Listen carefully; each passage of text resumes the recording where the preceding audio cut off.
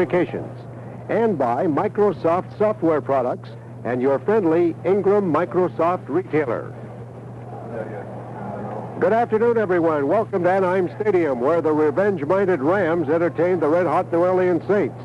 It was only 2 weeks ago today that the two teams met in the Superdome, and the Rams suffered an embarrassing 6-0 shutout loss. That defeat very much on the minds of John Robinson's troops this week. Everyone in the organization contending that this is a much different Rams team than 2 weeks ago, and the main difference, quarterback Jim Everett, who made a spectacular NFL debut last Sunday and today gets his first professional start. Meanwhile, the Saints have won 5 of their past 6 and today are seeking a club record 4th win in a row.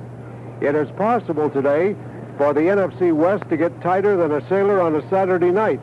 If Atlanta beats San Francisco and if the Rams lose to the Saints, only a half a game would separate all 4 teams.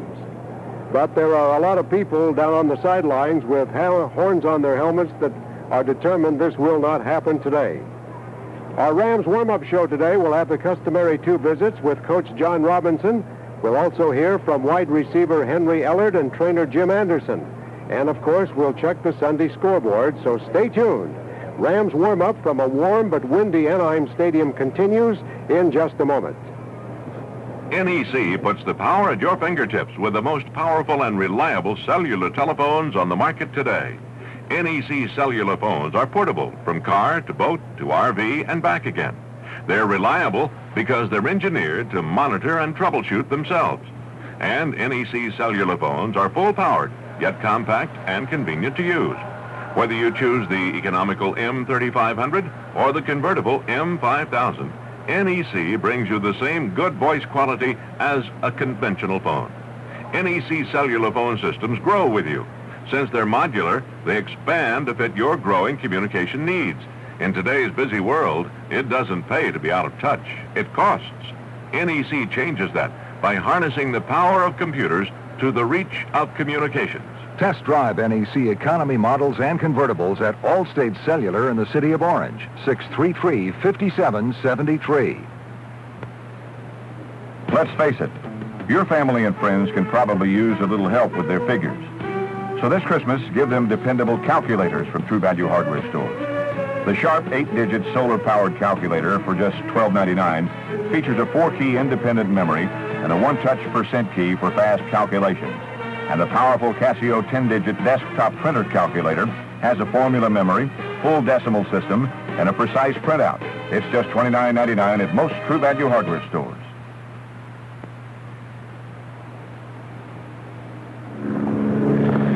John, looking at this ball game with New Orleans as opposed to the one just 2 weeks ago, you give them a different look in a lot of ways with Jim Everett, now your starting quarterback and so on. Explain what that does to an opposing club.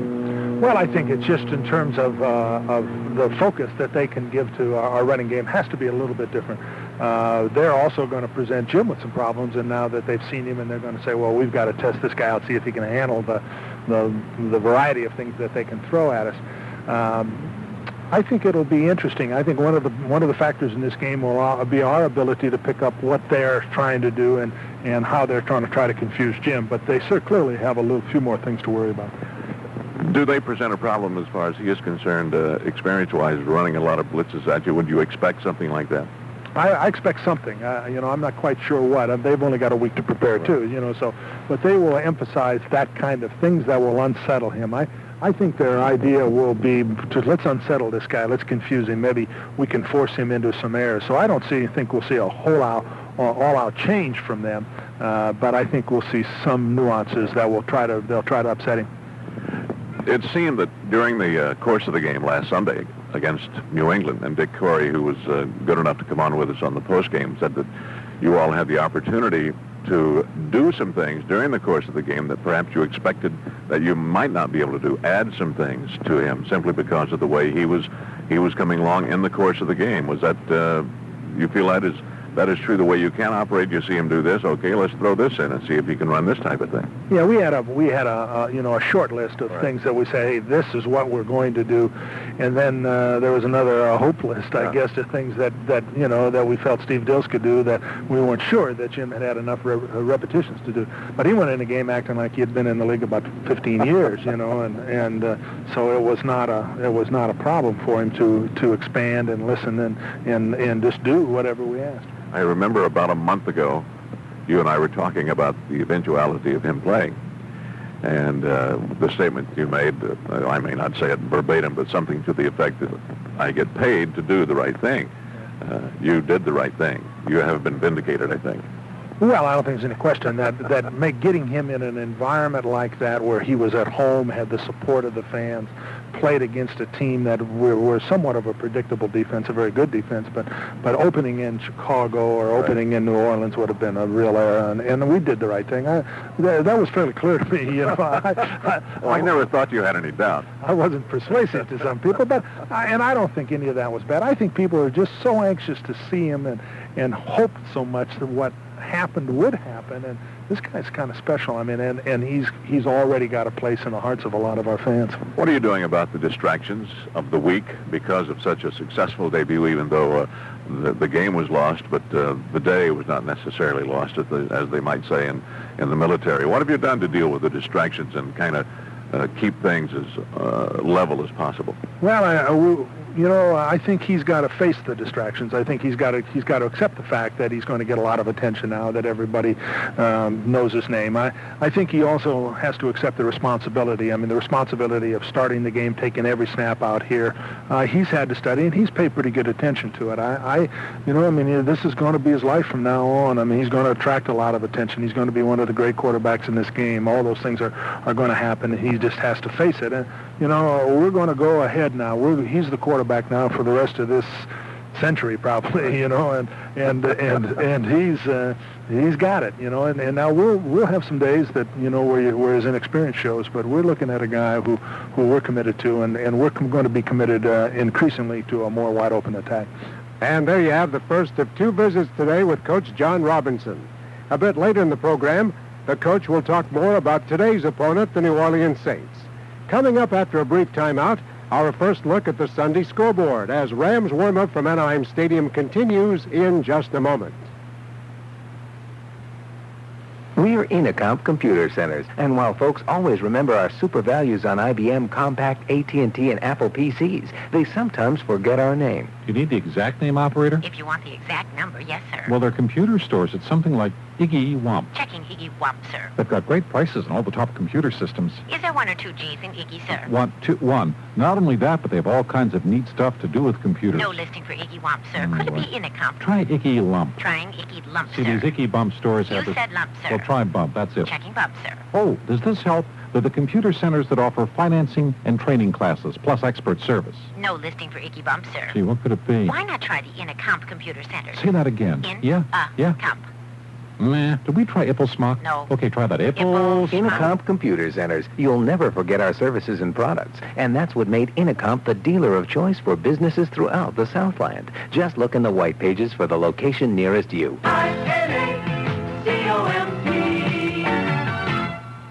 Attention sportsmen, 'tis the season to save big on Federal ammunition at B&B Sales in North Hollywood. Whether you're a hunter or marksman, B&B Sales has the Federal ammunition and the caliber or gauge you're looking for at their low discount prices. Now's the time to stock up and save. You'll find quality Federal premium and high-power brand ammunition at B&B Sales. Shot shells with an extra margin of power and center fires with improved long-range accuracy. B&B Sales, 12521 Oxnard Street, North Hollywood. Open 7 days a week, 11 a.m. to 7 p.m. Tell them you're a Rams fan. Now let's take our first look at the Sunday scoreboard. 7 games already in progress and well into the fourth quarter. The New England Patriots leading Buffalo 15-3. The Giants have a 13-9 lead over Denver. Detroit out in front of Tampa Bay 31-10. The Bears leading Green Bay 9-3. Houston swamping Indianapolis 31-3. Cincinnati with a narrow 21-20 lead over Minnesota. And Cleveland has taken a 28-21 lead over Pittsburgh in the fourth quarter. The 1 o'clock games, Dallas at Washington, Kansas City at St. Louis, Atlanta at San Francisco, Philadelphia at Seattle. Tomorrow night, it'll be the Jets at Miami. And on Thursday night, the Raiders defeated San Diego in overtime 37-31. That's our first look at the Sunday scoreboard. We'll keep you posted on all the games during the upcoming play-by-play broadcast. Up next, wide receiver Henry Ellard, who has a timely visit with Bob Starr, and we'll get to their conversation following a brief timeout. Rams warm-up continues in just a moment. Want to put a little zip in your next cassette recordings? Roger Sound Labs, Southern California's #1 audio-video specialists, and TDK Tape have put together a money-saving deal. 10 TDK SA90 cassette tapes and a beautiful ballistic nylon zipper carrying case for just $19.88.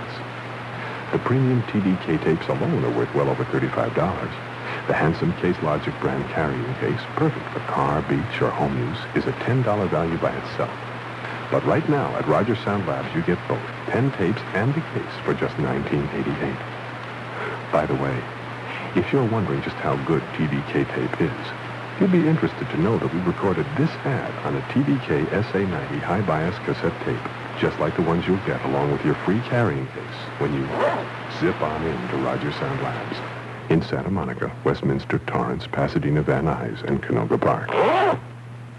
In the fast-moving world of four-wheelers, nothing moves out like the new 1986 Suzuki Quad Racers, now available at your participating Southern California Suzuki dealers. Jump on a four-wheel quad racer today and experience lightning performance from the word go, great handling, and serious maneuverability. Factory direct rebates start at $100 on quads. Visit a participating Suzuki dealer in your area. Visit your participating Suzuki motorcycle dealer in your area today. In Van Nuys, visit Suzuki Van Nuys. In Canoga Park, see West Valley Suzuki. In San Gabriel, visit A&L Suzuki. And in Anaheim, see Anaheim Suzuki. First of all, I know I want to thank you for coming on the postgame with us the other day and under dire circumstances, because it wasn't a very happy clubhouse in one respect, and it was very happy in another respect. You were kind of betwixt and between, weren't you? Because you'd had a good day, and Jim had gotten the ball to you, and you'd caught it, but wound up a couple of points shy. So that's stuff. We appreciate that. It's sometimes not much fun doing these things, but I appreciate the work you did. You had a heck of a day. Thank you. Everything did go pretty well. You know, I guess the bad part is we lost the game in the last 3 seconds, but the positive thing is Jim Everett came in here and the passing attack worked, and that was a big thing for us. To see something like that happen with a young guy like that coming in there and have everything click like that, I mean, you know, it's something to build off of. Well, it clicks because you fellows on the receiving end did some things, and for whatever the reason, I'm sure you'll be the first to admit, whatever the reason was, some of those balls weren't caught in the previous weeks, and Sunday they were caught. And I know, I'm quite sure you can't explain why, but it happens that way. That's true. You know, you're not sure exactly what goes wrong at certain times, but, you know, Sundays just seem like everything started to click. Everybody started to work just a little hard enough to make things work, and that's what happened. On that long pass down the side that they almost took away from you on the touchdown, it looked to me with the naked eye that there was no doubt that you were well in bounds and well in the end zone when you made the catch, and they were about ready to take that thing away from you. You had to have your stomach growling about that. The truth, I couldn't tell. I was running so fast just to get to the flight of the ball, and when I caught it, I was, you know, way out of bounds, so I didn't have any idea, so I couldn't really argue about it because I couldn't tell where I was, and I just had to leave it up to the officials. What kind of ball does Jim Everett throw as a receiver? Is it a heavy ball, like they say as a pitcher throws a heavy ball, or an easy ball to catch? Give the fans an idea. I think he throws a good ball that's easy to catch, that's for sure. When you're up close, you better be ready for it. But other than that, he put good touch on the ball in the game, and I was, you know, a little surprised. In practice in the early part of the week, the ball was coming kind of heavy, and I wasn't sure how it was going to come in the game. But once in the game situation, he actually put touch on the ball, and it was easy to catch without any problem. Yeah, there was one play, a little swing pass to Mike Gooman over the linebacker that had to have some touch, and it was a heck of a throw because, as I understand it, the play was read well by the linebacker, and he still got it over his head and right into Gooman's hands. No doubt. It tells you the potential of Jim Everett. You know, most quarterbacks coming into a game maybe ain't just trying to fit the ball in there, and like you said, the linebacker stepped in front of Gooman thinking the ball's going to be short, but yet Everett threw it over the top of his head. Now, another thing comes to mind we want to talk about is the fact that the first thing you're taught as a receiver, I know it goes all the way back to probably junior high school or whenever you first started playing, don't ever give up on your pass route, right?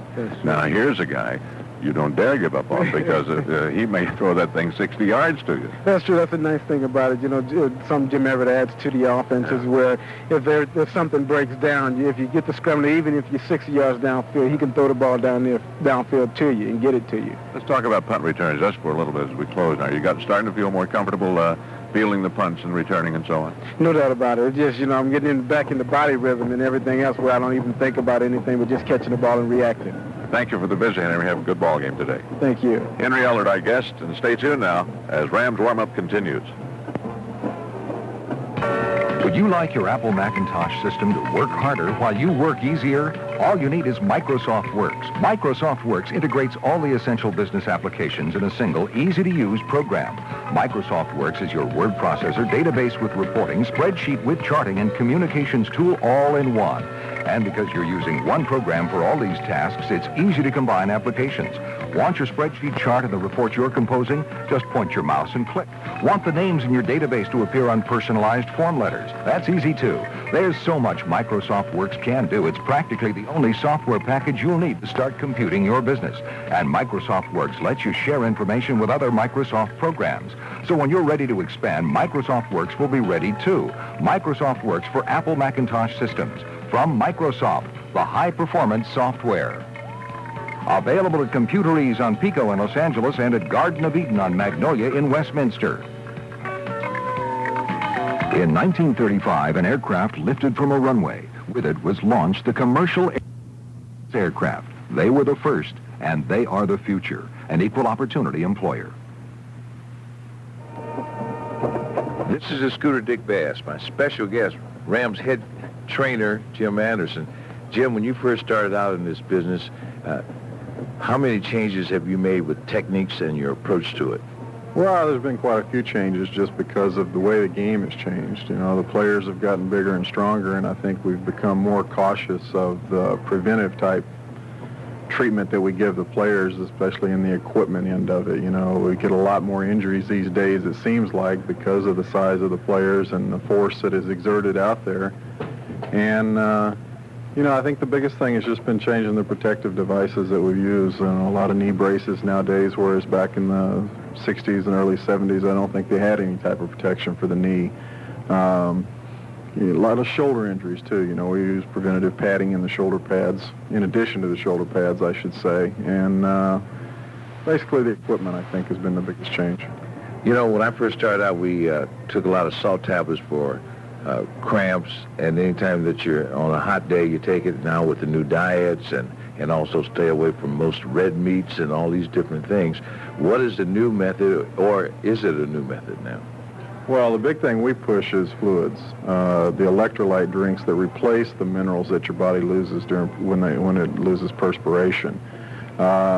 You know, we're pushing that constantly on the sidelines, telling the players, anytime you're sitting down on the bench or on the sideline, get a cup of water or get a cup of the electrolyte drink, and let's replace the fluids so we don't get into the problem of cramping or heat exhaustion, things of that nature, especially when you play in a climate like we do. We have a lot of warm games every year. So that's a big deal, is you have to push the fluids to the players. Well, I know in your business, you become doctor, lawyer, editor-in-chief, and you become a psychologist, psychiatrist. You hear a lot of stories from guys, and I know some guys complain about little nagging injuries just before the game, but you learn to read these guys after a while, don't you? Oh, sure you do. I think, you know, you have to remember that you're dealing with 45 players, so you're dealing with 45 personalities.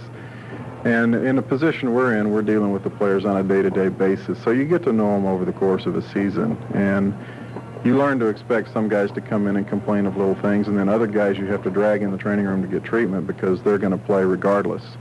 And it's those guys that we worry about more, because that's the ones that they let the injury go by without telling you, and then it turns into something major without you really realizing what's going on. So that's what you got to watch for, really.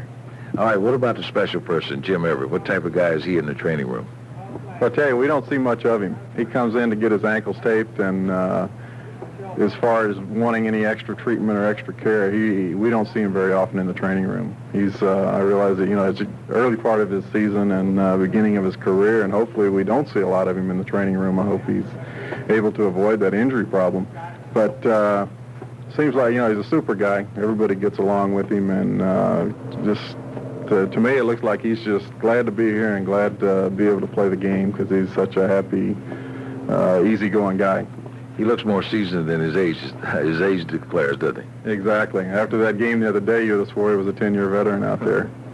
Any special tape job for him, or is it just a normal thing for him? No, he's a typical quarterback. He doesn't like a lot of tape on him. Most quarterbacks like just a nice loose tape job, just basically so they can say they're taped. You know, it doesn't really give any support, but he's not picky about that at all. Well, thank you, Jim. I really enjoyed chatting with you, and hopefully you'll have a healthy season the rest of the year. Thanks, Dick. I hope so. Sure makes it easier to get to the playoffs that way. All right, our special guest, head trainer for the Rams, Jim Anderson. This is Scooter Dick Bass. Coming up next, Bob Starr with Coach John Robinson and his thoughts about today's game. Their conversation when Rams warm-up continues. Problems? Secretary Janice's old daisy wheel printer was so loud she couldn't hear the phone, and Tom, the financial analyst, couldn't print out a spreadsheet or graph on time. Help! Panasonic has the solutions. For maximum flexibility, Panasonic dealers recommend the KXP 1595, Panasonic's top-of-the-line dot matrix printer. The incredibly fast KXP 1595 produces superior spreadsheets and graphics, as well as a wide variety of print styles and sizes. Panasonic dealers also recommend the economic KXP 1080i dot matrix printer. The reliable KXP 1080i delivers quality printing and a list of features at a price that fits in well with a tight budget. For quality, reliability, and choice, Panasonic printers are the solution. Now it's your chance to make a good impression with Panasonic's versatile line of printers. For the business requiring quality printing at an affordable price, Panasonic performs. Available at Microcomputer Concepts, Westminster, Computer Center, Glendale, and Logic Tree in Whittier. Now that the hunting season is upon us, Turner's Hunting and Fishing reminds you to stock up on superior quality Federal ammunition. Turner's carries Federal premium brand shot shells and centerfire rifle ammo. Premium brand ammunition is Federal's top-of-the-line for the hunter or marksman who demands the best. Shot shells in 12 or 20 gauge and centerfire in the most popular rifle calibers. Stop into any of Turner's locations in Orange, Anaheim, West Covina, Reseda, Culver City, and Riverside. John, looking at New Orleans, only 2 weeks back, and this is similar to what other club? I guess Atlanta you played in about the same situation. Explain your feelings about that again, because you're catching a club just 2 weeks from having played them before. Yeah, I think it's more interesting if you get them in the first part of the season than the last part of the season. I think it makes for a more of an interesting schedule, but they didn't consult me when they made the schedule. So you just have to take it. So I think you have a little clearer idea, and I think you have a better teaching framework on the second game is you look at that film and you spend a lot of time going over that film with your players. That was just 2 weeks ago, and of course when you lose you have that comeback thought in mind. So I think we're quite focused. The thing that comes to my mind about last Sunday's game, the fact that obviously it was a very good football game to watch. Your team didn't win it on a fluke play, one of those things that never works, and it happened to work. But nevertheless, you played a very, very good football team, because New England, no doubt, is a very good football team. They were in the Super Bowl last year, and I think it should bode well for your club and the way things happen and so on, the fact you went right down to the wire with an extremely good football team. Yeah, I think we are an extremely good football team with that had a missing link. Now, I think that we've solved that problem. Now it's a question of kind of building that part of our team up to the highest level. We're going to be a good football team for a lot of years now. One thing that came to my mind during the course of the game, and I talked about it at the time, and everyone was so impressed with the way Jim played, but one thing that had to be mentioned, and we did, was the fact that the ball was being caught for him, where in games past, some of those balls weren't caught for whatever the reason was, but that also became a big change. The balls were caught. There's a kind of an environmental change. All of a sudden, it just unleashed kind of an energy or an excitement that we just haven't had. We've struggled in that area. We've tried so hard to do the right thing, do things correctly, not make errors, that I think we had everybody pretty much uptight. We're all trying hard, but now all of a sudden it's just as though everybody kind of went, wow, let's go, and we did. How does a team react to a fellow like that? Now, obviously, your team reacted very well. A veteran ball club, and some of the veterans took charge and so on. But sometimes you get different reactions and so on. This just seemed to be one groundswell of the entire 11 people out there on that offensive unit, or however many people were involved in the thing, that, it's like getting a new engine or something put in your car? Well, I think he had established himself on our practice field with our team. Our team would have voted 100% to have him play in this game. I mean, he's really got some exceptional qualities. He's one of the few really natural leaders that I've been around. He had this team organized before he had them organized a couple of weeks ago. I don't know what he's running for, but I mean, he's just got that kind of ability. He has a command. He's 2-3 weeks ago, he was starting to tell people what to do. Now, run that pattern a little deeper, run it a little shorter, do this, do that. And it was shocking to me and fun to watch just to see him be so aggressive and so assured in that kind of a role. Another thing that went overlooked, I think, to a large degree, was the fact that your ace back there, number 29, gained over 100 yards in that ball game. Yeah, and I was impressed with that, and it surprised me a little bit because I wasn't, we moved the ball. It was easy, some things were easy, and I think there's tremendous opportunity for us over these next years to have a rather dynamic offensive team. John, we appreciate the visit. Have a good ball game. Yeah, thank you. John Robinson, our guest, and stay tuned now. Rams warm-up will continue. Rams warm-up is brought to you by your Southern California Suzuki motorcycle dealers. Hop on an incredible new Suzuki GSXR 750. What a ride. By Douglas Aircraft of Long Beach, an equal opportunity employer. By Turner's Hunting and Fishing, where your outdoor adventure begins. By True Value Hardware, more than just a name. True Value is a great way of doing business. And by Federal Cartridge, a driving force in sporting and hunting ammunition. Available at B&B Sales in North Hollywood.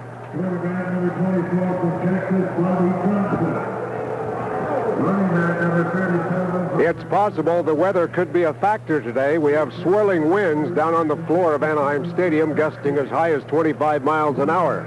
Otherwise, it's a sunny, clear day. The temperature should be in the low 80s. And that's our warm-up show for today. Now stay tuned for exciting Rams football, the Rams and Saints, next on the Golden West Radio Network. KMPC Los Angeles.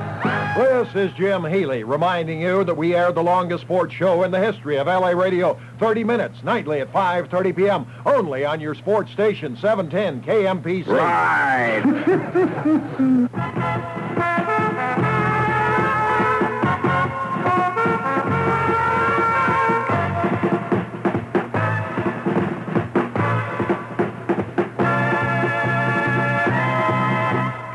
Los Angeles Rams football is brought to you by Anheuser-Busch, brewers of Budweiser.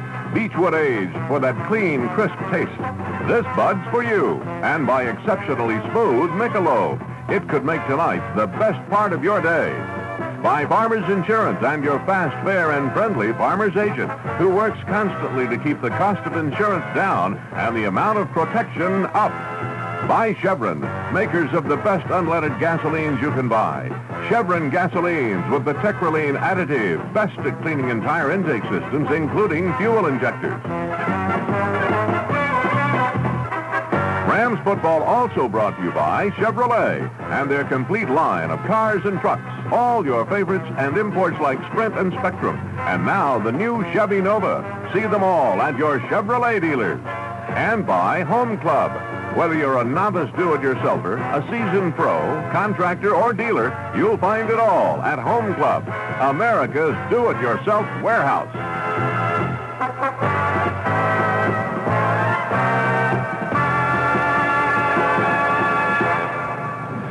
Good afternoon, everyone. This is Bob Starr with Dick Bass, Jack Youngblood, and Steve Bailey welcoming you to Anaheim Stadium, where the wind is blowing here today in Anaheim Stadium as the Rams take on the New Orleans Saints. However, the wind is not the only thing the Saints must contend with today. This will be their first look at Ram quarterback Jim Everett. In his debut last week, Everett sort of spoiled all of us with his outstanding play, but you couple that appearance of Everett with the Rams' intent to atone for a 6-0 loss 2 weeks ago in New Orleans, and you have the makings for a good afternoon of football. We're happy that you've joined us for Rams football today, and we hope you enjoy the broadcast. We'll be right back with the starting lineups and some thoughts from Dick Bass and Jack Youngblood on this big game. First, this important timeout. Quality Altadena certified dairy products just make good sense. The new Altadena European-style non-fat yogurt is a perfect example. 100% natural, with no sugar added, Grade A pasteurized non-fat milk for fresh dairy goodness and fresh fruit blended throughout create a refreshing taste. And there's less than 1 gram of fat per 6-ounce container. Altadena Certified Dairy's non-fat European-style yogurt is available in strawberry, peach, red raspberry, black cherry, pina colada, and the tantalizing new mixed berries. Each flavor is packaged in the new tamper-safe carton for your added protection and safety. Today, enjoy the great new taste of Altadena Certified Dairy European-style non-fat yogurt. It's 100% natural and virtually fat-free. It tastes naturally good and makes naturally good sense from the dairy that cares about your health. Naturally. Listen to this outstanding lineup of CoverGirl beauty products. Here they are. Oil control makeup, moisture wear makeup, nail slicks, eyeshadows, professional mascara, thick mascara, and regular makeup. Now it's time to hear Christy Brinkley's 3 super suggestions on how to choose the right makeup. It should be perfectly balanced for your skin. It should have perfectly balanced color to match your skin tones, and perfectly balanced to let your skin breathe. CoverGirl products are found at all Vons and Kmart stores.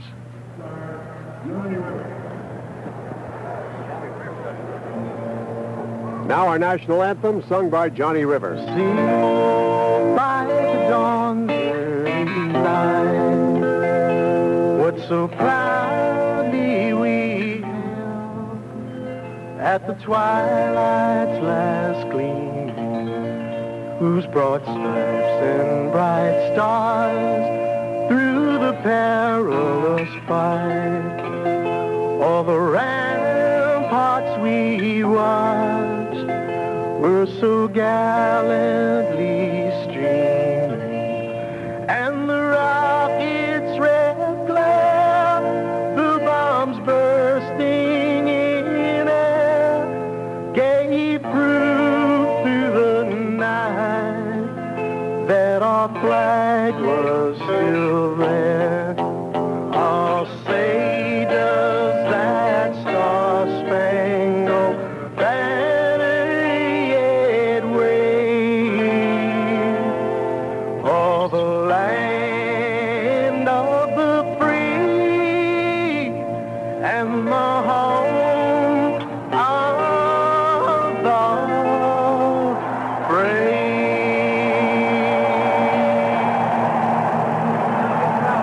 Our national anthem was sung by Johnny Rivers. We'll be back with the starting lineups and more pregame notes and comments following this brief but important timeout. Hey, when your name is John Madden, they say, oh, yeah, that's the guy who takes a train everywhere and never takes a plane anywhere. Heck, you'd think they'd say, hey, that's the guy who coached the Raiders to 2 Super Bowls and 7 division titles. You know, back then, whatever got us there, we went with. Stick 'em on the hands, elbows, ankles. 98-yard pass plays from our own end zone. A 48-year-old kicking last-second field goal. So, hey, what's so crazy about going with what gets me there now? The train instead of a plane, huh? I mean, I don't like to fly. I've had my years of nail biting down in the 50. I don't need it up 30,000 feet. So when those wise guys ask, hey, Madden, going from the rough stuff down in the field to the fancy life up in the TV booth, what does it take? I say, training, pal. Lots of training. Amtrak's San Diegan really flies between L.A. and San Diego with 7 wide bodies daily. The Pacific Bell Yellow Pages is the one telephone directory Californians have taken to their hearts. In it, they find a million answers every day. For the person looking for the hard to find, or the big, or the small, or anything at all, this is the ultimate place to find it. To 12 million Californians, the Pacific Bell Yellow Pages are the top of the line. And when that many people reach the top, they stay. The Pacific Bell Yellow Pages. Simply the best.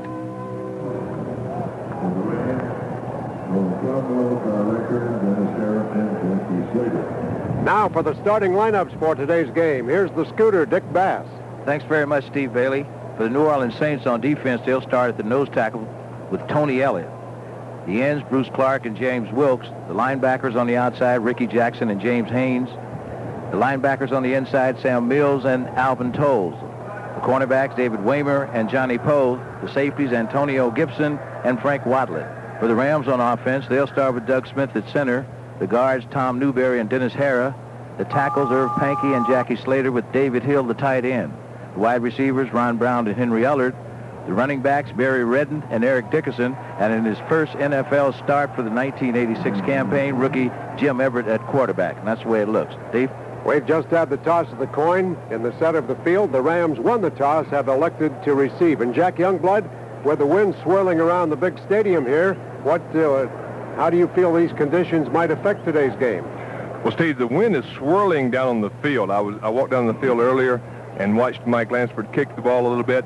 It's going to play a factor with his hook. He normally has a hook, almost like a golfer does. He kicks it from right to left. So he's going to have to play the wind a little bit today, and I think it'll make a factor for both Anderson from the Saints and for Mike Lansford. How about the quarterbacks? Would the wind blow hard enough to affect the pass? I don't think it's going to affect the pass, particularly with the strong arm that Jim Everett has. It's not going to affect that, and I don't think they're going to come out right early in the ball game and throw the ball deep. I think they're going to try to settle him down, let him throw the ball short, get some confidence going before they ever take a shot deep. Otherwise, it's a beautiful sunshiny afternoon in Orange County. As the Saints prepare to kick off to the Rams, Mort Anderson has it teed up at the 35, and now for the play-by-play, here's the voice of the Rams, Bob Starr. All right, Steve Bailey, thank you, and welcome to football today from the Big A on a breezy afternoon. Back deep to return, it'll be Charles White and Ron Brown. Morton Anderson, a left-foot soccer-style kicker, extremely strong leg. And the wind is such that they may have to call a man up to hold the ball on the tee. It's blown off the tee a couple of times. We'll see exactly what they wind up having to do. He's placed it on the tee again. You'll recall a couple of weeks ago in the Superdome, he didn't allow any sort of runbacks except for one, and Ron Brown returned it 65 yards. Here's his kick, sails it, and hooks it high over to the far right side, and it lands out of bounds, I believe, at about the 1. Let's see, or is it going to be a touchback? No, it's out of bounds at the 1-yard line. It went right at that far corner to the right side as he faced it, so they'll penalize him. He'll kick it from the 30 this time, and Ron Brown might get a chance to return it. Anderson with really a strong leg. They're kicking from our right to our left here, and that is the favoring side as far as the wind is concerned right now. Whatever favor it has, you can get a little bit better distance going from right to left here this afternoon so far. You fellows agree with that?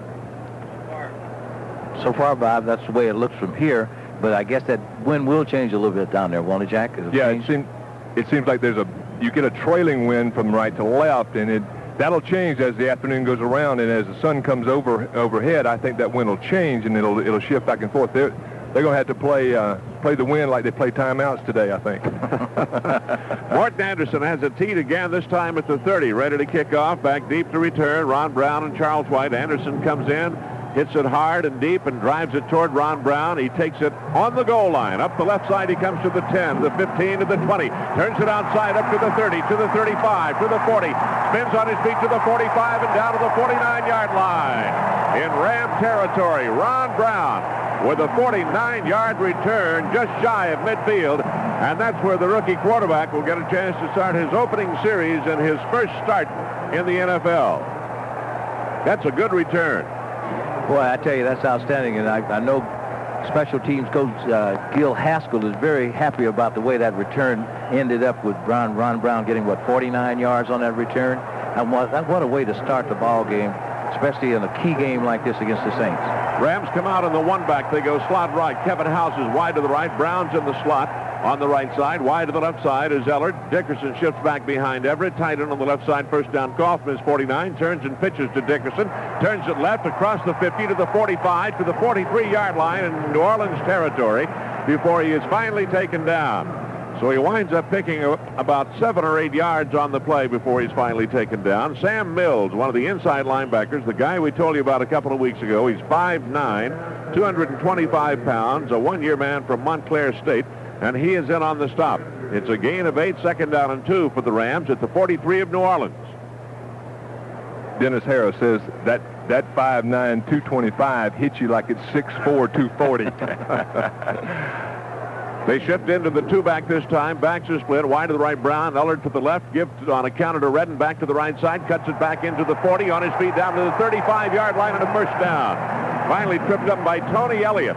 the nose tackle, getting some help out of linebacker Alvin Tolles, but it's a first down, and Barry Redden winds up with about an 8-yard gain on the play, and the Rams coming out taking it right at New Orleans. And you fellows both have been in situations like this where you want to do something. You got to atone for an embarrassing outing a couple of weeks ago. You get that feeling about the Rams, do you not? Well, first of all, the Rams have dressed up their offense quite a bit. With bringing Jim Everett in, opening a new can of worms with a lot of new plays and a different attack at the defense. So it's brand new all over for the Saints, and we'll see how the Rams handle it. Slot left, Everett pivots out, flips over to the left side, complete to Ron Brown at the 30, inside the 30, and out of bounds at about the 27-yard line. Made the full pivot and then fired one out to the flat on the left side to Ron Brown. They'll get about 6 yards out of that. They'll mark it at the 29-yard line of New Orleans. And it'll be 2nd down and 4 for the Rams at that point. No score, just underway. With 2 minutes to play in that Giant Denver game, the Giants lead it 16-9. 2 minutes to go. Giants leading Denver 16-9. Bobby, you mentioned the word atonement. I think payback is a better word. I was trying to be a bit more benevolent in my terminology. Big payback. Wing on the right is David Hill, I formation. David is on the move to the left side in motion. Give up into the middle to Dickerson. Brings it hard to the 25-yard line and near first down. Here's Eric trying to pick up some yardage that he didn't get against New Orleans. That time it was right up the pipe. They held him to only 57, you'll recall, a couple of weeks ago. So we'll have a timeout for measurement here. Yeah, in this game, you get your evens. Memories are long, as I recall, in this game. And one memory that serves me 2 weeks ago was a hit that Frank Wadlett put on Ron Brown late in the ball game.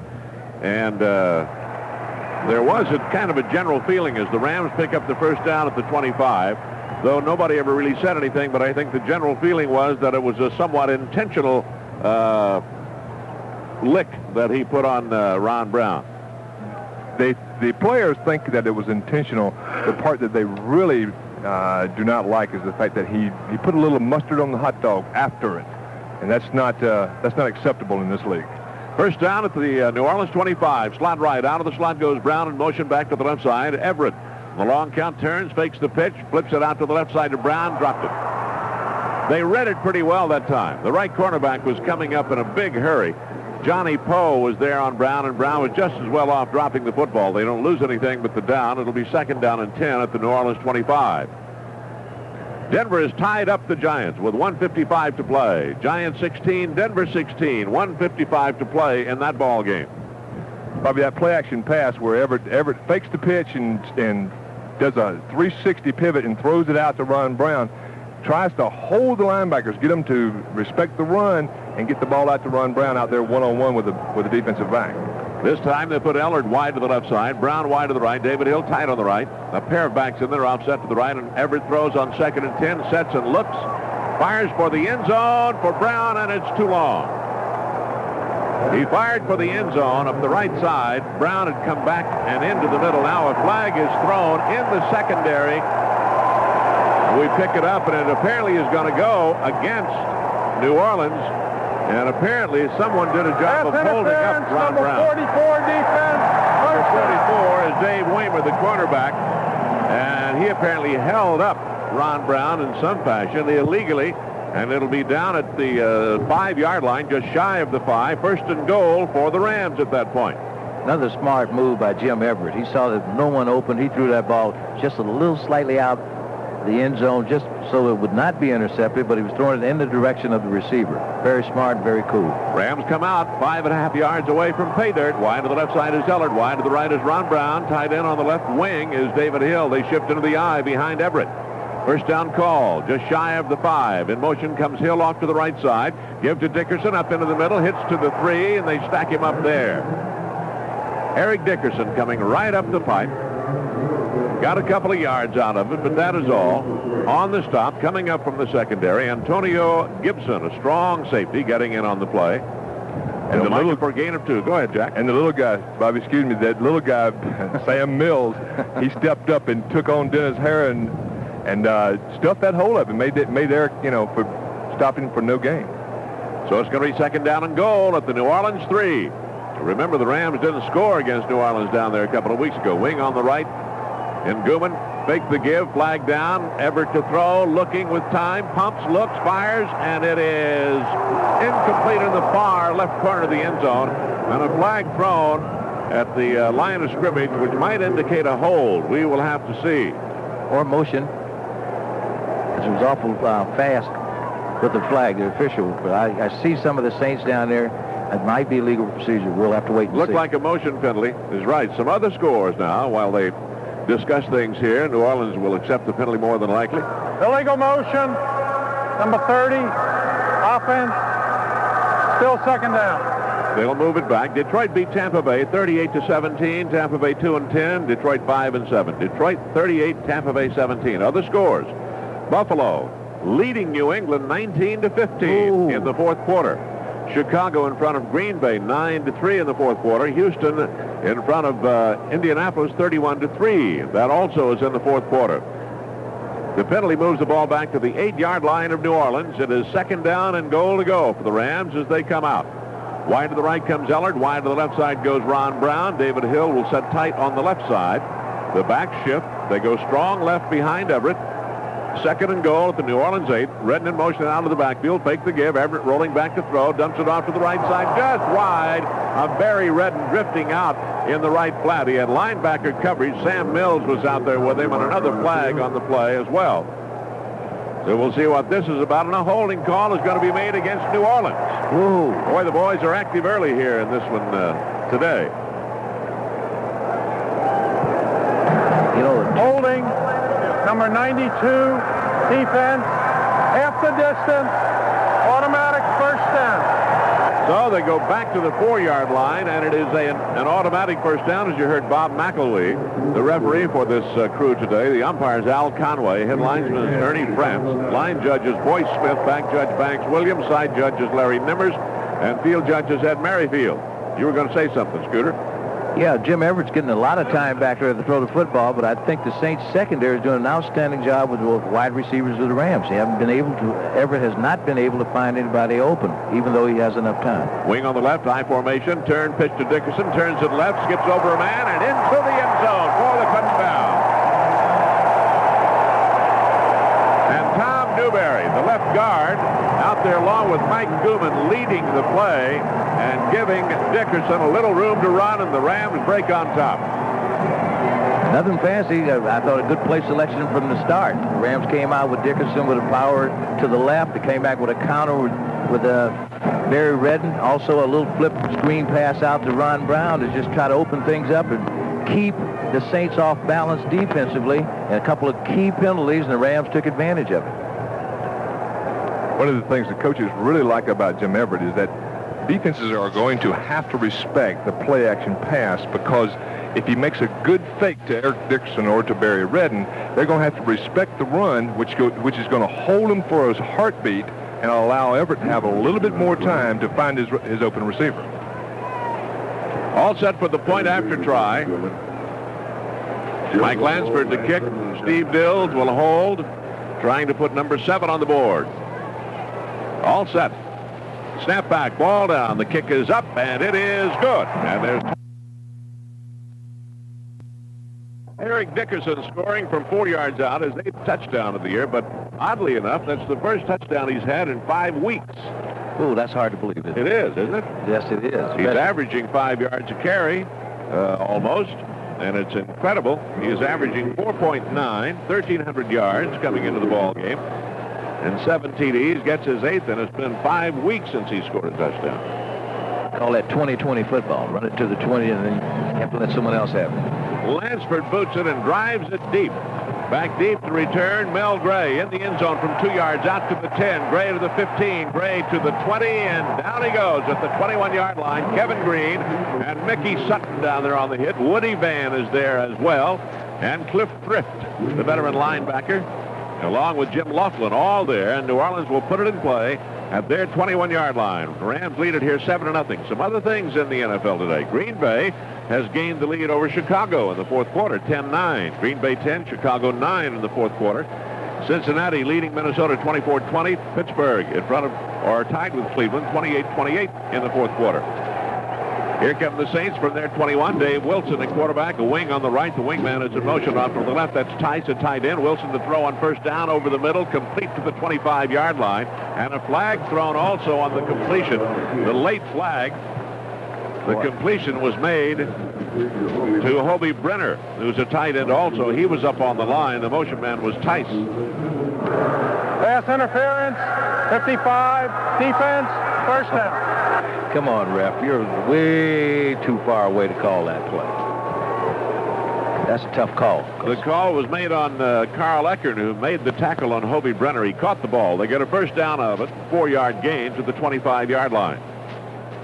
Boys are active here early, though, are they not? It looks like they're going to try to really gain control over the linebackers in the secondary on bumping these receivers and where the 5-yard line restriction is. Looks like they're going to really be real ticky-tack today with these calls. You heard it here, folks. Okay. You heard it right here. You heard it first. Film at 11. Kelvin Edwards comes out wide to the left side. The back shift over strong right behind Wilson. Tight end is on the right. A wide man to the right side. First down call. Wilson back to throw. Sets over the middle. He comes again. Complete to the 30 and downed immediately. Carl Eckern made the hit again. This time it was on the running back drifting out. Coming out of the backfield, Dalton Hilliard. So he got about 5 to the 30-yard line. It'll bring up second down and 5. We're going to see a lot of two tight end offense from the Saints today. Hobie Brenner came back off of injured reserve and is back healthy. So we'll have John Tice, number 82, and Hobie Brenner, number 85, who will be the underneath possession type receivers.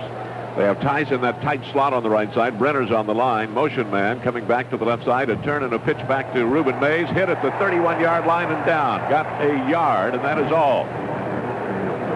He is a good running back, and they're going to have to pay some attention to him today. He was hit that time by Mel Owens and Carl Eckern, along with it appeared to be Sean Miller getting out on the play as well. Miller playing that nose tackle. So it'll bring up third down, and still the better part of 5 yards to go for the first down. The ball is not yet at the 31-yard line.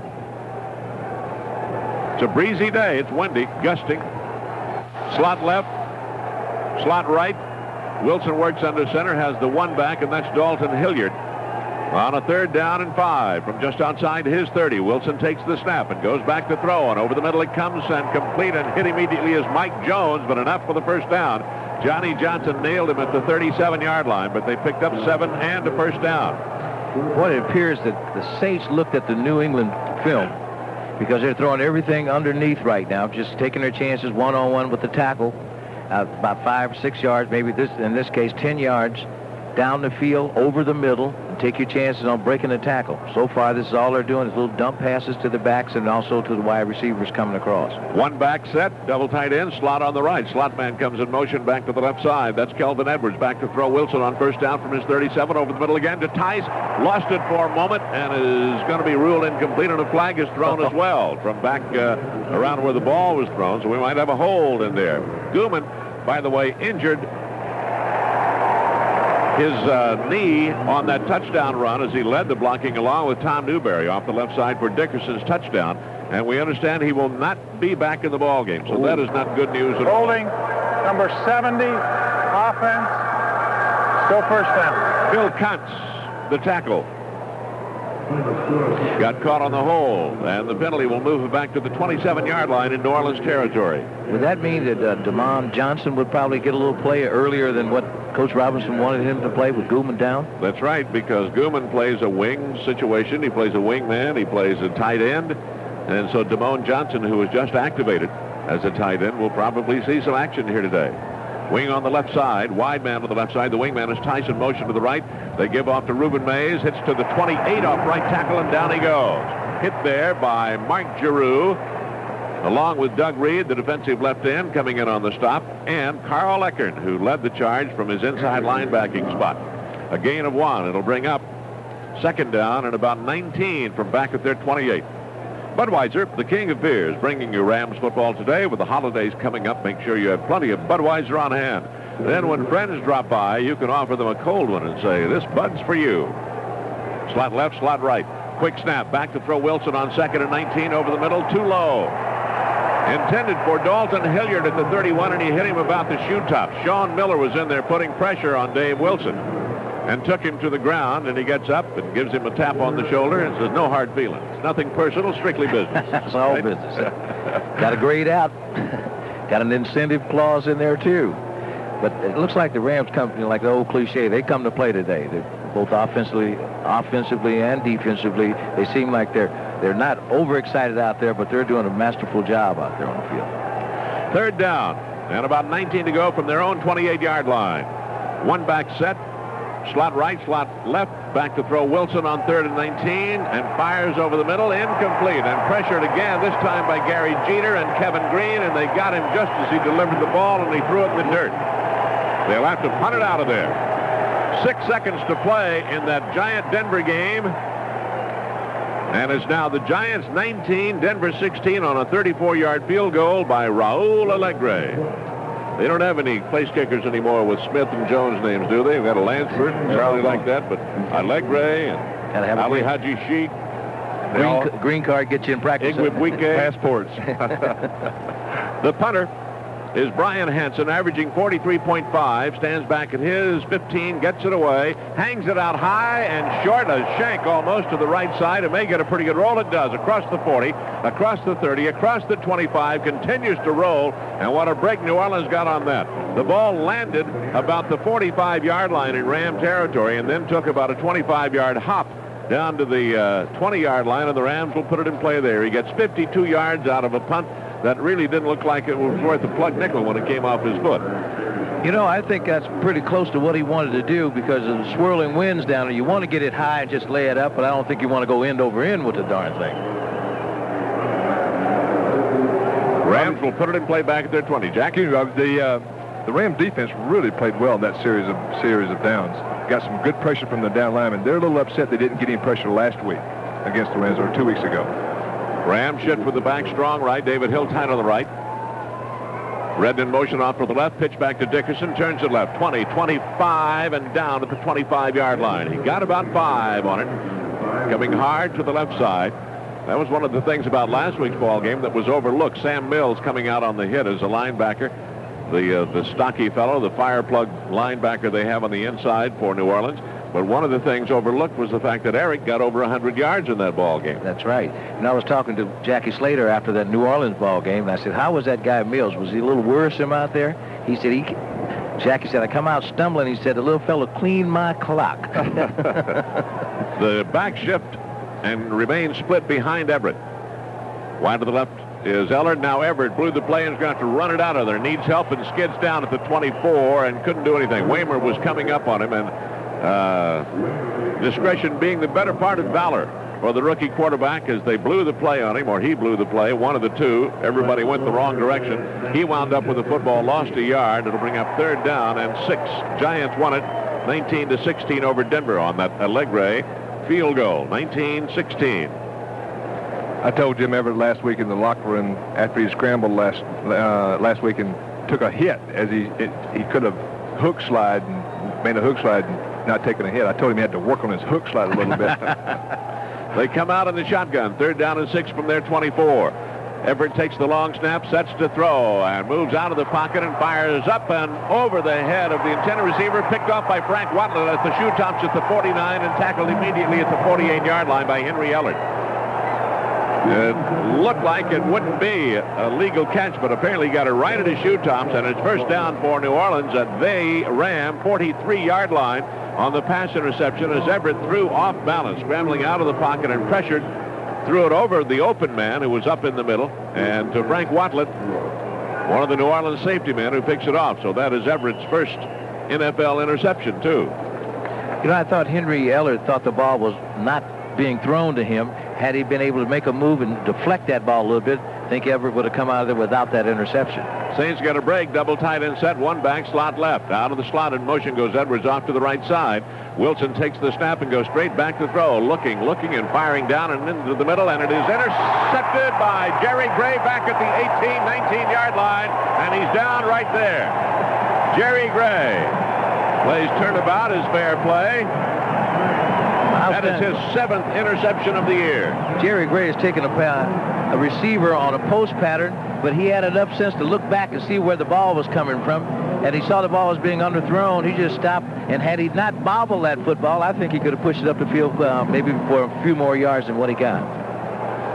So the Rams get it back with 6:37 to play in the first quarter. They lead New Orleans 7-0 and get it back at their own 19-yard line on the 7th pass interception of the year for Jerry Gray. The defensive backs can look at the quarterback today, look at Dave Wilson. He'll lock in on his receiver as they're covering somebody. They can look back and see who he's going to throw the ball to. Everett brings them out. He has Brown wide to the right, Ellard to the left side, tight end on the right. Everett gives on the draw to Redden, comes up in the middle, breaks it to the 25, drives to the 26, may have gotten as much as the 27 out of it. Barry Redden coming right up the pipe, showing good leg power and driving on the play. Coming in on the stop, Ricky Jackson, a linebacker, getting help. Sam Mills was there. It seems like he's always around it. They pick up about 7 yards on the play, close to 8. Rams football is brought to you by your Southern California Chevrolet dealer, who cordially invites you to test drive the entire line of 1987 Chevy cars, trucks, and vans. The place to see the new 1987 Chevrolets. Brown right, Ellard wide to the left, back split, tight end sets on the left. Second down, a little bit less than 3, back to throw. Everett looks right, fires out to the right side, hits Ellard, caught it, dropped it, incomplete pass, ruled. Didn't have possession. He was hit immediately. Ricky Jackson, the linebacker, hit him as he caught it, and then he dropped it, so he didn't get a catch out of it at all, and it'll be a 3rd down and less than 3 to go for the first down, back at the Ram 26-yard line. San Francisco getting on top of Atlanta 7-0 in the first quarter of their game. Ricky Jackson is a real active outside linebacker. Henry Ellard should have caught that football and had time to turn up the field. However, Ricky Jackson was right on top of him to jar the ball loose. Rams go into the shotgun set now. Slot right. Kevin House is in there. Brown wide to the left. Everett takes the long snap, bobbles it, but sets to throw and fires up the right side, intended for Dickerson, intercepted. Picked off by Dave Waymer, and he steps out of bounds at the Ram 42-yard line. Boy, it sure looked like Dickerson had that ball right in his hip pocket, and evidently it hit his hip and bounced out right in Waymer's hands for the interception. That's a tough play because Dickerson was open enough to hang on to that football and move it up the field. And that's the first time the Rams have been able to try to throw the ball up the field. So they trade interceptions. 3 interceptions in the last 3 series of downs. Waymer getting the interception there that time. Waymer with 7 interceptions now. That was his 7th. First down to the Ram 41. New Orleans comes out. They have Edwards coming out wide to the left side, a rookie wide receiver from Liberty Baptist at Football Factory. Tight end setting on the right, motioned by Tice. The wingman on the left goes to the right, pitch back to Reuben Mays, cuts hard to the right, 40, 35, Mays at the 30, 25, and out of bounds at the 21-yard line. Forced out by Nolan Cromwell. Reuben Mays got a little seam as they sealed off that right corner. What they do out there to open that up for him? They cut off the pursuit angle right away. Mays, they split the tight end and the wide receiver, and that's all they do is show some extra speed. And he put on an afterburner, and he ran by some pretty fast folks down in the secondary of the Rams. Just a quick pitch, good blocking up front. Mel Owens had a shot at him. Newsom had a shot at him. And finally, I thought he stepped out of bounds much earlier, and Nolan Cromwell had to come by and push him completely out of bounds. Defense comes off too soon. There's the snap of the ball, and Reggie Doss wraps up Dave Wilson, but they may have come before the snap. Well, they did come before the snap. We'll see whether they were drawn off or not. Here's Bob McElwee. Encroachment, 71 defense. Reggie Doss is the man who has caught the penalty. Will move it down to around the 16-yard line. The line of scrimmage being the Ram 21. So after that opening series of downs, the Ram taking the opening kickoff and marching down for the touchdown by Eric Dickerson to break on top 7-0. They have not had too many things go right for them. A couple of interceptions. Penalties. New Orleans 3 for 34, Rams 3 for 14. They go with the wing on the right, Tice. Back shift into the eye. Reuben Mays is the tailback. Edwards wide to the left side. Wilson gives to Mays, slants hard to the right side of the 15, down to the 10, stumbles inside the 10 to about the 8-yard line and picks up a first down. Mark Giroux out there to get in on the stop, along with Carl Eckert and Nolan Cromwell from the secondary. Let's pause quickly now for station identification. This is the Rams Radio Network. KMPC Los Angeles. This is Jim Lang. Be listening following the game for Dick Bass to select the KMPC Rams play of the game. Then join me tomorrow morning for your chance to win 2 Jet America round-trip tickets to Las Vegas. Saints come out first and goal at the Ram 8-yard line. Wilson gives to Mays again, slants hard to the right, hit at the 8 and down at the 8-yard line. No gain, or virtually no gain, maybe a half yard. Giroux getting in on the stop, and coming underneath Doug Reed, the defensive left end, and Sean Miller, the nose tackle, the key men on the tackle. Bobby, Reuben Mays is an excellent running back out of the I formation. He takes the ball and he gets downhill in a hurry. The Saints linemen use a little extra split, trying to spread the defense out to give Reuben Mays just a little seam, and when he hits the seam, he'll be in the secondary into the linebackers before you know it. Wilson brings him out. He goes with a wing on the right side and Tice. A wide man is Edwards to the left side. Tice in motion off the wing, coming back to the left. Wilson back to throw into the end zone. Caught at the 5. At the 4-yard line is tight end Hobie Brenner, and down right there by Carl Eckert. They got about 3 yards out of it. It'll bring up 3rd down and goal to go at the Ram 5, and Eckert with a good tackle on a big man. Looks like Carl Eckert is going to really be busy today because they're really emphasizing the tight end across the middle. Just a 4-yard pass, but Eckert can tee off on that tight end and try to pop that ball out. You can't knock it down, but you can also punish, but you can really punish that receiver. The ball resting just inside the 5. They go with Jones wide to the right, Martin's in the right slot, Edwards wide to the left side. One back is Dalton Hilliard, a slot on the left side as well. Back to throw is Wilson on 3rd and goal, fires at the 1, and it is Martin down at the 1-yard line. Didn't get in. He was in, came out to catch it, and he is down by Jerry Gray, short of the goal line. And I mean inches short of the goal line. It's a big decision here by the Saints. Do you go for it, or do you try to get 3 points with a field goal and cash in? Looks like they're going to go for it. There doesn't seem to be any doubt over on that sideline, does it? They bring in the big guys. They're going to go in the short yardage people. So Jim Moore is going to try to go for the touchdown to tie. 3 minutes to play and counting down here in this first quarter. Rams 7-0. New Orleans about to score, just inches short of the Ram goal line. Here they come.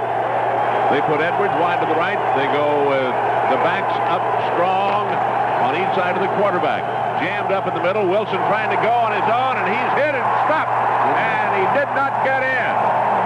He did not get in. Boy, they put up a goal line stand. A big play by Greg Meisner and Sean Miller in the middle there. They just stuffed those 2 guards right back into the backfield, and Dave Wilson did not have any place to go. They even brought the 2 backs up to try to get a little more push, and those 2 guys just got a tremendous surge off the line of scrimmage. That's incredible, Jack. I've said it before, how Meisner especially is able to be that quick off the ball in goal line situations and penetrate. It just amazes me. He is quick as a cat and strong as a bull, and when he gets down and uses his technique, he's as good a small defensive lineman as there is in the game. He said he's built to play nose tackle, and that proved it right there. He is. He can't take the beat, and he's not really big enough. You need to be about 350 pounds to play. But Greg weighs about 265, but he is extremely strong. What a goal line stand. They shut him off inside the 1-yard line. The nose of the ball was right at the edge of the goal line. That's how close they were. Rams come out from inside their 1.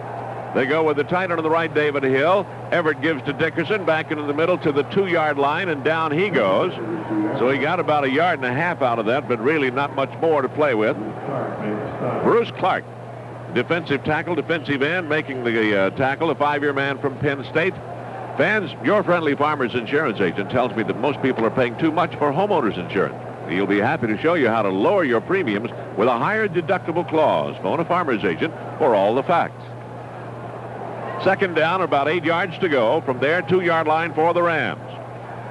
Double tight end set. Damone Johnson is on the left side. On the right side, it is David Hill, wide man to the right, I formation. A pitch back to Dickerson, fumbles it in the end zone, picks it up, can't get out of the end zone. Did he get out? Apparently he did. Apparently he got it out of the end zone to about the 1-yard line as he fumbled the pitch, picked it up, and dived back into the middle, and just barely got out of there, averting the safety. Well, it sure looked like Dickerson just took his eye off the ball, off the pitch from Jim Everett, just to look upfield just 1 second, and that's all you need to lose concentration on that football. But he was alert enough to pick the football up and scuffle back and get out of that end zone and save that safety. So they're back inside the 1-yard line. 7-0 Rams leading here. 1:25 to play in the first quarter, and the Rams trying to come out of their end zone. Wide to the right, Ellard. Double tight end set. Back shift over strong left behind Everett. On third down, gives to Dickerson. Turns it to the left. Gets it out to about the 2. And Johnny Poe drives him back into the end zone with a little help, but he'll get about 2 yards out of it.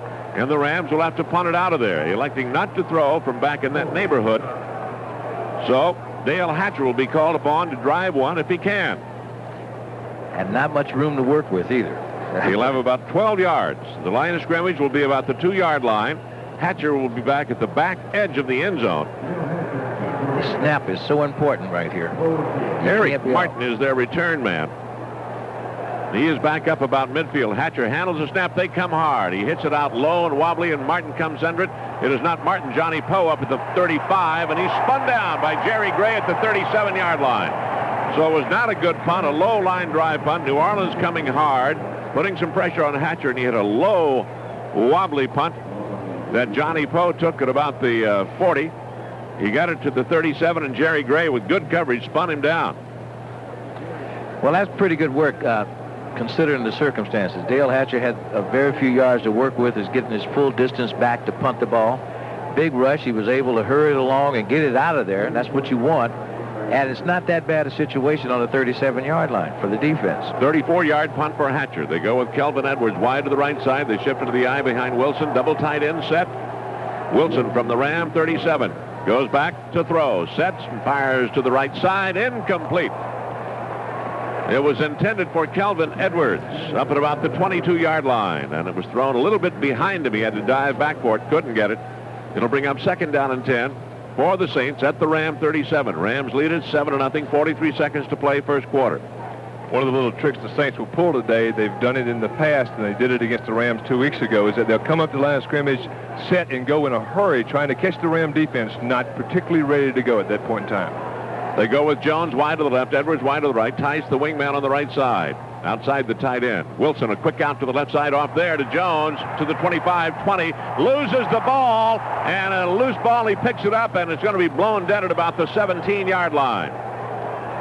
Great play by Leroy Irvin. He did his job. He did a wraparound tackle where he knocked the ball out of the receiver's hands, but he didn't have any help to come get the ball because he's going to pin that receiver down so he can't get the fumble. But Saints were covering that ball real well. They had people over there to follow the pass pattern to recover that football. But I thought Leroy did an outstanding job of kicking that ball out of the receiver's hands. 19-yard pickup on the play. First down at the Rams 17-yard line. Double tight end set. Tice on the left. Hobie Brenner on the right. Tice steps off the line now as a wingman. Wide to the left side is Kelvin Edwards. Dave Wilson calls the wingman in motion to the right side. Turns and gives to Reuben Mays. Comes left. Hits to the 15 and down. Mike Wilcher, the right linebacker, got him first. Reggie Doss filling in on the play to help out.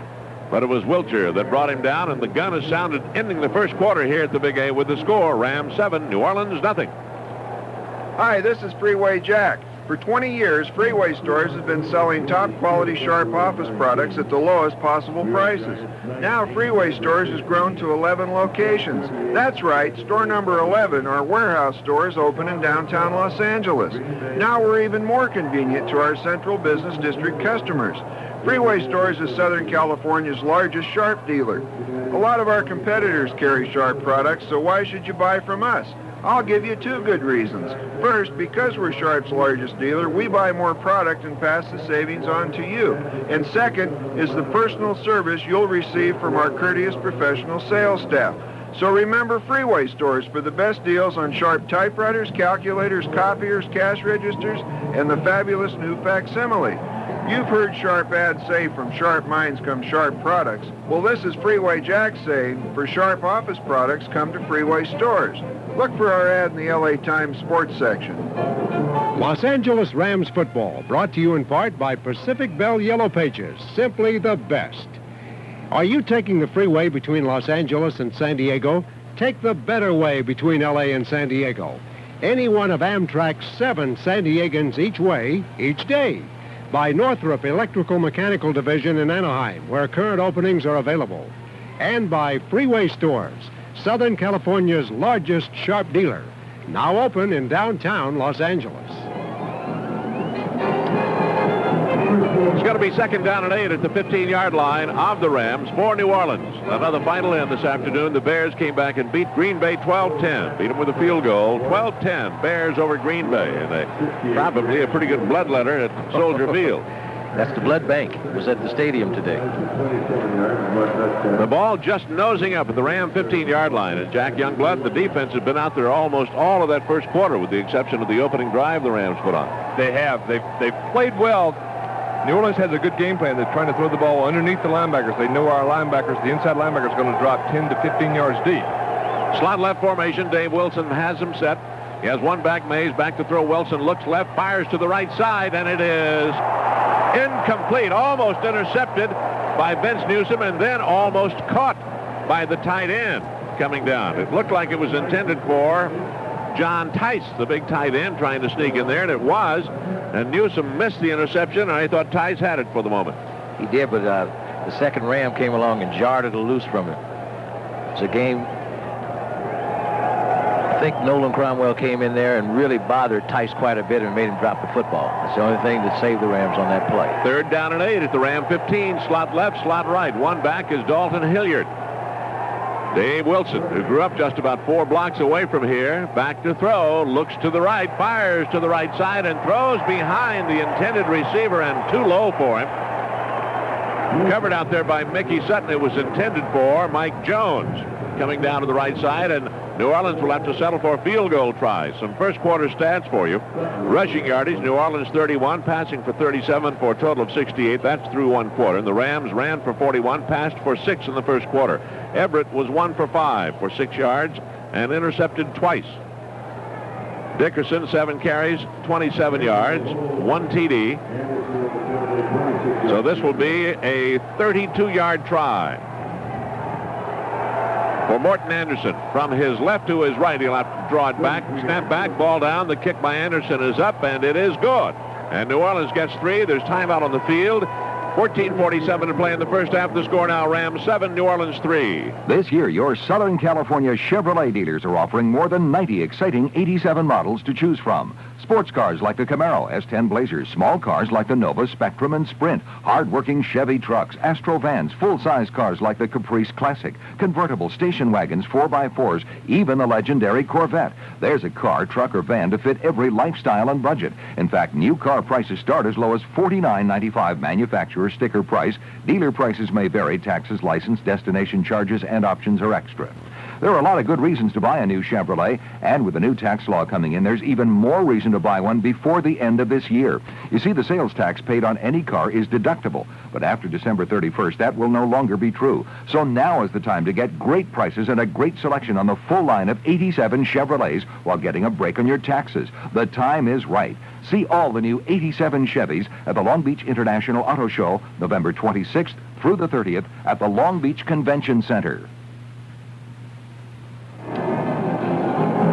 As we get set for the New Orleans kickoff, let us remind you the Rams have just 2 remaining regular season home games here. On December the 7th, they'll host the Dallas Cowboys in a special 6 p.m. kickoff. The game is a sellout, but there are tickets remaining for the Rams' last home game of the season, December the 14th. That will be against the Miami Dolphins in Dan Marino. Tickets for that game are available at all of the usual outlets, the Ram box office here at the stadium, the ticket office at 10271 West Pico Boulevard in Los Angeles, and Ticketmaster and Ticketron outlets throughout Southern California. That's the finale, December the 14th, the Rams against the Miami Dolphins. Here it is 7-3. The Rams lead a 33-yard field goal by Morton Anderson. Some other finals. New England came back to beat Buffalo 22-19. Cincinnati beat Minnesota 24-20. Cleveland downed Pittsburgh 37-31. Anderson has it teed at the 35. Back deep to return, Ron Brown, Charles White. Brown had a 49-yard return to the opening kickoff. A low sailing, wobbly kick, bounds one time, picked up by Brown at the 5. Up the left side, 10, 15, 20. Brown spins to the 23, and that's all he's going to get at the 23-yard line. Brown could not spin off the tackle of Dave Waymer coming down on the special team. So it'll be first down at their 23, but better field position from which to work. Now, the question comes to mind, what about the confidence of Everett, intercepted twice in the first quarter of play as they put it in play at the 24, and maybe not necessarily his confidence, but what about the confidence in him from down below as far as things to do? What do you think? I don't think there's any question about his confidence. He has all the confidence he needs. It may come from the sidelines, where the lack of confidence may come from.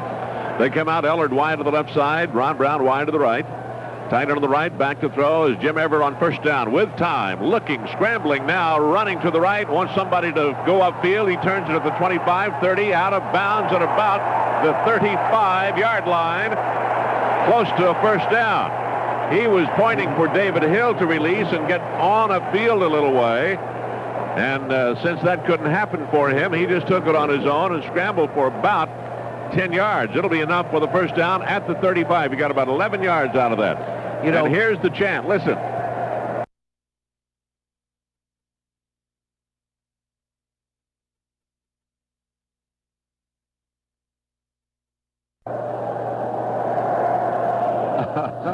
They love him. They love him. It's going to get stronger. Kevin House in there going wide to the right side, wide to the left is Ellard. They shift out of the eye, go strong right behind Everett. First down from his 35. Tight on the right, gives to Dickerson up the middle. Eric breaks to the 38 and down at the 38-yard line. They stack him up right there, and somebody tries to go after him in the pileup. And I'm not sure, was that Jackie Slater or was that Dennis going after someone trying to go after Eric? He got about 3, and they had him stood up, and somebody coming up from the secondary. It appeared to be Antonio Gibson, one of the safety men, trying to get a little extra shot in there. That's uncalled for.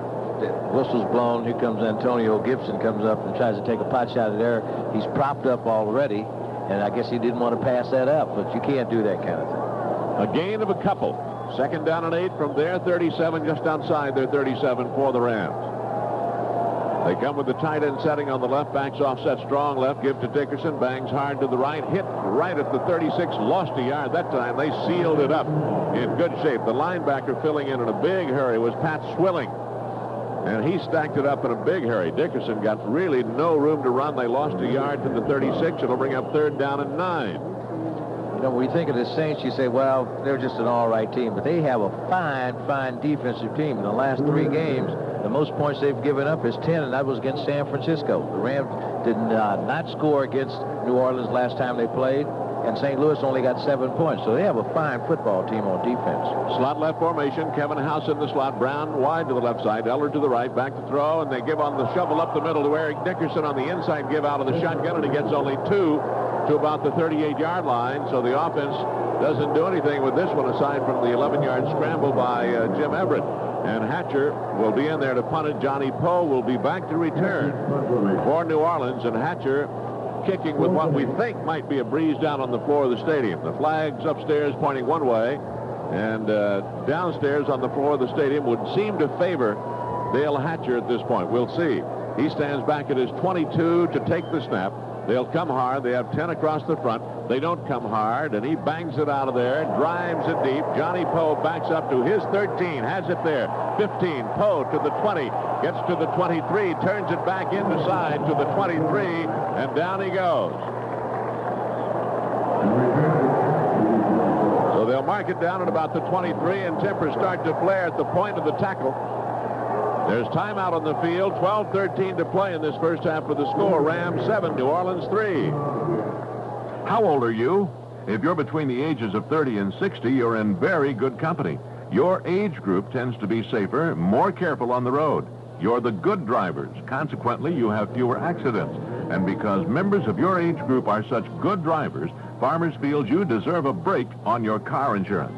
That's the reason behind the special money-saving 30-60 auto policy issued by Farmers. If you qualify, you could be in for some meaningful savings on your premiums. And that's a real help in this day and age when all we seem to be doing is sharing the high costs of bad drivers. Farmers Insurance Group of Companies is constantly working to keep the cost of insurance down and the amount of protection up. So while they might not be able to do anything about your rising car repair bills, they can cut the overall costs of owning and operating your car with this special 30-60 policy. Call your fast, fair, and friendly Farmers agent today. The number's in the yellow pages. Happy birthday, 30s to 60s, from Farmers and your Farmers agent. This is what daytime sounds like. Now, listen to the night. Smoother, mellower, more enjoyable, like Michelob. Ice cold, specially brewed, exceptionally smooth Michelob. So forget about the hassles of daytime. The best part of your day could be tonight. Because there's beer and there's Michelob. The difference is day and night. The night belongs to Michelob. Michelob Beer, Anheuser-Busch, St. Louis, Missouri. A 49-yard punt by Dale Hatcher puts New Orleans back at their 23-yard line, and emotions are running a little high here, gents, and I think most of it dating back to 2 weeks ago, right? It's pretty heated right now. Not only the offense, the defense, the special teams are getting involved with it a little bit now, and I think it's a spillover from the last time they met in New Orleans. What do you think, Jack? Absolutely. There's no question about that. Saints come out, quick snap. They give to Mays up in the middle, hit right at the 24. Reuben Mays came right up the pipe, and so did just about every blue and gold jersey you could find, led by Mark Giroux, Doug Reed, Greg Meissner, the nose tackle, all there to greet him after a gain of maybe 1 to the 24, second down and 9. Really not a full gain of 1, I don't think. They'll let the ball nose up at about the 25, so it'll be a gain of 1, second down and 9. Washington leads Dallas 14-0 in the second quarter. San Francisco leads Atlanta 17-0 second quarter. St. Louis over Kansas City 6-0 in the second quarter. Seattle leading Philadelphia 7-3.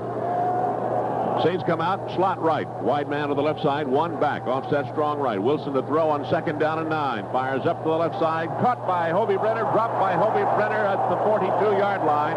Hit by Leroy Irvin, but he dropped it before he was hit. The ball was well thrown by Dave Wilson right on time. He found an open spot, but Hobie Brenner was not able to hang on to the football. And then Leroy just came along and cleaned it all up by hitting him below the kneecaps and knocking him down. A third down and 9 from back at their 25 for New Orleans. 7-3. Rams lead here. 11:29 to play in the first half. I think Hobie Brenner kind of had he looked around. He was running free for so long. He looked around to see where was Leroy. Wilson brings him out. They go slot right, slot left. One back set. 3rd and 9 from their 25. Wilson back to throw. Looks to the right, fires up and over the intended receiver. And that was Eric Martin coming down into the middle at about the 40-yard line. And a flag is thrown back there.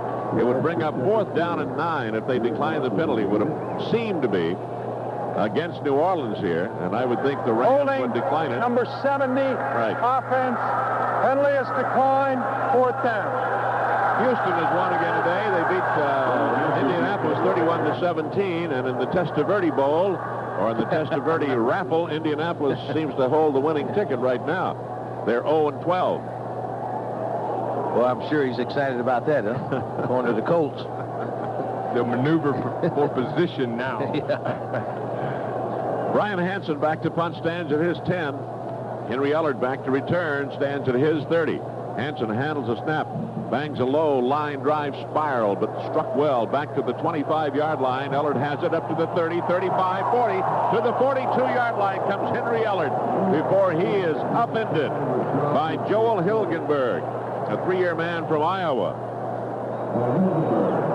No flags anywhere. A good punt, but a good return. He got about 17, 18 yards on the return. Timeout on the field. 11:14 to play in the first half with the score, Rams 7, New Orleans 3. At first, the symptoms will be hardly noticeable. You'll experience sluggishness, a feeling that things aren't quite right. Then your hands and arms may begin to tremble. It's happening at an increasing rate across America. Its common name, clogged fuel injectors. But don't panic. Chevron unleaded gasolines with the high-tech techramine additives are the cure. When it comes to keeping fuel injectors clean, no other gasoline is more effective. In fact, both Chevron unleaded and Supreme unleaded gasolines are the best at cleaning an engine's entire intake system. So if your car begins to take a turn for the worse, give it a tank full of the best. Chevron with Tech-Relief. Is one gasoline really the best? Yes.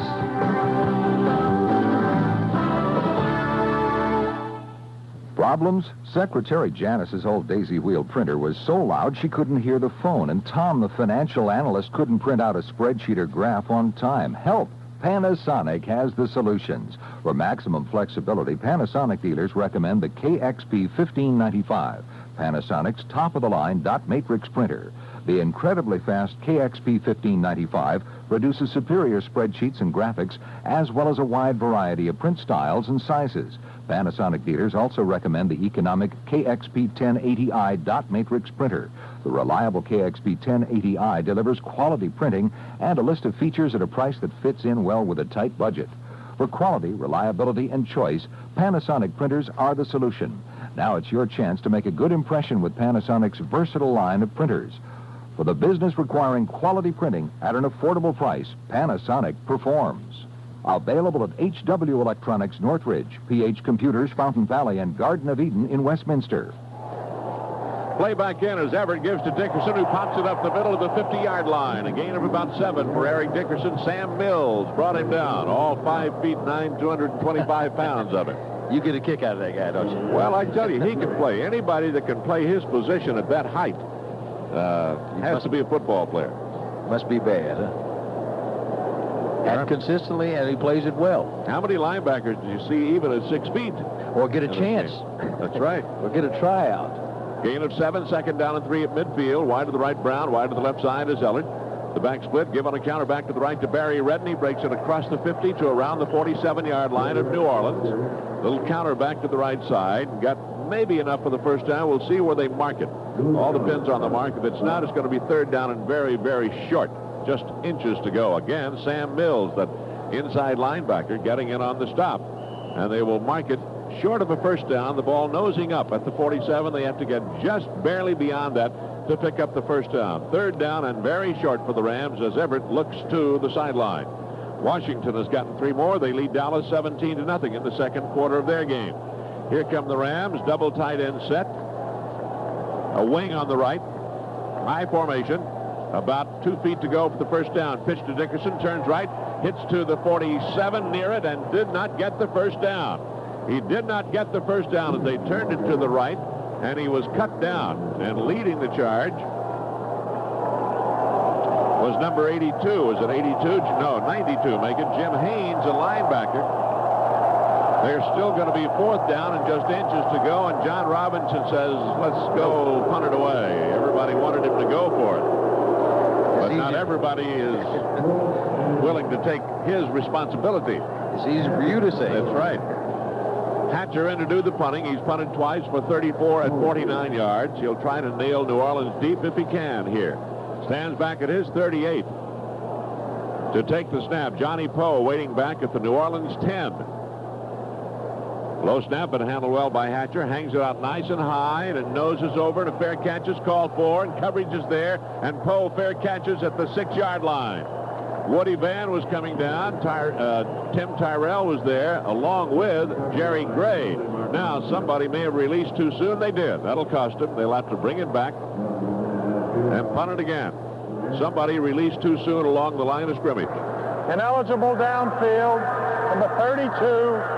5 yards, still fourth down. That's why Tim Tyrell was down there lurking.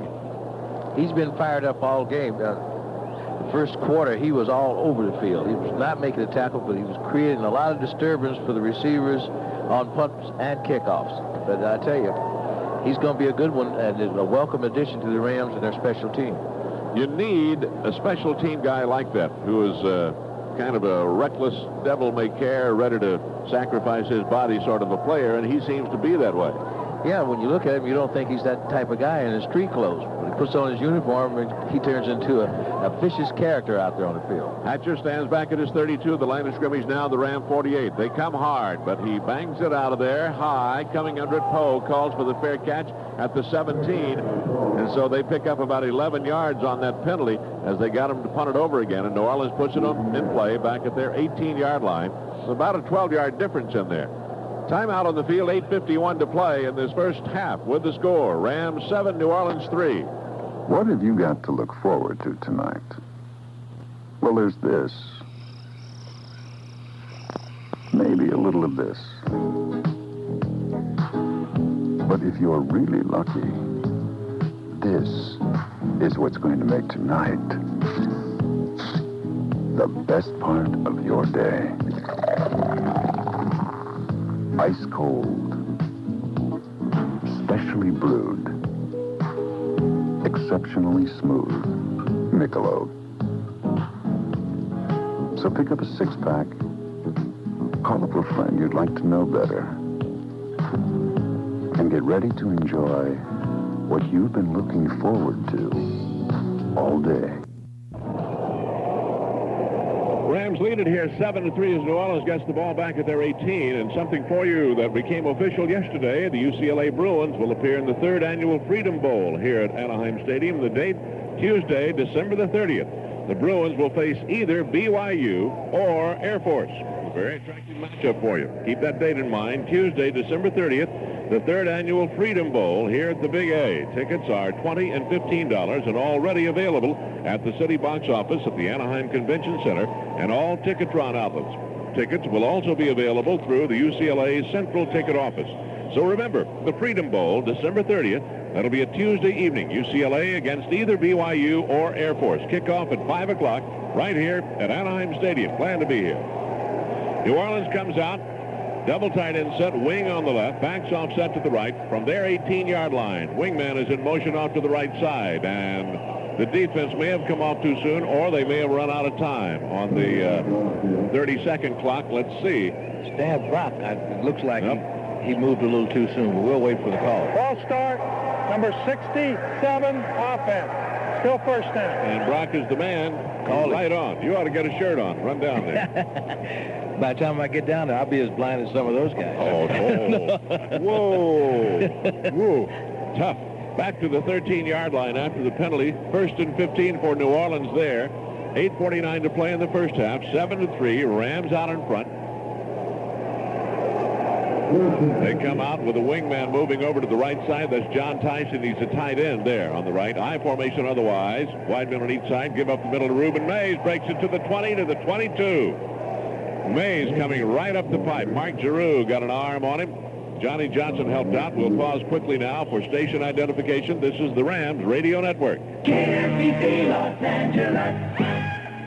Hello, I'm Johnny Magnus, inviting you to join me Monday through Saturday, 10 a.m. to 2 p.m. with the great stars and the great songs like this on 710 KMPC. Kelvin Edwards out of the huddle wide to the left side. Defense moves. There's the snap. Flags down. They give up to Mays again. Hits to the 25, but they will take the penalty here, and that'll bring them close to a first down. Greg Meisner, the nose tackle, came off a little too soon. Tried to get back, but I don't think he made it back in time. So the penalty will go against the Rams. It'll leave them, New Orleans, with a second down and short, perhaps. And it might give them a first down. Let's see. Offside, middle of the line, defense, still second down.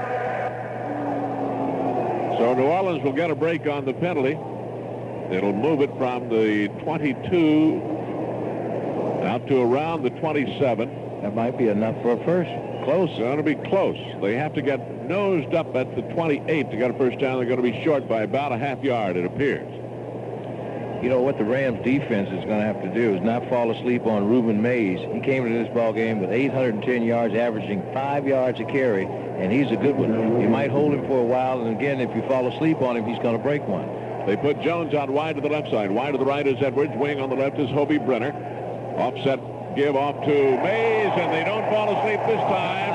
In there in a big hurry was Sean Miller, and he gets Mays back at the 22-yard line. That's how you get it, before it gets started.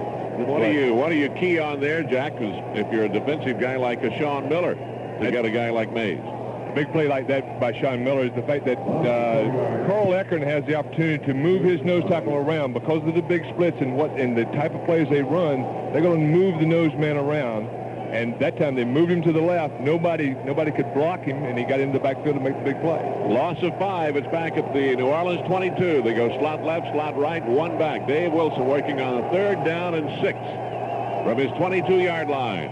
The Rams in their nickel setup. Back to throw. Wilson pressured, fires up and out to the right side. And broken up by Mickey Sutton, almost intercepted. Mickey Sutton almost picked it off. It was intended for Eugene Goodlow, the 4-year man from K-State, out on the right flat, and Mickey Sutton just about picked it off. If he'd have hung on, he had an easy 6, but he broke it up, forces New Orleans to punt. A reminder to you, your friendly Chevron dealer is sending all the action your way. Did you know that Chevron makes the best unleaded gasolines at cleaning intake systems, including fuel injectors? Try a tank full, you'll see. Hansen has punted twice, 52 and 50 yards, averaging 51. Ellard back to return, stands around his 35. Hansen waits back at his 8 for the snap. He'll get it away from around the 13. Hilgenberg gives him a good snap, and he bangs it out of there. Wobbly, tail end down, hits around the Ram 40, sideways bounce, now across the 35 to the 32, and that's where it'll be blown dead and no chance for a return. Timeout on the field, 6:53 to play in the first half. With the score, Rams 7, New Orleans 3. You're going to want to see the rugged trucks at your Southern California Chevrolet dealers. He's got Chevy trucks built for the long haul, like full-size pickups, over 40 models of them in gas or diesel with electronic fuel injection standard in 1987. Or if you're looking for a pickup that's just as tough but a little smaller, take a look at the S10. It can shift from 2 to 4-wheel drive high without stopping. No import can do that. Your Southern California Chevrolet dealers got Blazers, too, full-sized and the smaller S10. Both will take you wherever you want to go in style. In fact, the S10 Blazer is America's most popular sport utility vehicle. If you're looking for a van, Chevy's got the Astro van and tough full-size cargo and sport vans built with rugged 4.3-liter V6 engines standard. And now is the time to buy. After December 31st, you won't be able to deduct the sales tax paid on a new truck. So visit your Southern California Chevrolet dealer. See all the new 87 Chevys at the Long Beach International Auto Show November 26th through the 30th at the Long Beach Convention Center. A 45-yard punt by Brian Hansen. No return to the Rams. Put it in play at their 32-yard line. And the offense since the opening series, they got a 49-yard kickoff return by Ron Brown to open the ball game. And from there, the Ram offense took it down and scored on a 4-yard run by Eric Dickerson. But since that time, the Ram offense has really sputtered. Boy, either the Saints have picked up something out there, because everything the Rams have called, they have called it right into the way the defense of the Saints have been slanting or covering or plugging. The Rams have to come back with maybe another look. But first, they were throwing a whole bunch of stuff there. Throwing Dickerson with a sweep and countering back with a Barry Red. Also, the quick screen to Ron Brown has been good. Maybe a quick screen and go now. Get that cornerback pole or Waymer coming up there real strong and maybe have a fly pattern out of it. Here come the Rams. Wide to the right goes Ron Brown. To the left side comes Henry Ellard. David Hill tied on the right side. Back shift over strong left. Dickerson stays back. Redden is the left halfback. Fake to give to Dickerson. Back to throw Everett. Fires up to Ellard. Complete at the 45 to the 47, 48-yard line and a first down. Brought down by Alvin Tolles, the linebacker. Got a little help out of the secondary as well as Watland came over. But that's a first down out at the 48-yard line. And really the best-looking play they've had since that opening series. That play should open up the defense just a little bit. They're going to have to respect Henry Ellard and Ron Brown on the outside, which they're not going to be able to bring the strong safety up to stop the run on Eric Dickerson. So now Eric may have some openings to run the ball. Quick snap, back split, back to throw Everett. Blitz is on, screens it off to the left side to Dickerson. 45, 50, down to the 46-yard line in New Orleans territory, and out of bounds there. Everett just got it away in time. They blitzed the linebacker. Who is that? Tolles coming from the right side. I can't. No, it was not. It was 92. James Haynes. And James Haynes coming from that right side. It really put the pressure on him in a hurry, but they got the screen off and picked up about 7. That's another key point, and why Everett might be so valuable is his height. by being 6'5", he was able to stand tall in the saddle and just drop that ball off to Dickerson for that good screenplay. Second down at about 3 at the New Orleans 46-yard line. Redden in motion out of the backfield. Turn and a pitch off to Dickerson. Turns left. Cuts back in to the 40. Cuts back to the 35. On his feet at the 30. 25. Down to the 20-yard line. Finally tripped up Eric Dickerson. One arm tackle away from a touchdown. Dave Weber saved the day for New Orleans. It's first down at the New Orleans 20-yard line for the Rams. Nothing fancy, just another ordinary run by Eric Dickerson. He ran over a handful of people there.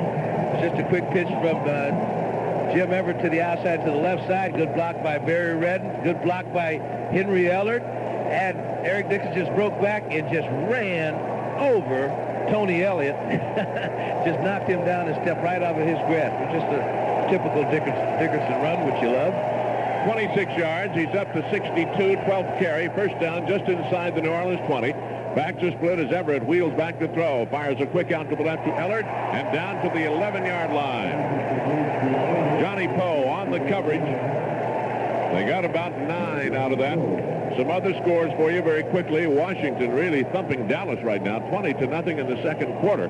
San Francisco leading Atlanta 17-0 in the second quarter. St. Louis remains ahead of Kansas City 6-0 in the second, and Seattle continues to lead Philadelphia 7-3. Gain of 9 on that little quick out to Ellard off to the left side. Second down and 1 at the 11 of New Orleans. Wide to the right goes Ellard this time. Wide to the left side is Ron Brown. Back shift around, and Dickerson moves back. They're strong left. Redden in motion out to the right side. Turns, comes back to the left, and he's hit by Bruce Clark. So that little motion play with Redden going in motion, then turning and coming back to take the handoff on a little counter didn't work at all. They lost about 4 back to the 15-yard line as Bruce Clark read it like a book, got free from somebody, and made the stop on it. The timing of that play was real bad. They didn't have the execution and the timing of it was not what it would look like it needed to be, and Barry just hesitated just a heartbeat, and Bruce Clark, you don't hesitate in front of Bruce Clark. He'll make you hurt. Timeout. Los Angeles. Rams call for a timeout. So there is timeout on the field with 4:05 to play in this first half with the score Rams 7, New Orleans 3. Have you reached your 30th birthday yet? If your answer is yes, your Farmer's agent would like to congratulate you. You are now eligible to apply for Farmer's Special 30/60 auto policy. And if you qualify, you could save money on your premiums. Here are the facts. Farmers knows that drivers between the ages of 30 and 60 tend to be safer and more careful on the highway. You are the drivers who take fewer chances and have fewer accidents. That's why Farmers believes you should get special consideration on your car insurance. If you qualify, you can save a substantial amount on your premiums. Farmers Insurance Group of Companies is constantly working to keep the cost of insurance down and the amount of protection up. So while they can't do much about the high cost of operating your car, they can help out with this special 30/60 policy. Get all the facts from your fast, fair, and friendly Farmer's agent, whose number is in the yellow pages. A reminder to you as the Rams get ready to put it back in play, they have just 2 remaining regular season home games here on December the 7th against the Dallas Cowboys, a 6 o'clock kickoff, and that's already a sellout. But tickets for the Miami game are still available. That'll be on December the 14th. And tickets available here at the box office here at the Big A, the ticket office at 10271 West Pico Boulevard, and all Ticketron and Ticketmaster outlets throughout Southern California. That's the finale, December the 14th, the Rams and the Dolphins.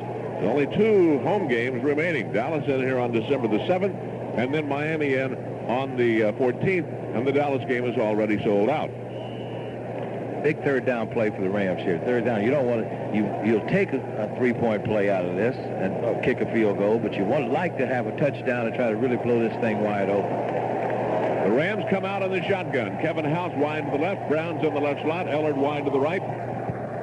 Redden and Dickerson flank Everett as he sets up deep in the shotgun set. Third down and about 5. Back to throw Everett, looking, being pressured. Now fires too long. Intentionally too long. Kevin House, the coverage was all there. He threw it beyond the end zone so nobody could get an arm on it or a hand on it, and they'll settle for the field goal try. Well, there's no doubt what he was doing with that football when he found everyone was covered. He threw that rocket up there. He tried to bust that net in back of the goalpost back. So they'll set up for the field goal try of Mike Lansford. It'll be on the left hash mark as he faces the goalpost. Dills to hold. The mark will be at the 23. It'll be a 33-yard try. Morton Anderson hit 133 for New Orleans. Now they move it up to the 22. It'll be a 32-yard try for Mike Lansford. Lansford is 9 out of 14. Snap back, ball down. The kick is up, and it is good. Rams get 3 out of it. So they lead it by a score of 10-3 now with 3:55 to play in this first half. I want to remind you, here's what you won't find at a Home Club warehouse. No games, no gimmicks, no frills, but you will find Home Club's low, low prices every single day. Home Club, America's do-it-yourself warehouse. Quickly, Jack, I want to ask you from a defensive standpoint, what do you think that New Orleans is doing to try to frustrate Jim Everett? What they're doing right now is that they're playing a lot of man defense, and they're trying to press the receivers and make them change the timing of their routes, and therefore Jim is having to hold the ball. The offensive line is doing a real good job of giving the protection. The receivers and the backs are covered, so he's trying to find the single coverage the best way he can. If it's not there, throw it away. A reminder to you that UCLA will be playing either BYU or the Air Force in the 3rd annual Freedom Bowl here at the Big A on Tuesday evening, December the 30th. It'll be a 5 o'clock kickoff. They'll have just to wait to see who the opponent is going to be, either BYU or Air Force. And tickets available. Tickets available at the UCLA Central Ticket Office, at the City Box Office at Anaheim Stadium, or at the Convention Center, I beg your pardon, Anaheim Convention Center, and all Ticketron outlets. So keep that in mind. The 3rd annual Freedom Bowl, December 30th, UCLA, and either BYU or Air Force. Mel Gray back to return. They run only one man back as a deep return man for New Orleans. Lansford kicking from our right to our left, comes into it at the 35, hits a low line wobbly shot, bounds at about the 10 and away from Gray and into the end zone and out of the end zone for the touchback, and they'll have no chance to return. So it worked out just fine. New Orleans will put it in play at their 20-yard line. 3 minutes and 48 seconds to play in the first half. 10-3. The Rams out in front. That last series of downs, you'll have to admit, looked better. A lot better. They've come up with they mixed it up a little bit. I think the key thing was a big turn in to Henry Ellard for a pretty good gain to open things up, and a great run by Eric Dickerson to push it down the field. And after that, they bogged down just a little bit, but the consistency is coming back, but very slowly. Dave Wilson brings the Saints out of there as one back set. Mays is the back. Ruben Mays out of Washington State. The wingman on the right. Tyson motion back in the middle. They give to Mays. Breaks it up across the 25 to the 29. And down he goes. Mark Giroux and Johnny Johnson making the stop on Ruben Mays. Got a gain of 9. Really a little more than 9. Just edging up at the 30. Almost a pickup of 10. They'll have a second down and very, very short distance to go for the first down. Great penetration by Greg Meiser that time, but he got so wrapped up with penetration that Ruben Mays just went right by him. But that's what you want from that nose tackle, is get in there deep and try to clog things up. They bring in a fullback now, Buford Jordan, and they set up in an I. Tight end setting on the left. They give to Mays. Lands hard to the left side. Hit right at the 30, 31-yard line. Gets the first down, but that time they stacked him up in good shape. Reggie Doss, the defensive right end. Meissner was there as well. So they combined to give him about a yard to the 31-yard line. It's a first down for New Orleans. Time runs with 2 minutes and 54 seconds and counting down here in this first half. 10-3 Rams. Bobby, that time the Saints came out in an unbalanced line. What they do is they take a tackle and move him over to the other side, which makes it unbalanced. You've got a center, a guard, and then a tight end on one side of the line of scrimmage. First down from their 31. Wilson turns and gives off to Mays. Comes hard to the right side. Comes across the 35 to the 36-yard line. Vince Newsom and Carl Eckern combine on the stop on him at the 36. A gain of about 5 yards on the play. Second down and 5 for New Orleans. Here comes Hobie Brenner back into the ball game. Then they will drop out on an extra wide receiver, and that'll be Mike Jones who will lead. Wilson turns around, looks at the clock. 2:10 and counting down in this first half. Saints come out. They go with Kelvin Edwards wide to the left side. Drop a wingman off to the left. Tight ends on the right. Motion out of Tice coming to the right. Give back to Mays coming into the middle. Dives across the 40, literally to the 41, and a first down. Looked like he expected to get hit at about the 38 and just dived forward. and picked up the first down. We have come down to the 2-minute warning with exactly 1 minute 58 seconds to play in this first half with the score Rams 10, New Orleans 3. That personal touch, it's personal. Now you've got a personal invitation to Las Vegas from Jet America. Personal care, personal pride, that feeling you get when you fly. Jet America, that personal touch. It's a standing invitation, glittering nightlife, sunny days by the pool. You can quit while you're ahead and take in a show, relax all day, or dance all night. With Jet America's personal touch service, you've got the best way ever to Vegas with extra personal care and attention. Your choice of 5 flights from 3 convenient airports, including Burbank, Long Beach, and Orange County, and some of the lowest fares in the air, starting as low as $39. Call your travel agent or Jet America at 213-595-0555. Then take us up on a very personal invitation to the American way to play. Jet America to Las Vegas. Personal touch. This portion of the Rams broadcast is brought to you in part by Altadena, who produces over 650 dairy products available at markets or home delivery. Altadena, the dairy that cares about your health naturally. By Jet America. Now you can fly from convenient Long Beach and Orange County to Chicago for as low as $99. Get the lowest fares and that personal touch service only on Jet America. By Northrop Electromechanical Division in Anaheim, where current openings are available. And by Gateway Computer. For locations nearest you, consult the yellow pages. 1:58 to play in this first half. First down, New Orleans just outside their 41-yard line. Ball nosing up at their 42. Dave Wilson has been to the side to talk it over. Hobie Brenner goes out. They bring in an extra wide receiver, and that is Mike Jones.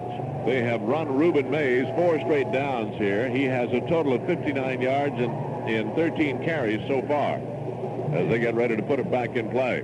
Next Sunday, by the way, the Rams play the very explosive New York Jets in New Jersey. Our coverage from the Meadowlands in New Jersey, 9:25 for Rams warm-up. Hope you'll be with us on that weekend after Thanksgiving. First down. New Orleans just outside their 41-yard line. 10-3. Rams out in front. 1:58 to play in the first half. Kelvin Edwards comes out of the St. Huddle wide to the left side. Here comes Mike Jones wide to the right. They keep Buford, Jordan, and Mays back there in an eye. Tice steps off the line. He's a wingman on the right. Starts in motion to the left. They come back into the middle to Mays. Breaks it to the 45. Spins to the 46, and down he goes. Mike Giroux hit him. So that's 6 straight carries, or 5 straight carries, I should say, for Reuben Mays coming right back up the pipe. And that's basically what they've run with him, just straight ahead stuff. Plus, he's slippery. If you don't tackle when you get your arms around him, you got to hang on to him because, he, like you said, Bob, the last couple of times he carried the ball, he dives, and sometimes he might stay on his feet with that dive. They come out with the tight end setting on the right. That is Tice. Motion out of the backfield by Dalton Hilliard, who's just in. Back to throw is Wilson. Fires up over the middle, complete to Tice at the Ram 47. Struggles to the 45 and has a first down. Hit by Kevin Green. Got away from Mark Giroux. Gets a first. New Orleans calls for a timeout with 1:14 to go in this first half. San Francisco leading Atlanta 20-0. 48 seconds to play in the first half. By the way, Anheuser-Busch, Brewers of Michelob, are happy to send all the action your way on this Sunday. And fans, remember, the night belongs to Michelob. Specially brewed to be exceptionally smooth. Michelob can make tonight the best part of your day. They're getting away with a lot of short passes. Short stuff over the middle. Well, they know that the Ram defense is going to play a zone in the middle of the field between the 20s. They're basically going to play zone defense, not give you the big one, make you go the hard route.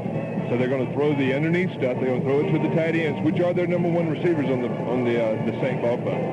And they've been getting some real good production out of Reuben Mays on that straight up the middle stuff, running at what they call running at the bubble at the 2 middle linebackers, splitting the guard and center and tackles, having a little extra split there to give the Reuben Mays a little more distance to run in there. They get some good production out of that play. But it's also time-consuming, too. When you're trying to play catch-up football, that works against you a lot, too, doesn't it? It really does. Dave Wilson so far, 6 out of 15 for 45 yards. Brings him out, keeps the one-back set.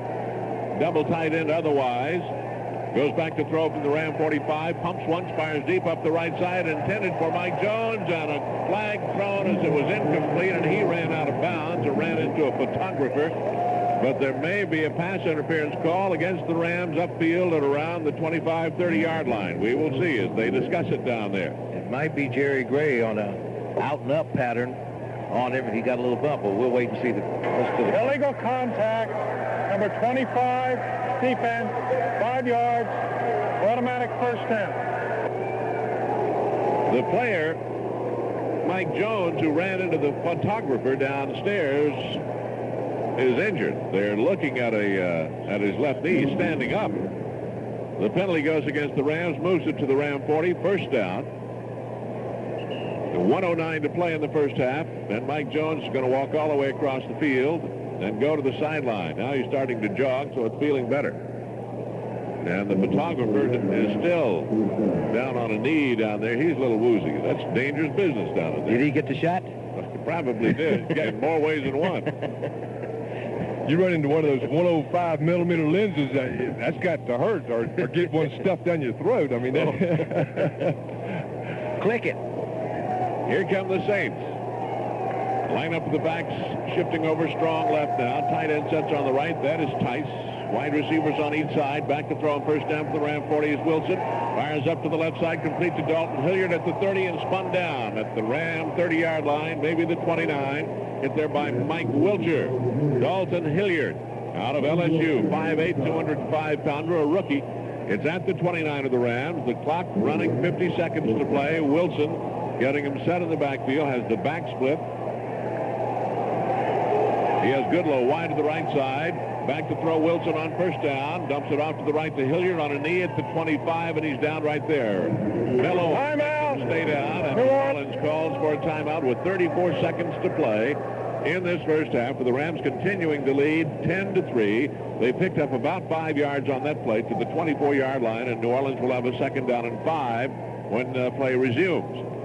Boy, that's a big penalty called on Jerry Gray for pass interference. That would have kept the Saints out of field goal range, possibly, or forced them to kick a long field goal. Of course, they have one of the best long field goal kickers in the league. But that's a lot of pressure now on the defense down, on the 25-yard line. Scooter, you can almost feel that type of a penalty fixing to come because, Dave Wilson had thrown the ball underneath to his tight ends, to his backs consistently, had not thrown the ball deep down the field. Wide receiver gives him a little out move, and he's fine, so you've got to hang on to it. Sure. Or it's 6 points. I think you take the penalty and don't give him the 6 points and hope that the defense can do something to stop him or to move him out of that area. What is Dave Wilson right now in completions here? Ron Grossman, our statistician. He is 8 for 17, 61 yards. So it's not really a productive day for him passing, but right now it's an efficient day for him. On paper. On paper, right. Second down and about 5 to go, just shy of the Ram 24. They go with Edwards wide to the left side.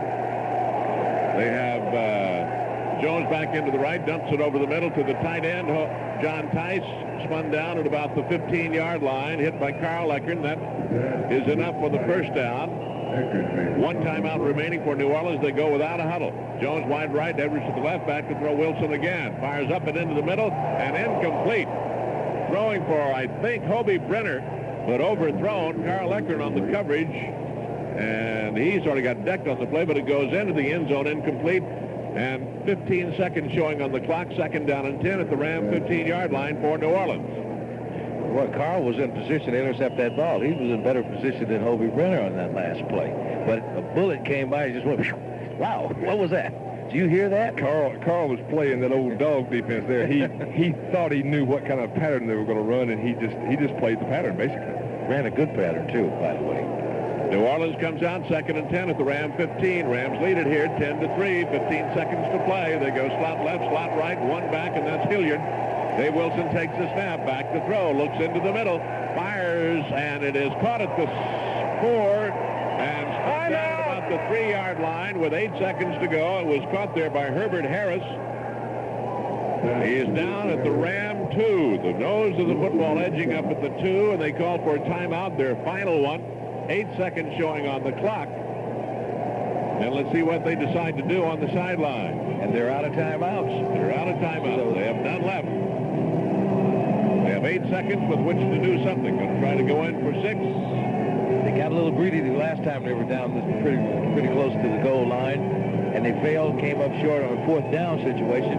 Maybe Coach Moore might just go for the 3 points here. I tell you, I've been doing this game for a long time, and I don't know that I've seen in all that time as many good goal line stands as I've seen the Ram defensive line full in the 7 years that I've been doing Ram football. There have been some dandy goal line stands, including the one earlier today.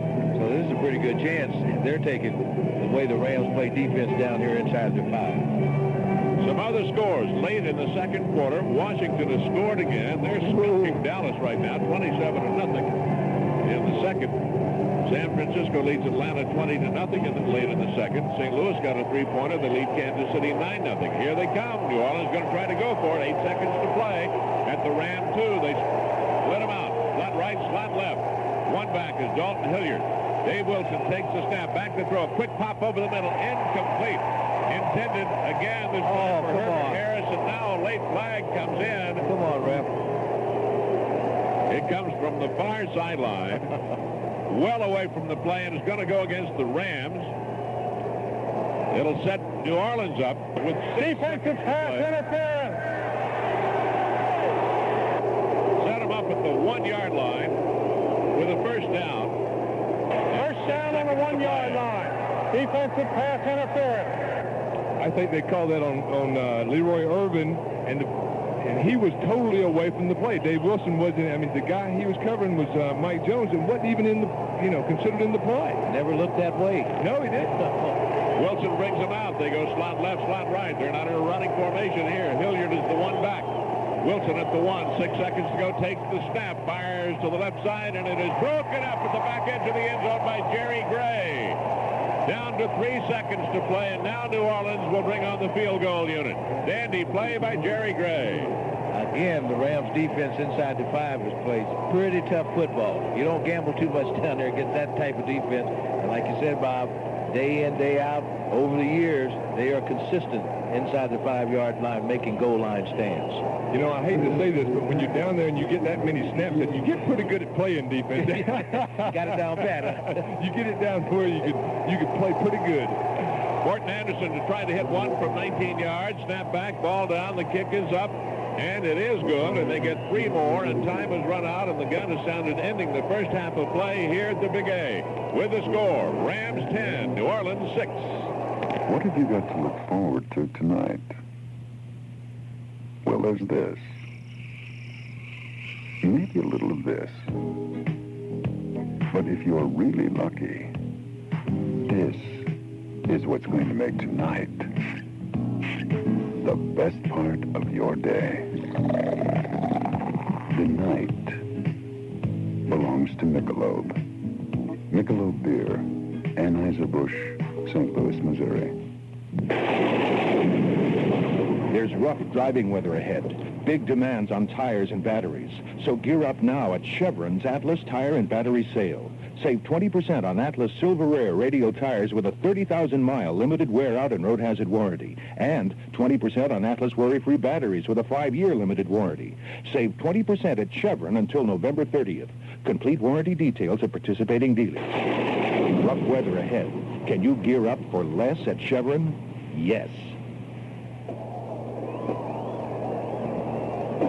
Repeating the halftime score, the Rams 10, New Orleans Saints 6. Now let's recap the scoring in the first half with the help of Bob Starr's instant replays. On the Rams' first possession, they drove 51 yards in 7 plays and scored the game's only touchdown on this 4-yard burst by Eric Dickerson. Wing on the left, I formation, turn, pitch to Dickerson, turns it left, skips over a man, and into the end zone for the touchdown. That gave the Rams an early 7-0 lead that held up through the first quarter. New Orleans got on the board in the second quarter, barely into the quarter. Morton Anderson kicked a 33-yard field goal that made the score 7-3 Rams. Then with 3:55 to play in the second quarter, the Rams added to their advantage 10-3 on this field goal by Mike Lansford. It'll be a 33-yard try. Morton Anderson hit 133 for New Orleans. Now they move it up to the 22. It'll be a 32-yard try for Mike Lansford. Lansford is 9 out of 14. Snap back, ball down. The kick is up, and it is good.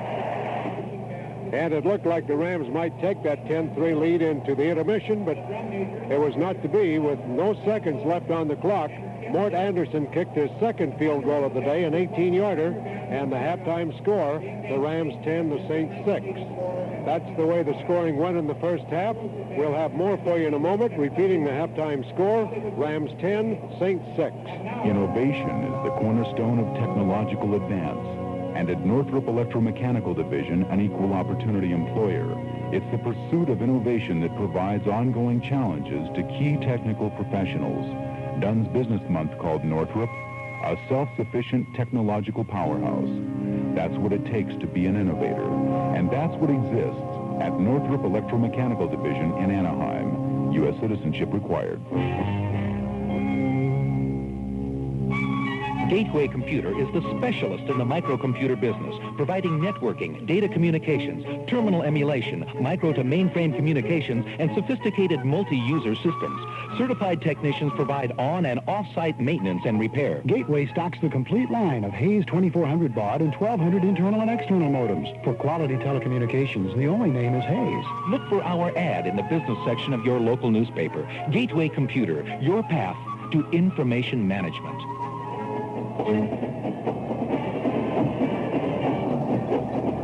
This is Steve Bailey with Dick Bass, Bob Starr, and Jack Youngblood.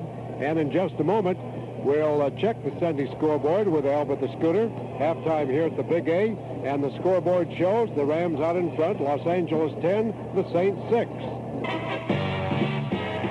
Los Angeles Rams football is brought to you by Chevrolet and their complete line of cars and trucks. All your favorites and imports like Sprint and Spectrum. And now the new Chevy Nova. See them all at your Chevrolet dealers. By Chevron, makers of the best unleaded gasolines you can buy. Chevron gasolines with the Techroline additive. Best at cleaning entire intake systems, including fuel injectors. By Home Club. Whether you're a novice do-it-yourselfer, a seasoned pro, contractor, or dealer, you'll find it all at Home Club, America's do-it-yourself warehouse. Rams football is also brought to you by the Farmers Insurance Group of companies. For insurance on your car, home, life, or business, phone your fast, fair, and friendly Farmers agent. And by Anheuser-Busch, brewers of exceptionally smooth Michelob. It could make tonight the best part of your day. And by Budweiser, the king of beers. For all you do, this Bud's for you. Promotional consideration provided by Vaughn's, the Moore Store, where you pay no more to get Vaughn's Select USDA choice beef or restaurant quality seafood and the best produce. Don't pay more. Come get more at Vaughn's, the Moore Store. And by Farmer John, who brings you the very finest bacon, ham, hot dogs, luncheon meats, and other meat products at the meat case and in the deli section. Always look for the name Farmer John.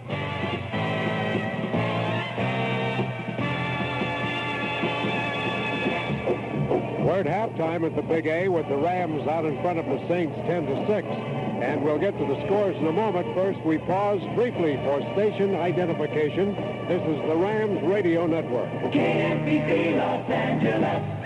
This is Don Cricky with a reminder that KMPC is the radio address for NFL Monday Night Football. Join Bob Trumpy and me for all the action NFL Monday Night Football right here on 710 KMPC.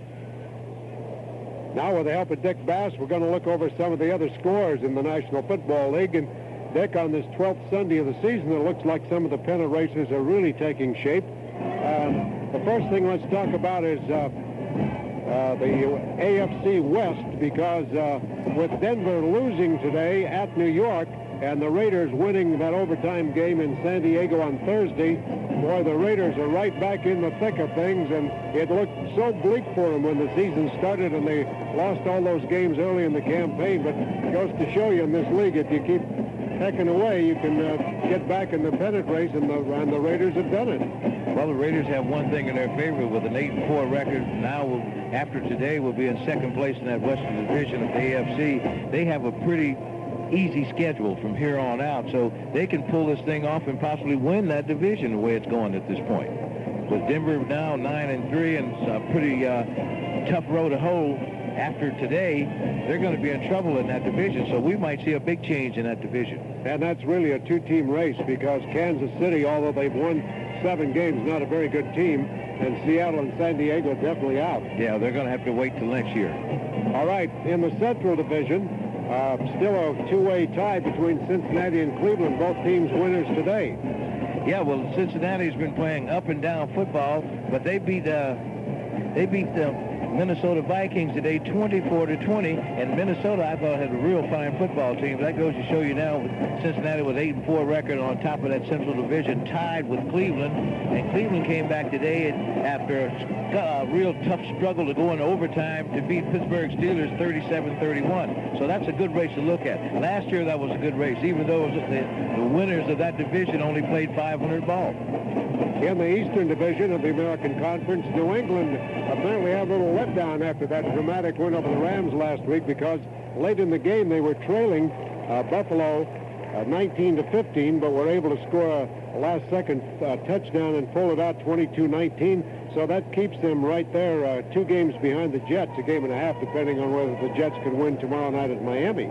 Well, like you say, they're an up-and-down team, the New England Patriots, but today they struggle. But they have a good football team, good personnel, but they're good enough to, when they play bad, they can beat a team like the Buffalo Bills. So that's good news for the New England people that they're back in the hunt again and just trailing only one team in that division, that Eastern AFC, by 2 games behind the Jets. The Jets are 10-1 and could be 10-2 tomorrow or 11-1. And of course, the Rams will be taking a good look at that game tomorrow night because they play the Jets a week from today at the Meadowlands Stadium in Jersey. Yeah, that'll be very interesting to see how the Jets defense will play without their 3 big guys, Klecko, Gastineau, and Marty Lyons. So we'll take a real good look at that Monday, and maybe the Rams might be catching the Jets just right to knock them off in New York next week. All right, we'll take a look at the National Conference in a moment. Halftime here at the Big A with a score, Rams 10, Saints 6. Back with more following this brief timeout. This is the sound of change. In the streets and on the highways. It's the sound of a technology that has been re-engineered and refined. It's the sound of today's advanced high-performance engines. One gasoline has been blended to be just as advanced. Chevron with Techroline. Both Chevron unleaded and Supreme unleaded gasolines contain the Techroline additive. The best at controlling deposits, at cleaning not just fuel injectors, the complete intake systems of today's cars. Chevron unleaded and Supreme unleaded meet the critical performance demands of today's engines. So while engineers are creating a new world of high performance, one gasoline is actually helping to power it. Chevron with Techroline. Is one gasoline really the best? Yes.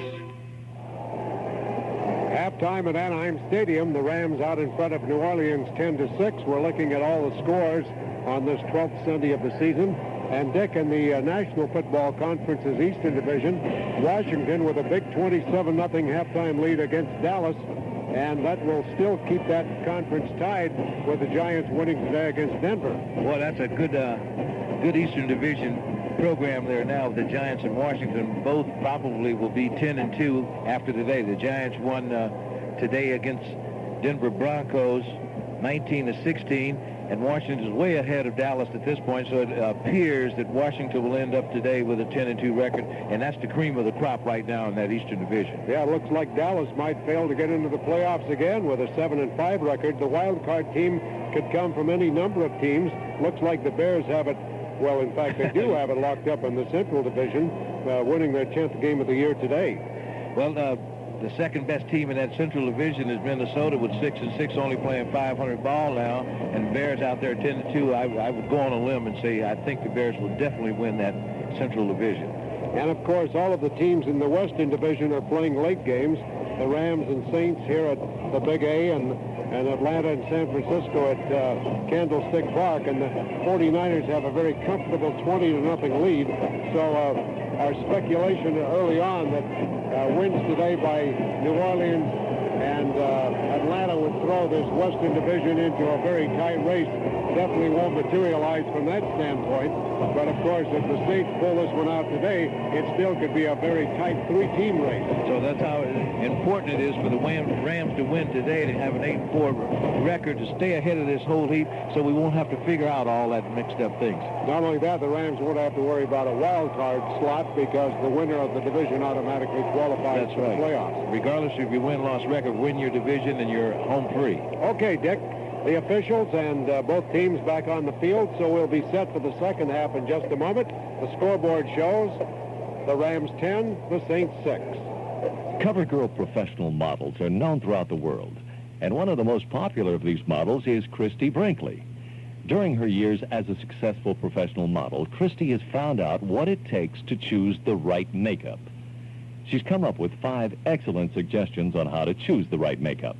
Get your pen and notepad ready. Here they are. 1, it should be perfectly balanced for your skin. 2, it should have perfectly balanced color to match your skin tones. 3, perfectly balanced coverage to let your skin breathe. 4, it should have the goodness of clean Noxema ingredients. And 5, it should give you that clean, natural look. Some of the CoverGirl products that will assist you in these steps are CoverGirl Oil Control Makeup, Nail Slicks, eyeshadows, professional mascara, thick lash mascara, and regular makeup. Remember, never forget to include rich-looking, dazzling, wet-looking CoverGirl nail slicks. They look wet even when they're dry. CoverGirl products available at all Vons and Kmart stores. To get great dairy products, you have to get the best from the cows. Altadena Certified Dairy has been doing that for over 4 decades. They care about your health. That's why Altadena is so particular about the quality of their products. They simply refuse to use artificial ingredients. That helps account for Altadena's consistently wonderful flavor. Altadena products provide a good diet, a healthy diet. Pick some up or call for home delivery. At Altadena, quality is unsurpassed. It's a way of life with a family-owned and operated certified dairy that cares about your health naturally.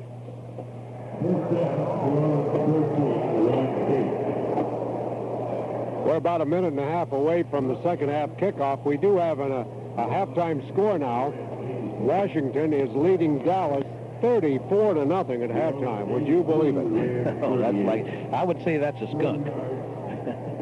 Dick, you just got the official halftime stats. Anything interesting on the sheet? Well, I think it's very interesting that Eric Dickerson, last time they played New Orleans Saints, I think he had 57 yards or somewhere in that neighborhood. In the first half in this ball game today, he had 12 carries for 62 yards for 5.7, so he has surpassed the last time he met with the New Orleans Saints. Now, for the people interested in Jim Everett, he was 5 for 10 for 38 yards and 2 interceptions. One was just a great interception by the cornerback Dave Waymer.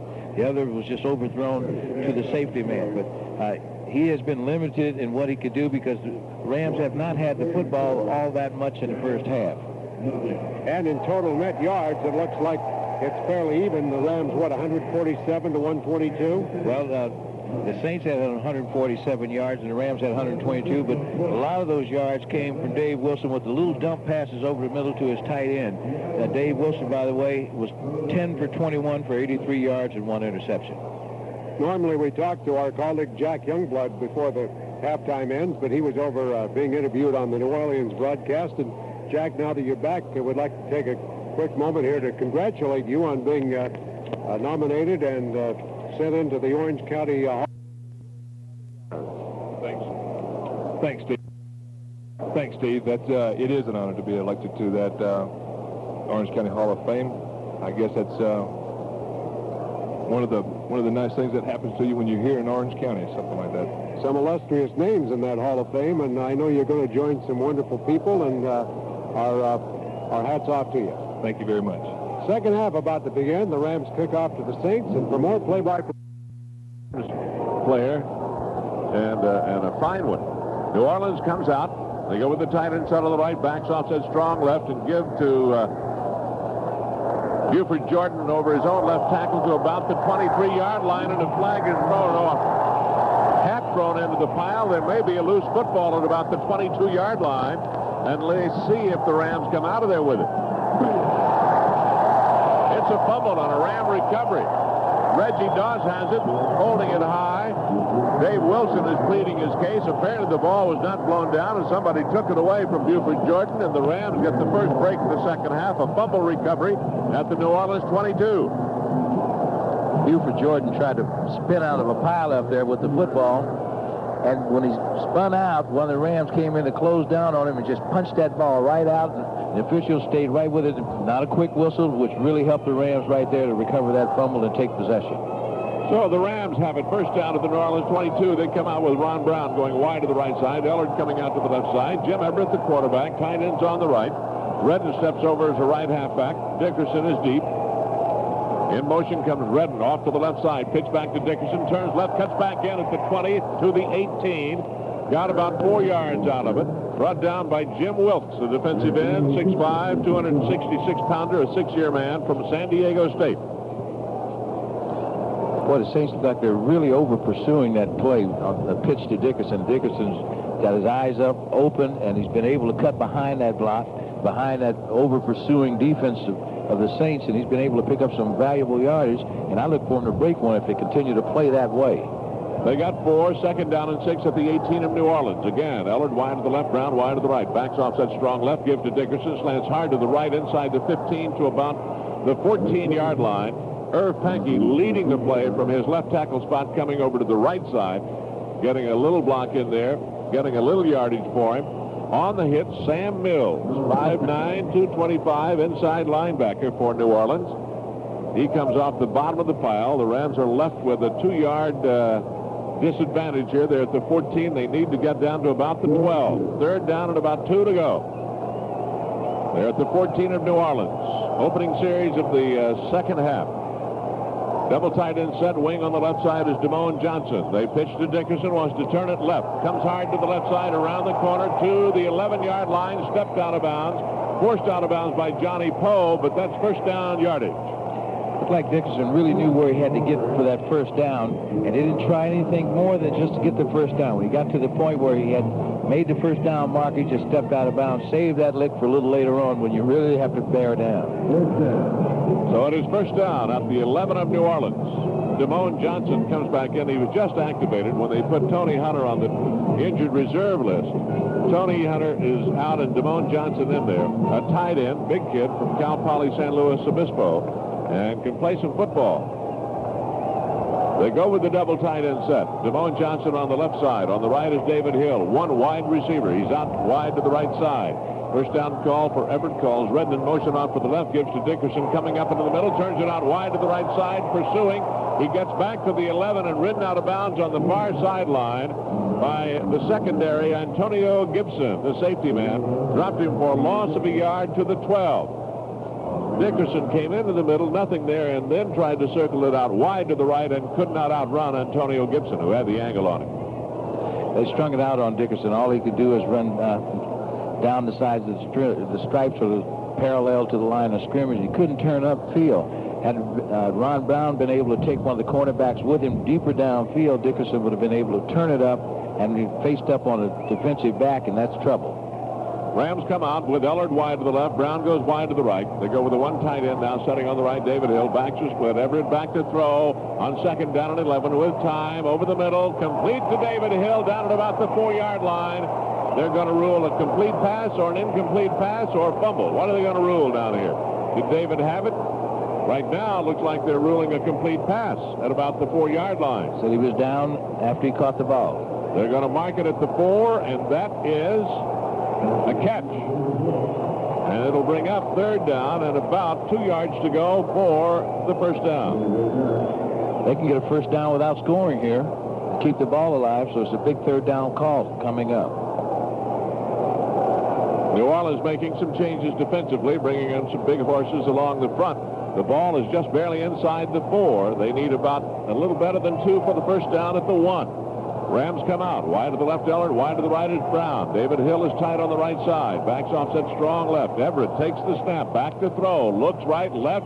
Gonna scramble. Up the middle he comes in for the touchdown. Jim Everett with his first NFL score, a 4-yard scramble. Well, they just made Jim Everett run a quarterback draw that time, didn't they? They opened up the middle. He had to push Doug Smith out of the way. Get out of the way, Doug. I got to get in the end zone here. Excuse me. Had to stiff arm Doug Smith, take one tackle off of Doug Smith, and go in standing up. But you couldn't call a better quarterback draw than that. A great looking play. Oh, great looking play. I know it wasn't sent in, was it? Not the way Doug got straight arm there trying to get out of the way. They give him officially a 3-yard scamper up the pipe. Lansford in to try to put number 17 on the board. All set for the extra point. Snap back, ball down. The kick is up, and it's good. And there's timeout on the field. 12:16 to play in the third quarter. The score now, Rams 17, New Orleans 6. Remember that battle cry of the protest movement about 20 years ago? Never trust anyone over 30. Well, we're happy to say that Farmers Insurance Group of Companies puts a great deal of trust in drivers over 30. Farmers knows that drivers between the ages of 30 and 60 tend to be safer and more careful on the highway. You're the drivers who have fewer accidents. So why should you be sharing the high costs of the bad drivers? Farmers may be able to give you special consideration on your car insurance with the special money-saving 30-60 policy. If you qualify, you could save substantially on your premiums. And we all like to save money whenever we can. Farmers is constantly working to keep the cost of insurance down and the amount of protection up. So while they can't do much about the price of repairs, parking, oil, or gasoline, they can help cut the cost of operating your car with the special 30-60 policy. Call your nearest fast, fair, and friendly Farmers agent today. The number is in the yellow pages. And isn't it nice to know it pays to be over 30? Jim Everett with a 4-yard scamper. They now say that it is officially a 4-yard scamper up the middle on the quarterback draw. The Rams lead at 17-6, 12:16 to play. It is his first NFL touchdown. He threw his first NFL TD pass last week. That was to Henry Ellard. Now he's got to run a pass pattern now. Get all three of those things out of the way. You know, where the quarterback hands off to the halfback, he takes the fly pattern the opposite way. Well, I think they have that, and they also have another couple of little things that they throw in. A little fake dive, the running back turns around, pitches back to the quarterback to throw deep. Got to get those things out of the way so we can get down to football. They have a couple of other things they worked on during the week of practice, some unusual things. Unusual, especially when you consider that John Robinson doesn't care for trick plays. He doesn't like gimmick plays, gadget plays, and he'll run them only as a last resort. But on occasion, and the occasion may be later on this afternoon, he might run one. Mel Gray back to return again for New Orleans. Lansford is about to kick from the 35. 17-6 Rams, 12:16 to play third quarter. Hits this one well. Lansford drives it over toward the left side. Mel Gray under to the 4, to the 5, 10, 15, 20. Gray up to the 26, 27-yard line before he's brought down by Woody Van. That time he got a pretty good return on it, out to around the 27. It'll be about a 23-yard return for Mel Gray. Woody Van is pretty excited about the season because he wants to go to that Pro Bowl as a kamikaze guy. And not only to help the team, but he also wants that little added incentive to be in Hawaii with the other boys. So Woody Van is pretty excited out there on the special team. Mike Jones comes out wide to the right for New Orleans. Wide to the left is Kelvin Edwards. Wing on the right is Tice. Hobie Brenner's the tight end. One back. Wilson to throw. Quick out to the right side. Complete out there to Jones. Hit at the 34 and driven out of bounds by Jerry Gray. From the 27 out to the 34 and a gain of about 7 yards on the play. Just a quick out to the wide man on the right side. If you'll notice, Bob, most of the passes that Dave Wilson is throwing are to his right and to the defense's left. Jim Moore wants to throw a high percentage pass. He stacks the offense to his right so that Dave Wilson doesn't have to make some bad choices back across his body to his left. They put Hilliard out wide to the right, goes slot left otherwise. The one back is Mays. Tight end sets on the right. A pitch back to Mays, turns it right, comes to the 35, 36, and is down at the 36-yard line. I think I told you it was at the 37, 34-yard line. So he got about 2 to the 36. before he was brought down. Short of a first down by about, maybe half yard. Third down, they'll call it 1 for New Orleans. Dalton Hilliard leaves. So does Mike Jones. They will go with the double tight end set. They'll have one wide man. That'll be Kelvin Edwards. The Saints come out, putting Edwards wide to the left side. They have Hobie Brenner tight on the right side and John Tice as a wingman on the right. We'll see if they start motion off him. They do. He comes back toward the middle. They give to Mays up into the middle. He dives forward to the 38 and gets a first down. He kind of found a hole coming up the middle, skipped a little bit to his right. Now a late flag. Well, Leroy and Kevin Edwards have been fighting over there all day. In fact, Leroy, on that fumble turnover that the Rams got, Leroy had taken Kevin Edwards and pinned him to the ground for about a good 3 count. I mean, he had both shoulders down. Edwards apparently got caught on a little extracurricular activity around Leroy. Unsportsmanlike conduct, number 83 offense. Kelvin Edwards. I got him. Here's a rookie, 6'2", 197, out of Liberty Baptist of all places, and he's caught on an unsportsmanlike conduct call. He didn't have his testament with him, huh? The old or new. I think say, is that a religious college? Sounds like of affiliation of some kind?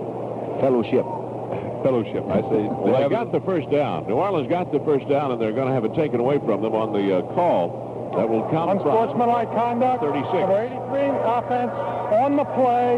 On the play, so that makes a big difference. I thought maybe they might go dead ball, which really changes it around. Right. So it's Mike from the 36. Unsportsmanlike is worth 15, folks. Ooh, that's a big one. And that's back to the 21. So that not only eliminates their first down, it makes it third down and long. That will certainly get you some dirty looks when you go to the sidelines. Yeah. What are you doing? Youngin, what are you doing out there? It had nothing to do with the play. So the penalty moves it back to the 19-yard line. It's third down and 16 yards to go for the first down. Wilson brings them out. They go slot left, slot right. They have one back, and that's Dalton Hilliard. Dave Wilson takes the snap and goes back to throw. Looks, fires up and in toward the middle, and it is intercepted by Nolan Cromwell at the 45. Back to the 40, 35, cuts around to the left side of the 30, hit down at the 24-yard line from behind. Nolan Cromwell playing a deep center field, finally ridden down.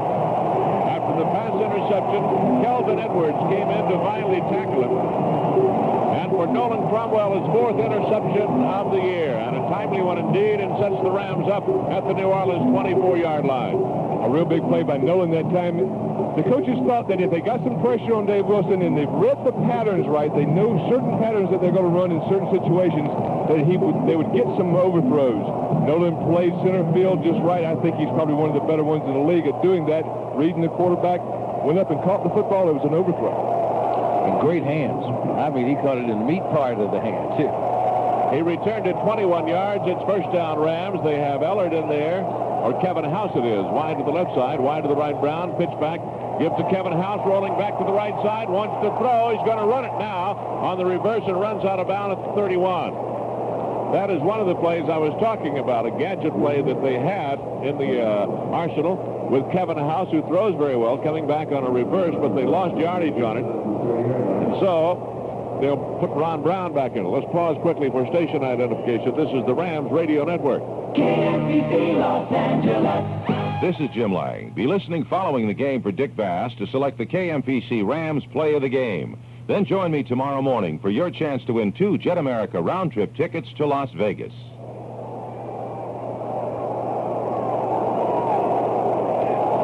A sack is accorded on the play. Back to throw is Everett, giving a lot of ground. Screen pass set up off to Barry Redden, and he drops the ball at the 35-yard line. After they had lost about 6 yards on the play on that sack, really what it was Kevin House on the reverse, and he ran out of bounds on the far sideline, but they accord a sack to the 30, so now it's third down. And still about 16 yards to go for the first down at the New Orleans 30-yard line. Jim Everett looks to the sideline. They need to do something progressive upfield. New Orleans played that end-around reverse pass option in pretty good shape. Well, the offense is really not treating Nolan's interception very well at this point. They come out with 3 wide receivers. Slot right. Ellard's in the slot. Brown's wide right. Kevin House wide to the left side. Out of the shotgun. 3rd down and 16. Everett with the long snap. Sets to throw. Up and out to the left side to Kevin House, and he caught it out of bounds. In front of Johnny Poe, but out of bounds.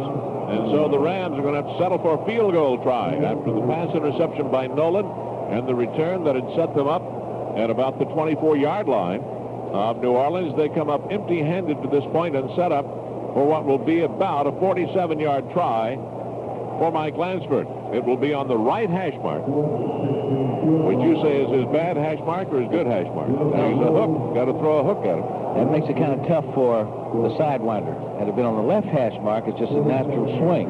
Now he's got to push it just a little bit and try to keep it from breaking too much on it. But he can do it. 47-yard try for Lansford for the Rams to get 3 more. They lead 17-6. Snap back, ball down. The kick is up, and it is good from 47 yards. Timeout on the field. 10:26 to play in this 3rd quarter. The score now: Rams 20, New Orleans 6.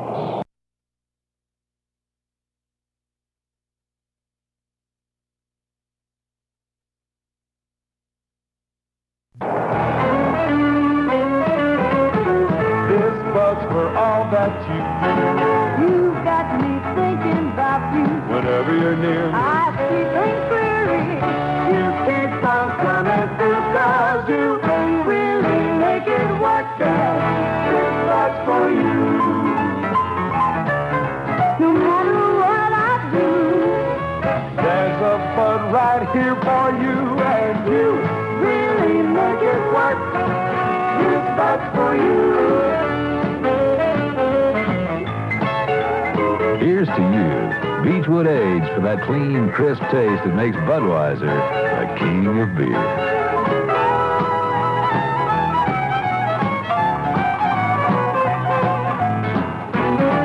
Cause you really make it work, and this life's for you. Anheuser-Busch. St. Louis, Missouri.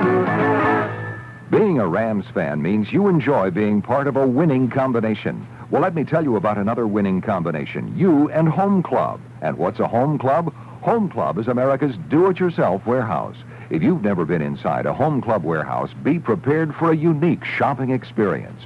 Imagine over 2 acres of quality brand name items for home improvement from such famous manufacturers as Black & Decker, Ortho, Stanley, Kwikset, Armstrong, and many more, all under one roof. No games, no gimmicks, just Home Club's no-frills warehouse approach that allows our members to pay the lowest possible price every day.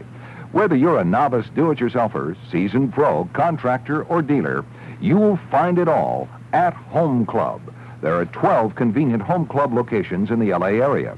For the one nearest you, call 1-800-842-CLUB.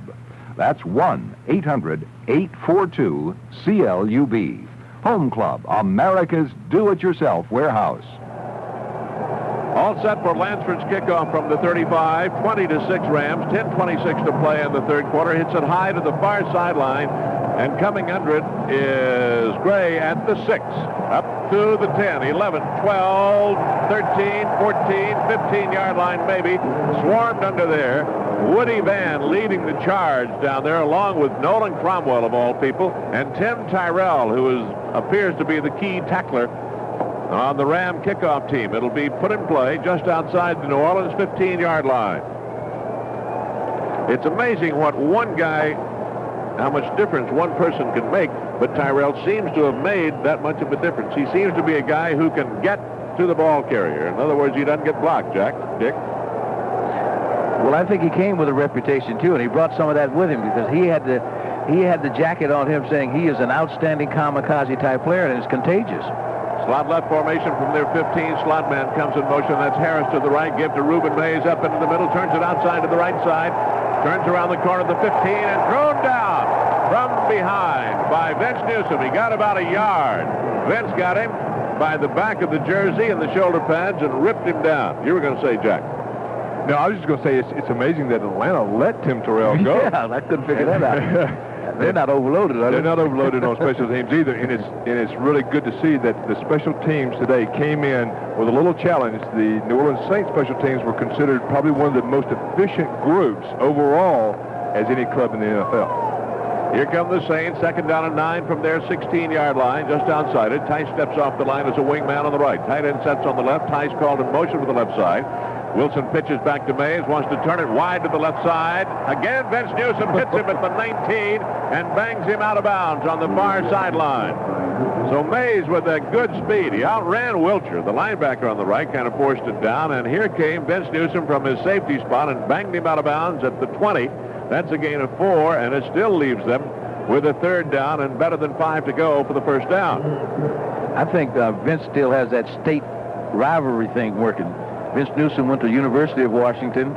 Reuben Mays went to Washington State. I think they're still battling there. Wilson brings them out. They go slot left, slot right. One running back, Dalton Hilliard. From the 20, Wilson takes the snap, short drop, up and out to the left side, complete out there to Mike Jones at the 30, steps out of bounds at the 32. So they pick up the 1st down. Pressure was on Wilson, a short drop that time. They got their 1st down. They got about 7 yards on the pass play and a 1st down out of their 32. Rams football is brought to you by Budweiser. These wood aged for that distinctively clean, crisp taste that makes Budweiser the king of beers. For all you do, this Bud's for you. Pickup of 12 on the play. Wing on the right is Tice. Wilson has him set. Tight end sets on the right. One back formation otherwise. Tice in motion. Comes into the middle. Give up to Mays. Hits right into the middle at the 33. And down he goes. They call that wingman in motion as a blocker coming back into the middle and run that draw or dive play up the middle. And that time they stuffed it in pretty good shape. Carl Eckert among those getting in on the middle. Reggie Doss was there. So it's a gain of 1 to the 33, 2nd down and 9 for New Orleans at their 33-yard line. Carl Eckert that time bird dogged that play a little bit. They were in a certain formation that they think that they're going to run that type of play. The man came in motion, and Carl stepped up and just took it on right at the line of scrimmage and stopped it right there. They go slot left, wide man to the right side. Hilliard, the one back to throw. Dave Wilson up and out to the right side. Caught by Tyson. Down he goes at the 47. Almost intercepted by Jerry Gray. Vince Newsom downed him. A flag is down at the point of the throw, and a holding call will nullify it. Boy, Doug Reed really was hell there. He was dragging the guy. Said, here he is hanging on to my jersey. I'll bring him right here to the scene of the crime. Holding number 67, offense. Doug Reed beat Stan Brock right on the line of scrimmage, and the only thing Stan could do was kind of hang on to his jersey and hope he wasn't going to kill the quarterback, you know. Jerry Gray came very close to intercepting that ball. The ball just ran right through it. They've intercepted 2 of Wilson. Everett has been intercepted twice as well today. Those came back in the 3 of those came back in the first quarter of play. One was on a great interception by Waymer. I had a chance to look at the replay, and I thought Dickerson had popped off his hip, but he just reached back and stole that football. It is 2nd down and 19 from back at their 23 for New Orleans. Wingman goes in motion to the left side. That's Jones. They give up to Dalton Hilliard up the middle to the 25 to the 30. Hilliard out to the 33-yard line, down by Nolan Cromwell at the 33, maybe the 34-yard line they will give him, and that will put them back up to near what the original line of scrimmage was. They'll mark it just outside their 33 and leave them with a 3rd down and still the better part of 10. Not quite a full 10 to go. Make it 3rd down and 9. New Orleans comes out. Herbert Harris goes out wide to the left side. They go slot left, slot right. They have Mike Jones wide to the right side. Slots on each side. From there, 33, 3rd and 9 for Dave Wilson. Back to throw as he takes the snap, pressured, fires up and out to the right, and intercepted by Mickey Sutton. Gets off the ground back at the 40, inside to the 30, 25, 20. Mickey Sutton out of bounds at the 21-yard line. What a dandy interception by the little defensive back from Montana. And Mickey Sutton, who almost picked off one in the first half, this time picked it off, fell down, got up, and returned to the 21 of New Orleans. That is the 3rd interception of Dave Wilson this afternoon. 1st down Rams at the New Orleans 21. That was a great play by Mickey Sutton. Had some pressure on Dave Wilson from the backside. Mike Wilshire and Gary Jeter came from the backside, put some pressure on him, made him hurry and throw just a little bit. Mickey read the pattern perfectly, stepped in front of it, and made a great interception. He served notice the last time he had a chance to intercept one. He comes back this time. I would have to label him as the thief, because he stole that football. Here's the chant, double tight end set. Wide man to the left side. Backs off that strong right. Everett wheels out of there. Gives to Dickerson. Comes to the right. High steps across the 15. Down to the 10. Down to the 9. Down to the 8-yard line. Goes Eric Dickerson on a straight hard slant just off the right tackle. And they cleared it out in good shape. And it had to be Newberry and who else? Pankey coming over on that right side on the pull. They were so strong. They freed themselves up at the line of scrimmage where they can get good momentum going up the line of scrimmage and facing upfield. Newberry and Pankey, they just did a magnificent job and split the linebackers, Mills and Ricky Jackson, and Eric Dickerson did the rest with some high stepping. He needs 18 yards for 100. 17 carries, 82. Rams come out first and goal at the 8-yard line of New Orleans. Double tight end set. Wide man to the left side is Ellert. Redden in motion out of the backfield to the right. Pitch back to Dickerson. Again turns right. Hits down to the 6, to the 5, to the 4, and maybe to the 3-yard line, ducking his head and driving hard.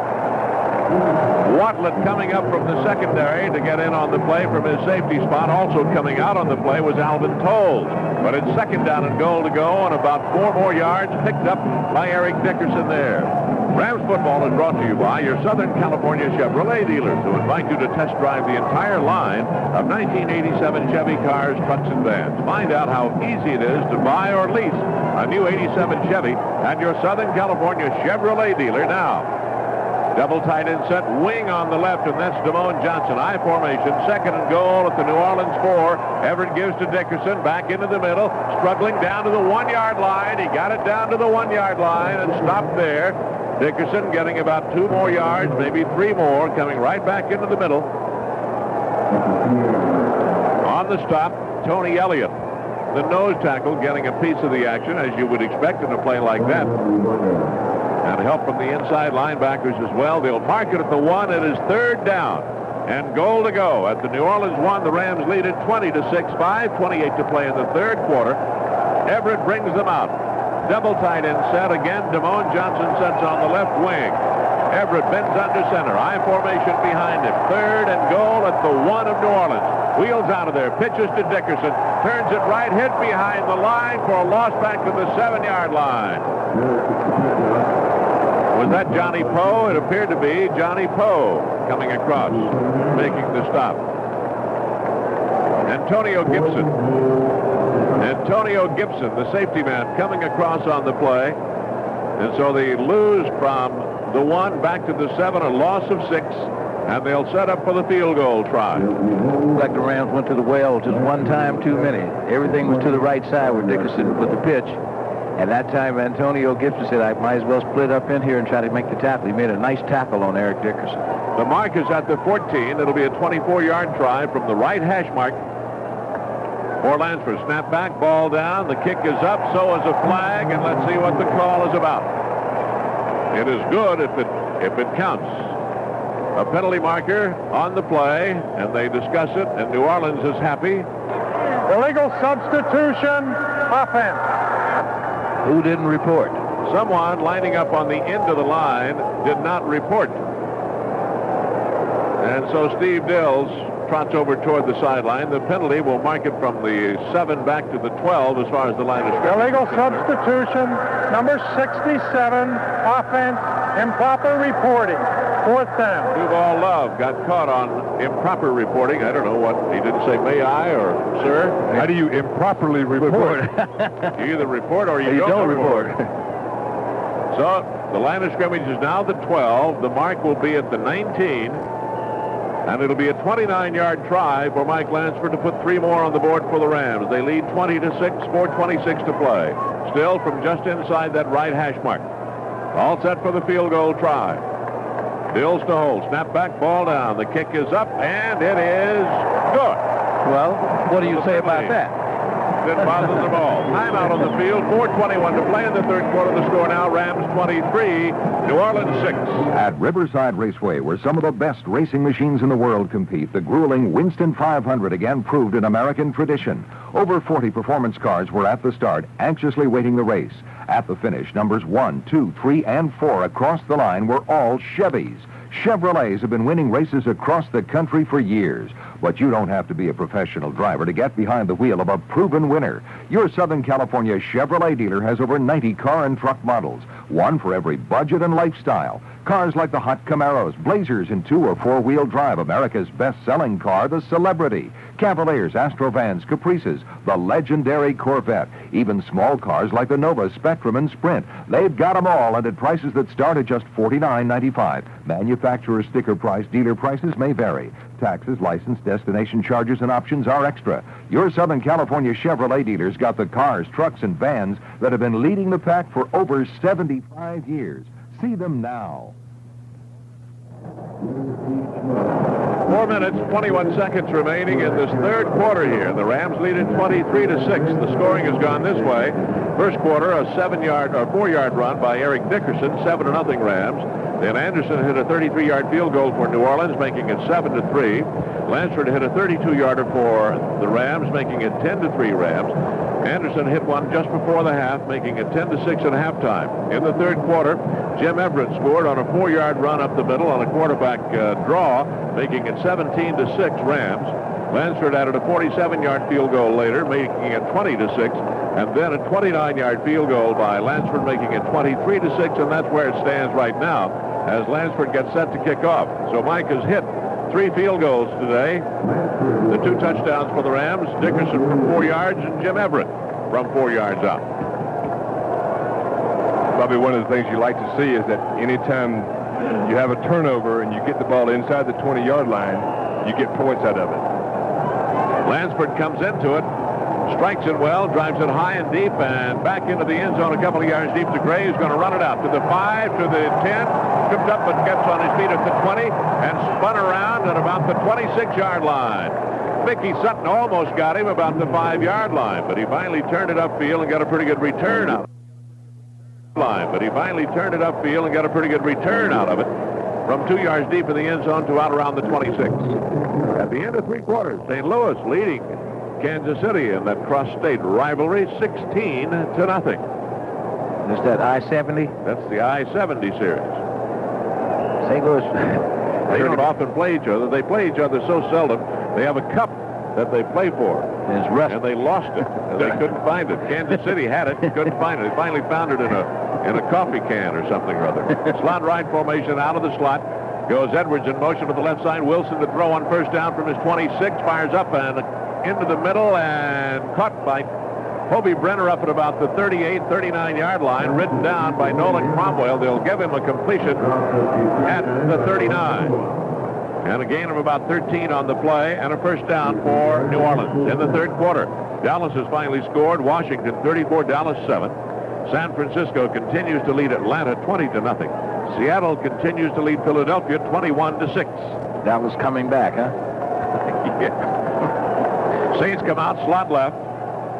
2 men in the backfield, offset strong right. Tice tight on the right. Hilliard comes in motion out to the right side. Wilson gives to Reuben Mays into the middle, slips and falls, and is tackled 2 at about the 37.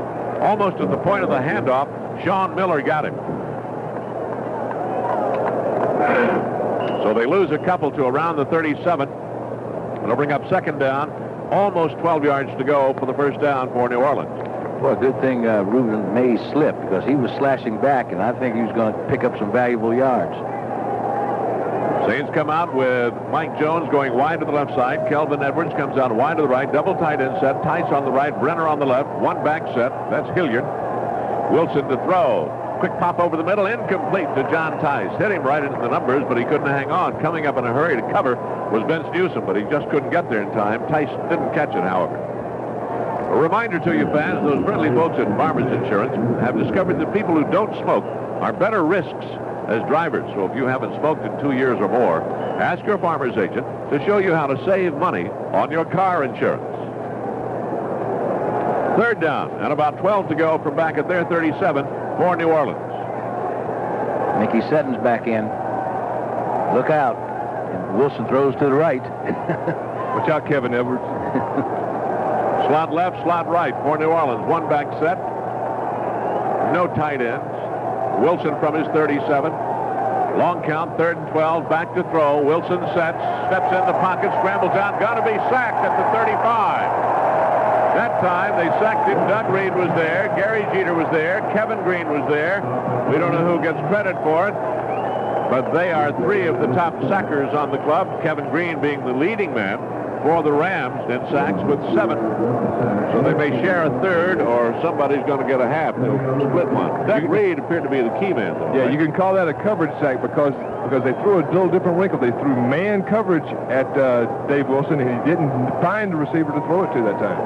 So Hansen and DePont back to return Henry Ellard. Line of scrimmage, New Orleans 35. Standing at his 20 to take the snap is Hansen. He'll get it away from around the 25. Only one man back to return.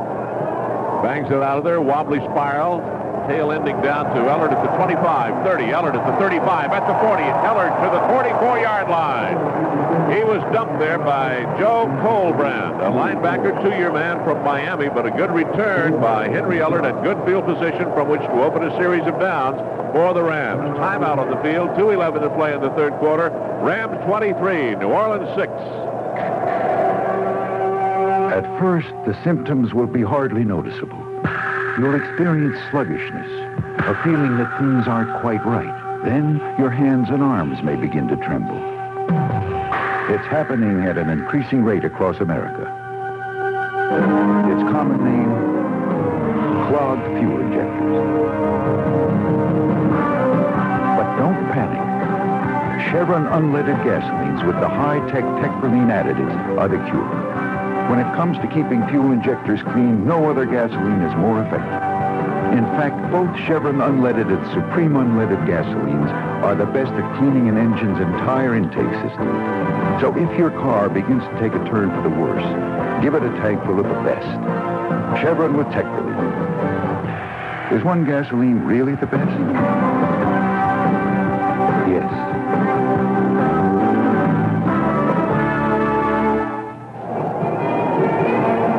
Got it after the 40-yard punt by Hansen, a 20-yard return by Henry Ellard. He was saying when I talked with him on the pregame program that he's starting to feel more comfortable now, getting the punts, fielding the ball. His field of vision is getting comfortable now to return, and he's had a couple of good ones today. That one for 20, had one earlier for about 16 yards. You know, it takes a little while to get your confidence back in returning punts, too, because that's a dangerous business down there. When do I field the ball? When do I fair catch it? And he was smart. He brought himself along pretty slow. He took it easy. He was fair catching quite a few balls the first couple of times out. Now he might be able to take a chance now. And the guys know when he's going to return it, too. They'll start unloading on people out there, and it just works hand in hand. Rams come out from their 44-yard line. Kevin House coming out wide to the left, following into the left slot is Ron Brown. Wide to the right is Ellard. One back set, that's Dickerson. Tight end on the right, Jim Everett. Works it, quarterback, turns and gives to Dickerson. Comes hard, right up the middle, and got about 3 from the 44 to around the 47. Dickerson edging up on 100 yards. On the hit, the big nose tackle, Tony Elliott. He is 6'3", 295 out of North Texas State. Coming into this ball game, overall, New Orleans was giving up about 101 yards rushing. They were very good against the run. And Dickerson is edging up on 100 yards right now. He's at 87. In fact, there's only 2 backs this year that have gotten 100 yards against the Saints up until today. And they haven't yet today. 2nd down and 7 from their 47. Wide man to the left side. Motion out of Redden coming to the left. Turns, counters back to the right. And Tony Elliott got him. The big nose tackle stayed right in there along with Ricky Jackson. And so they lose a couple to the 45. It'll bring up 3rd down and 9. Fans getting a little restless. They want to see Everett put the ball in the air. 1 minute and 15 seconds to play in the third quarter. Still a full quarter of football to play, and it's 23-6. This one is not exactly tucked away. That's what Everett looked like. He was saying, hey, give me something to work with here, guys. The last time they had the ball, the Rams had the ball, there was not one pass thrown, and they got 3 points out of it. This time they go with Kevin House in the right slot, Ron Brown wide to the right, Ellard comes out wide to the left. They'll go from the shotgun, 3rd down and 9 from their 45. Everett takes the long snap, sets to throw, steps up and in, and down to the left to Ellard at the 45, and he has the first down. It appears at the 45 of New Orleans. He curled back in, came back on it, got inside Johnny Poe, the cornerback, and got it down to the 45-yard line of New Orleans, and that appears to be enough for the first down. Did Everett get back deep in his pocket? Did he throw that football, with some pepper on it? He had it right on the money. Good protection up front. We might as well say something about the boys up front. They have been giving Jim Everett, nothing but great time to throw the football. Excellent protection, and what a great choice by Jim Everett, too, the young man. He looked downfield. He saw the rotation of the defensive backs. He found the one receiver who had single coverage and got the ball to Henry Ellard. So time has run out. There's the gun sounding, ending the third quarter of play with the score. Rams 23, New Orleans 6. Something that Californians give little conscious thought yet need and use each and every day is the premier telephone directory around, the Pacific Bell Yellow Pages. It works so well you can take it for granted, much like you do your hands. But you'd be hard-pressed to think of a better place for finding whatever you're after. Got a new baby coming? And feel that the family's soon going to need more room? Like to build that room yourself? Like to know where to start? The Pacific Bell Yellow Pages. How about a ride in a hot air balloon with some friends and a lunch in the country? Where do you find a hot air balloon? The Pacific Bell Yellow Pages. No other directory gives you so many answers, so completely, so reliably. You may never think about it, except for when you need it, but that's the way it was always meant to be. The Pacific Bell Yellow Pages, simply the best. This Rams broadcast brought to you in part by Jet America, with new service to Washington, D.C. Fly from convenient Long Beach Airport to downtown D.C.'s National Airport for as low as $129 on Jet America. By Freeway Stores, Southern California's largest sharp dealer, now open in downtown Los Angeles. By Noxel Corporation, where you can capture the spirit with beauty products from CoverGirl by Noxema. And by Gateway Computer. For locations nearest you, consult the Yellow Pages. Before we start play here in the fourth quarter, let's pause for station identification. This is the Rams Radio Network. KMPC Los Angeles. This is Bob Rowe. Join me right after the game for Ram Talk. We'll talk about the game, replay the highlights, and take your phone calls. That's Ram Talk right after the game here on 710 KMPC. 15 minutes of football remaining to be played. The Rams holding on to a 23-6 lead over New Orleans. Rams have first down at the New Orleans 45. They break the huddle with Henry Ellard going out wide to the left side, and Ron Brown comes out wide to the right. David Hill sets tight on the right. Redden sets up on that right wing, and they have Dickerson up on the left wing. And Everett goes back to throw, sets and fires deep down the middle for David Hill. Incomplete at about the 15. And a flag is thrown into the point of the reception. The coverage was supplied by Antonio Gibson, one of the safety men, and let's see if David Hill gets a call for him or against him. Personal foul, number 27 defense, late hit. So the late hit goes against Antonio Gibson, and the personal foul called against New Orleans, and that'll give the Rams a first down. It'll be marked back from the personal 45. Foul, 27 defense, late hit. 15 yards from the previous spot, first down. That's two personal fouls now that New Orleans has had called against them here in this second half. One was against Kelvin Edwards, a wide receiver. Bob, that was a great call by the officials. Antonio Gibson was coming from the blind side, from the backside of David Hill. The ball was already incomplete, and he just pounded him right, speared him in the back, and it could have knocked him out or injured him permanently. That was a good call by the officials, and I hate to say that. Backs are split, wide to the right, Brown to the left, Ellard, inside give off to Redden, comes left inside the 30, down to about the 26-yard line, goes Barry Redden, coming back hard to the left side. Bruce Clark getting out there on the tackle. Underneath it, one of the linebackers, Pat Swilling, coming on the play as well. Irv Pankey has a strained quad muscle and will not return to the ball game. So we have a new left tackle in there, and that left tackle is Duval Love. Duval Love. Right to the right side is Ron Brown, to the left is Ellard. Second down and 7. Fake the give inside. Everett back to throw. Fires into Brown, and he dropped the ball at the 13-yard line, curling into the middle, and Everett hit him with a strike in the midsection, and he couldn't hang on to it. And Dave Waymer, the cornerback who was trying to cover him, is down on the ground. That one had 6 on it, didn't it? Hit him with a dart, too. I mean, he reared back and rifled that ball in. Weimer on his feet. Now he's up, all right. But Brown had cut it to the inside on him, had about a step and a half on him, and the ball hit him right in the midsection. Tough place. 3rd down and 7. Near the New Orleans 26 for the Rams. They come out with Ellard wide to the left side, Brown out wide to the right side, and Kevin House will be in the right slot. They'll set up in the shotgun. 3rd down and 7 at the New Orleans 26-yard line.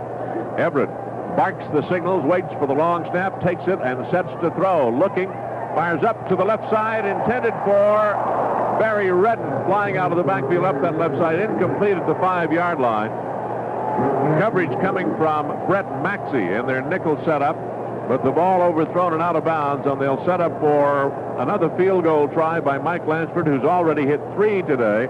This time he's kicking from his left, or our left, to the right, and into what appears to be a slight breeze down below. The wind's not nearly as bad as it was when the game started. And up here, too. That wind was whipping pretty good up here. There's a lot of wind up in here. It's about a pound up here. Right.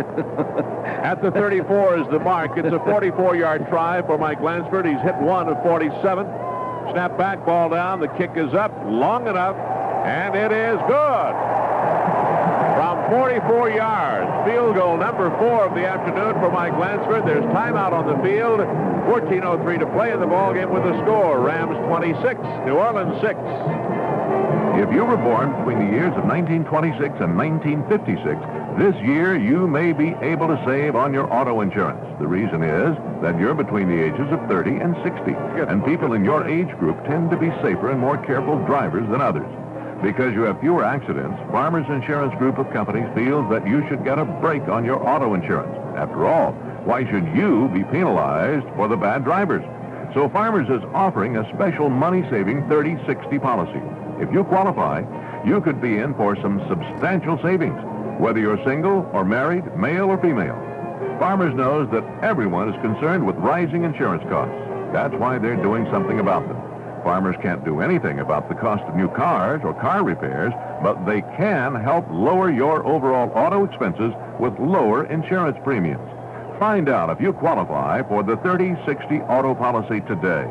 For all the facts, see your nearest fast, fair, and friendly Farmers agent soon.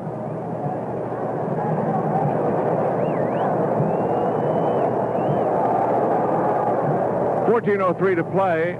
13 out of 18 for Mike Lansford in field goals on the year. That one 44 yards. He's had 1 of 47 today. That's some power on those. I'm not sure whether it's the trailing breeze or it's just the adrenaline but that's unusually long. You know, that's about a 5 or 6, 3 or 4, maybe 5 yard extra distance on Mike Lansford's kickoffs. And placement has been good. Very good. Placing it, shooting for it, and then placing it right where he wants to hit. We'll give you some three-quarter stats here as we go along. We're in the 4th quarter.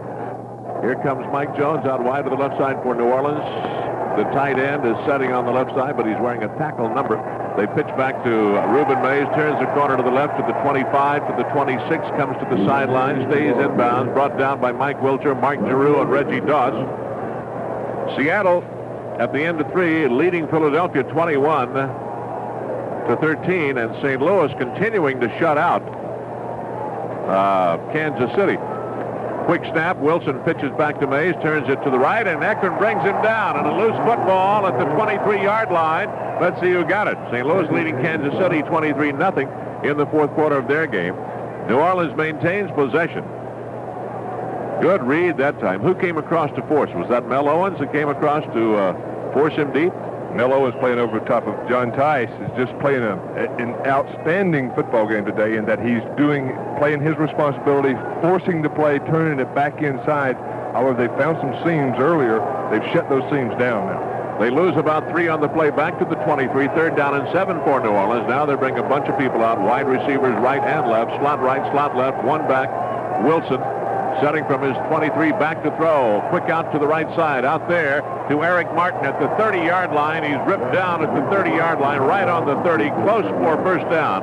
Mickey Sutton out there on the coverage. Johnny Johnson out on the sideline as well. And do they give him the first down or not?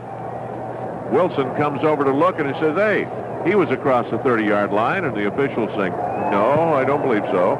So they'll bring the chain all the way across from the near side, right below us, all the way across over to near the New Orleans bench. And see if indeed he did pick up the first down, or is he inches shy. The nose of the ball is edging up right at the 30-yard line. Stretch him out. And it is short. Short by about 2 inches. Placement is important, isn't it? Thank you. That can make or break a team, placement.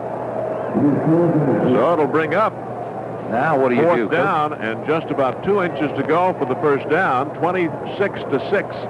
Rams out in front. 13 minutes to play in the ball game. New Orleans back in their territory near their 30-yard line, edging up on it. I think they're going to go for it. They're using up, well, they got enough time. No, maybe not. So they're going to go for it. Dave Wilson brings them back in there. The 6'3", 205-pounder. Out of Catella High School, grew up about 4 blocks away from Anaheim Stadium. Big Alvin Wright's in the middle in there. His first chance to play in number 99. Double tight end set, I formation now as Wilson, with inches to go for the first down, takes the snap, gives off to the fullback, Buford Jordan. He gets the first down. Coming over his own right guard, got a little seam out across the 30 to around the 31, 32-yard line, and has the first down. Big Al Wright did a nice job on Steve Court, the center, that time, and just stuffed him in the backfield. And who was that that carried the ball? Buford Jordan. Buford Jordan made a nice cut off the play there. And Dave Wilson brings them out, has Herbert Harris wide to the left side. Double tight end set, one back, a wide man to the right, Goodlow. Back to throw Wilson over the middle. It comes to hit the back of Hobie Brenner, intercepted, and down immediately is Nolan Cromwell. It hit Hobie Brenner almost like it hit him in the back, and Nolan Cromwell got the tip ball and was downed immediately by Brenner at the 37-yard line of New Orleans, and that is the second interception of the day for Nolan Cromwell and the fourth interception for the Rams secondary. So Nolan now has 5 on the year, his second of the afternoon.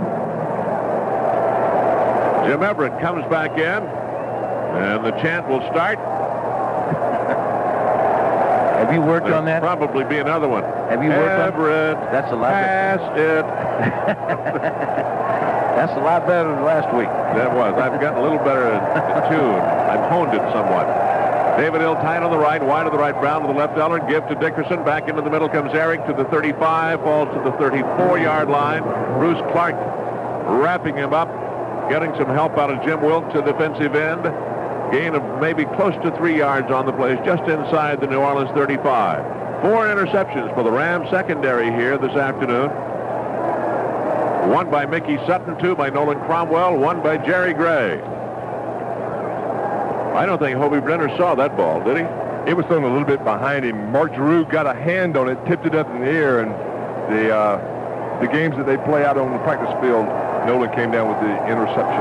Second down, a little bit less than 8 to go. Wide to the left, Eller, to the right is Brown again.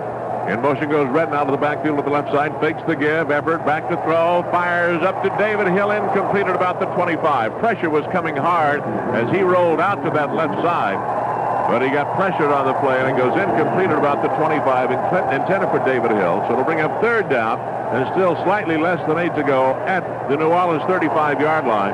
David Hill comes out. Kevin House checks in as a wide receiver. Good athletic ability by Jim Everett that time, rolling out to his left and have to be able to throw back with the right, and all that pressure coming on you.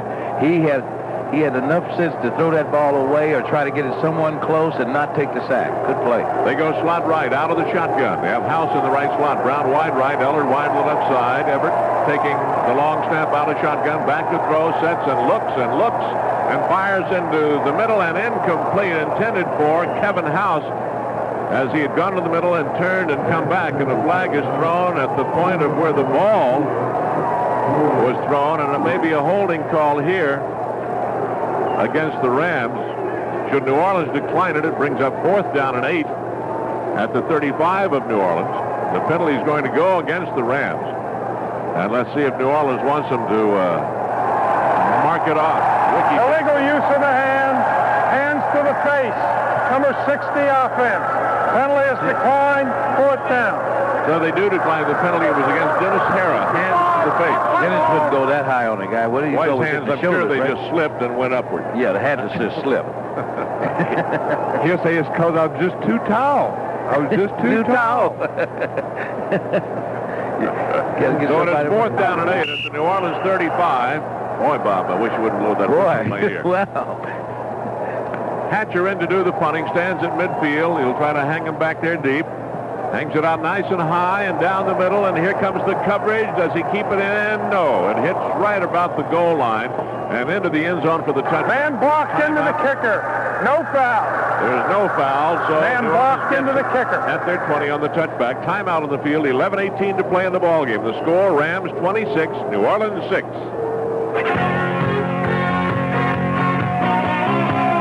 This is for all that you do. There's something special about you. You're building this great land. The future's in your hands. We need more guys like you. You make America right. And this spot's for you. Anheuser-Busch, St. Louis, Missouri. This spot's for you. Turbocharging, intercooling, port fuel injection. With today's cars, it's hard to keep up with all the changes. That's why you need a gasoline that can. Both Chevron Unleaded and Supreme Unleaded contain the high-tech Techroline additive, the best at cleaning not just fuel injectors, the complete intake systems of today's cars. Chevron with Techroline. Is one gasoline really the best? Yes. New Orleans with the football at their 20 after the touchback on the punt by Dale Hatcher. Eric Dickerson has 89 yards rushing today, needs 11 for 100. As Dick had told you earlier, only 2 running backs have had 100 yards against the New Orleans Saints from scrimmage this season. So I would imagine when the Rams get it back that Eric will still get some chances to carry the football. We'll see. It's 26-6 Rams by 20, 11:18 to play in this ball game. I don't think Coach Robinson likes that kind of stuff either, holding one of his guys under 100 yards, because he really likes the run game and pile up and punish people on the ground. So if he gets that stat and find out that Dickerson only has 89 yards, I'm sure we're going to see a lot of Dickerson in the latter part of this quarter. Another thing we have to mention also is the fact that Jim Everett spoiled us last week with a 12 out of 19, 193 day, and not all days for him are going to be like last week's in throwing the football. But it's been an efficient day, and they lead it 26-6. Double slot right, slot left for Wilson. Back to throw as he sets and fires on a swing out to the right side to Dalton Hilliard. Mickey Sutton dumps him at the 20. Mickey Sutton, all 5'8", 165 pounds of him, went right down and blocked Hilliard out of bounds at about the 21-yard line after a gain of 1 on the little swing pass to Hilliard coming out of the backfield. Mickey's having quite a day, isn't he? He's had an interception. He's made some dandy defensive plays. Dave Wilson brings the Saints out without a huddle. Quick snap and back to throw from his 21. Fires up to the right side, complete up there to Eric Martin at the 34 and downed immediately by Johnny Johnson. That's enough for the first down.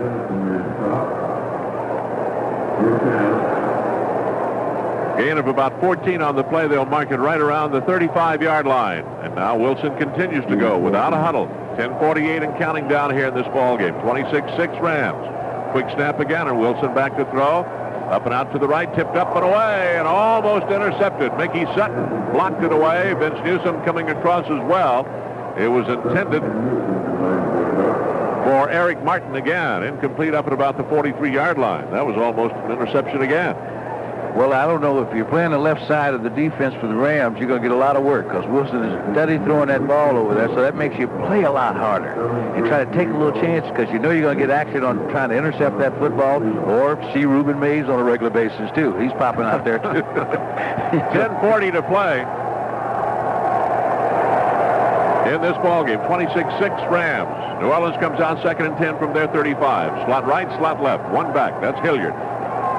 Wilson works on the count, takes the snap, back to throw, fires up down the right side and behind The intended receiver, Kelvin Edwards, covered step for step in good shape by Mickey Sutton. As we told you, Mickey is not big. He is 5'8", 165 pounds. Out of Montana, had some USFL experience before coming to the Rams in training camp.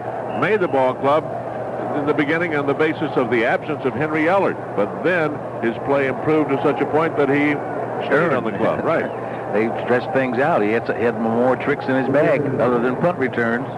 And I guess the coaches really feel comfortable with him in there now. And he's playing a nice job on that corner right now. 3rd and 10 for New Orleans from their 35. Slot right, slot left, one back. Wilson takes a snap, back to throw, sets up, fires up and out to the right side, complete, and out of bounds to Herbert Harris at midfield. Out to the left side, I should say. And in front of Leroy Irvin. They got 15 yards on the pass play to midfield and a first down. On a 3rd and 10, they got 15. They try to lure Leroy Irvin to sleep over there. That might be only the second or third ball is thrown to the left side of the defense, or to the right side of the defense, I should say, to an offense's left side. He's had everything over there for the ball. He had fights over there. He's had a couple of penalties on his side. Slot right, slot left again at midfield. Wilson takes the snap and sets to throw again. Fires up and across the middle, complete there to Mike Jones, down immediately at the Ram 35-yard line by Jerry Gray. So Wilson moving him in a hurry downfield. Still 10 minutes and 15 seconds to play in this ball game. Your neighborhood Chevron dealer bringing you Rams football. And New Orleans goes without a huddle. Slot right, slot left. Wilson barks out the signals. First down to the Ram 35 again. He goes back to throw, looks into the middle, over the middle, complete out there to Eric Martin at the 25, 20. Martin down at about the 18-yard line from behind by Vince Newsom. And again, New Orleans going without a huddle. What's it do to you defensively, Jack, besides wind you? Well, it wins you, and it doesn't allow you to communicate and get things set in the backfield, nor your line calls on the line of scrimmage. Wilson has him. First down to the Ram 18. Slot right, slot left, back to throw. And it is complete down to about the 7-yard line to Mike Jones, who is down there in front of Jerry Gray as Gray put him down. Jones got up and ran. And fell down on his own. Fell down on his own, yes, at about the 2. So they'll mark it at the 7. New Orleans continues to go without the huddle. Time runs 9 minutes and 10 seconds to go in this ball game. Back to throw Wilson again at the Ram 7. Into the end zone. Caught for the touchdown by Eric Martin. What a drive by Dave Wilson and the Saints from their 20. An 80-yard drive, and I think they huddled only one time the entire drive. That was an impressive drive by Dave Wilson. He took chances. He threw the ball in a crowd, but he was able to thread the needle each time. The Rams were around the ball, but were not able to knock it down or intercept the football. And Wilson just an impressive drive coming with no huddle all the way down. What's 80-yard drive? 80-yard drive. All of it on passes. Morton Anderson to try to put number 13 on the board for New Orleans. 9:05 to play in the ball game. The holder is Brian Hansen, the punter. The kick is up and good.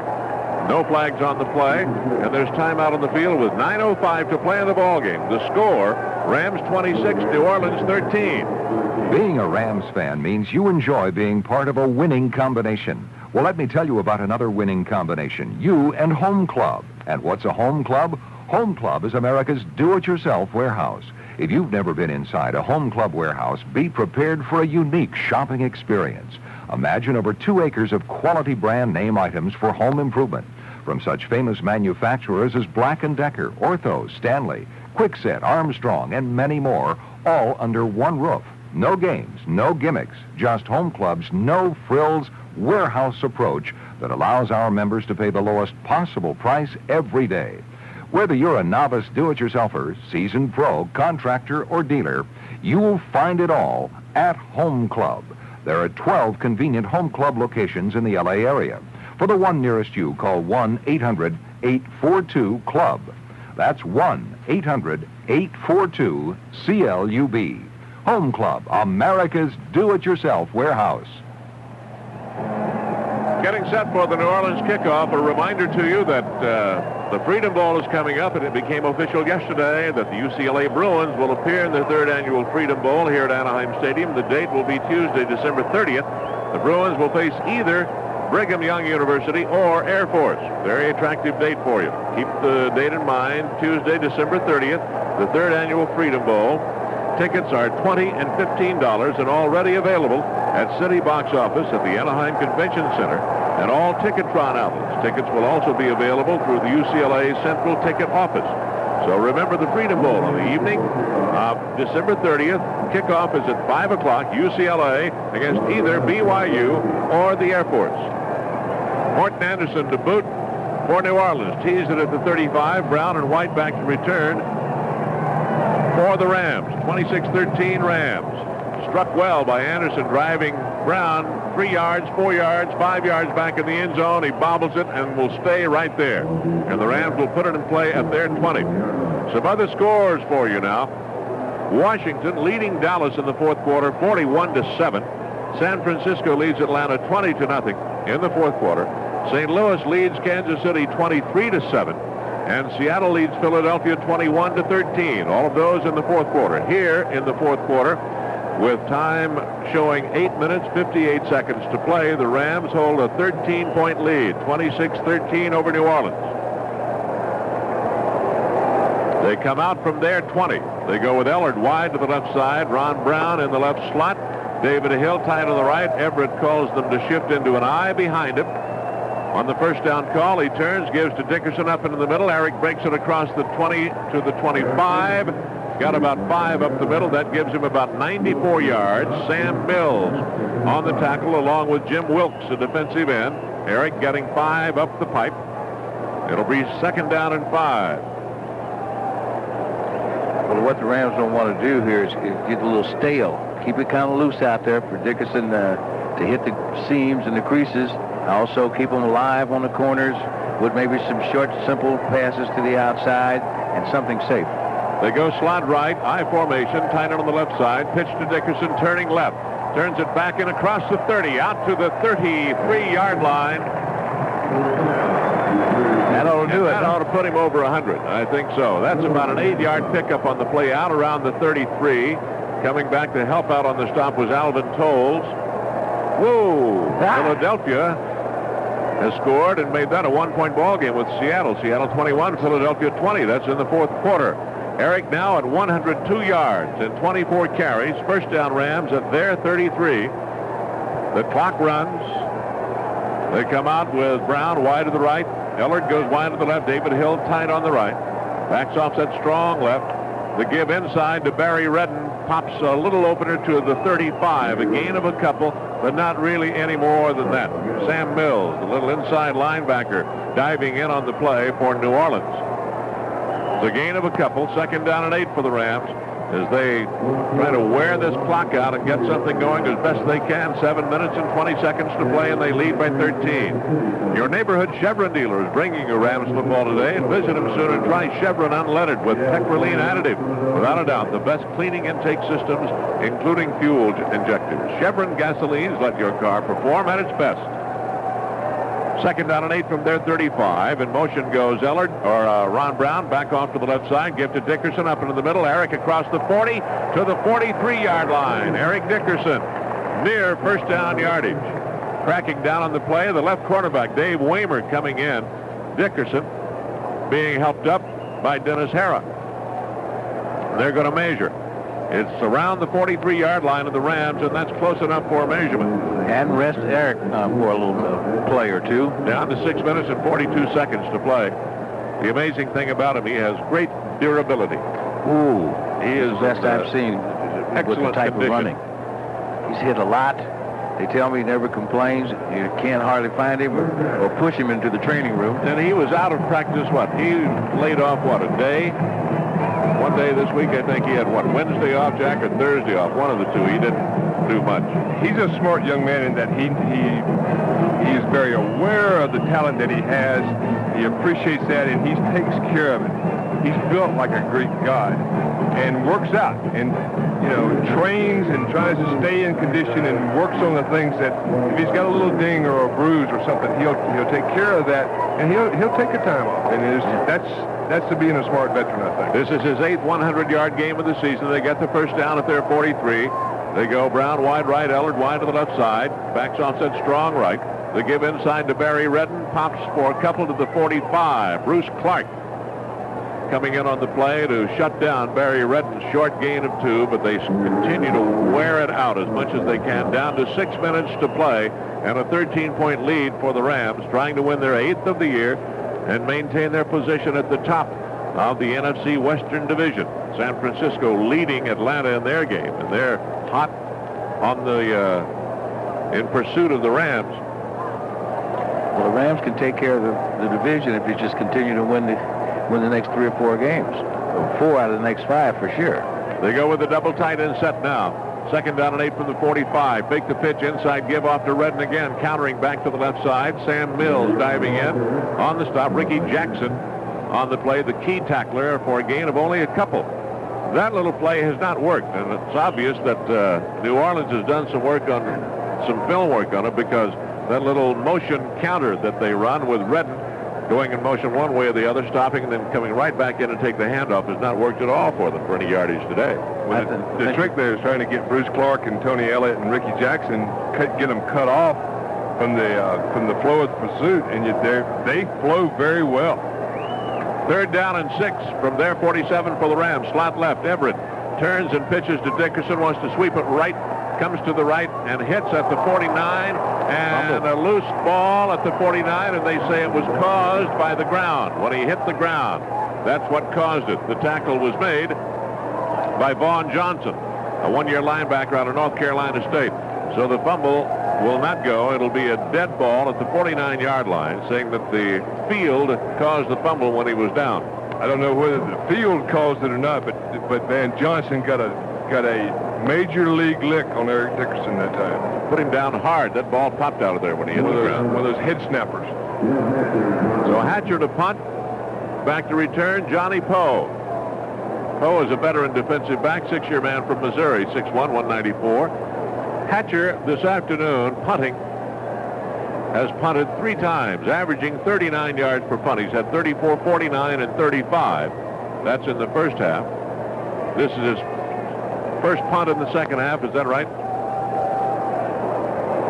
First punt. Whistle killed the play.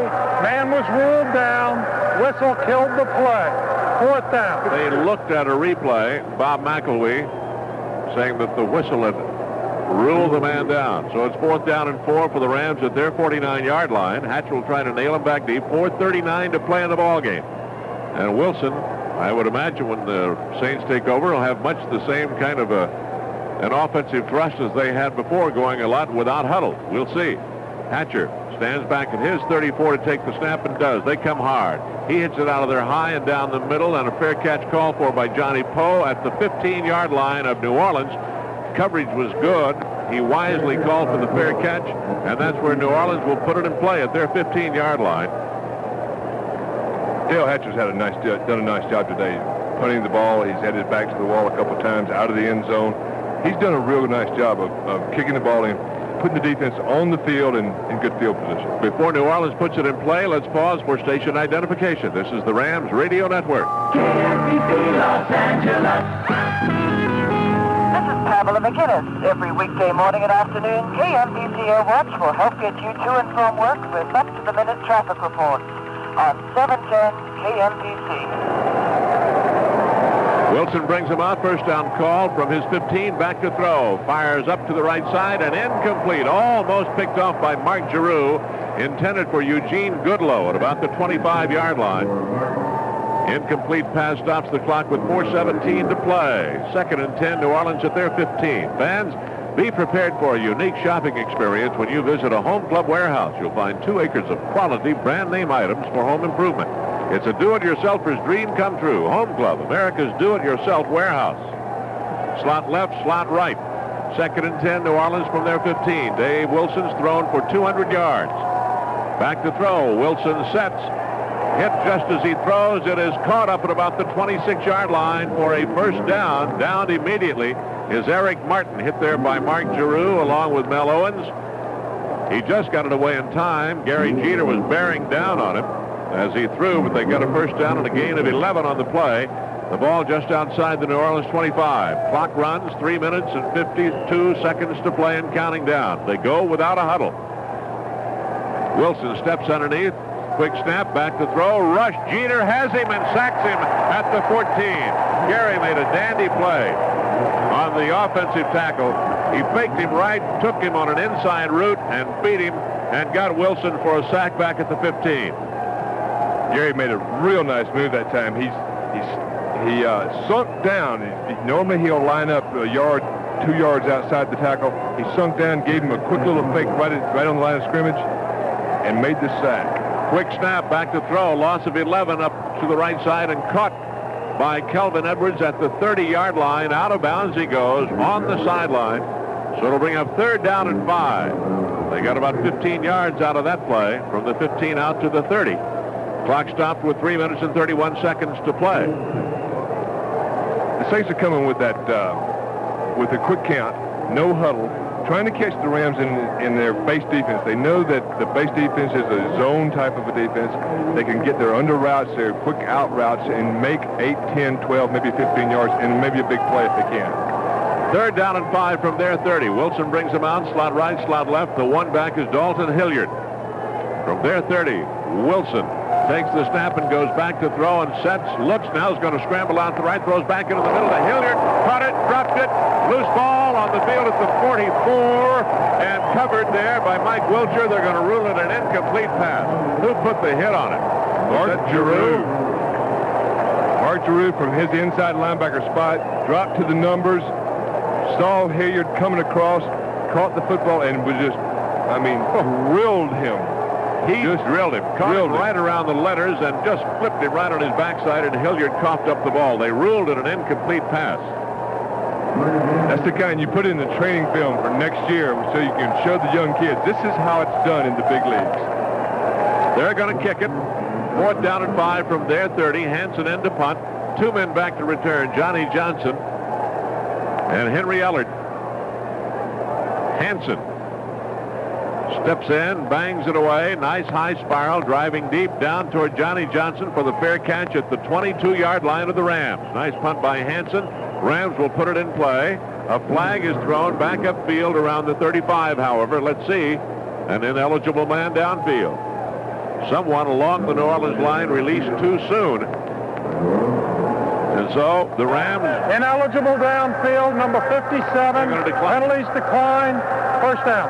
Rams will take the football back at their 22-yard line, just barely outside it. 3:18 to play in the ballgame. 26-13, Rams lead. A moment to remind you, Anheuser-Busch, Brewers of Michelob, happy to send all the action your way. And fans, remember, the night belongs to Michelob, specially brewed to be exceptionally smooth. Michelob could make tonight the best part of your day. Bobby, you've got to hand it to Jim Mora. He has the Saints defense playing much better than they have for years. They really play well now. Rams come out. Wide man is Ellard to the left, Brown to the right, motion Redden out of the backfield. Pitch to Dickerson, turns left to the 25, out to the 28-yard line goes Eric Dickerson.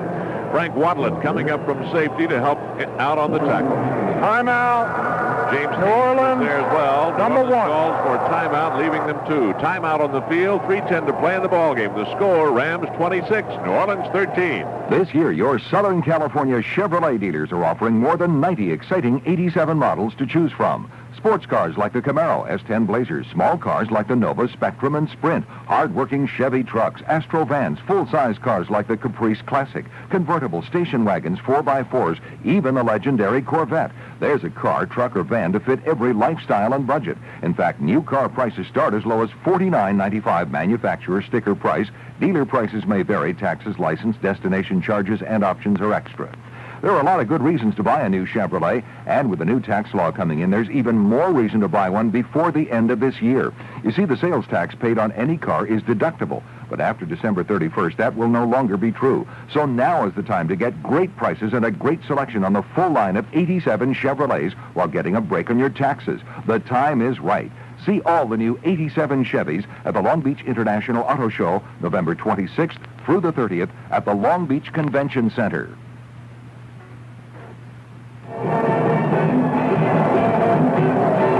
We have 3:10 to play in this ball game. The Rams lead it by 13, 26-13 over New Orleans. Rams have a second down and about 5 at their 28-yard line. New Orleans with 2 timeouts remaining. The ball rests out near the 29-yard line, just slightly beyond the Ram 28.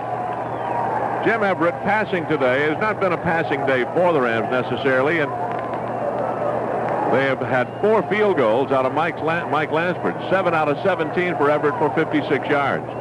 Ellard wide to the right, Brown to the left. A pitch off to Dickerson to Charles White, turning it to the right side. Charles White at the 30, at 34, and those fresh legs seem to perk it up a little bit, and Charles turned it outside and picked up a first down out at their 34-yard line. Good block by Barry Redden that time, too, on the linebacker. Was it James? No, that was Ricky Jackson, I believe.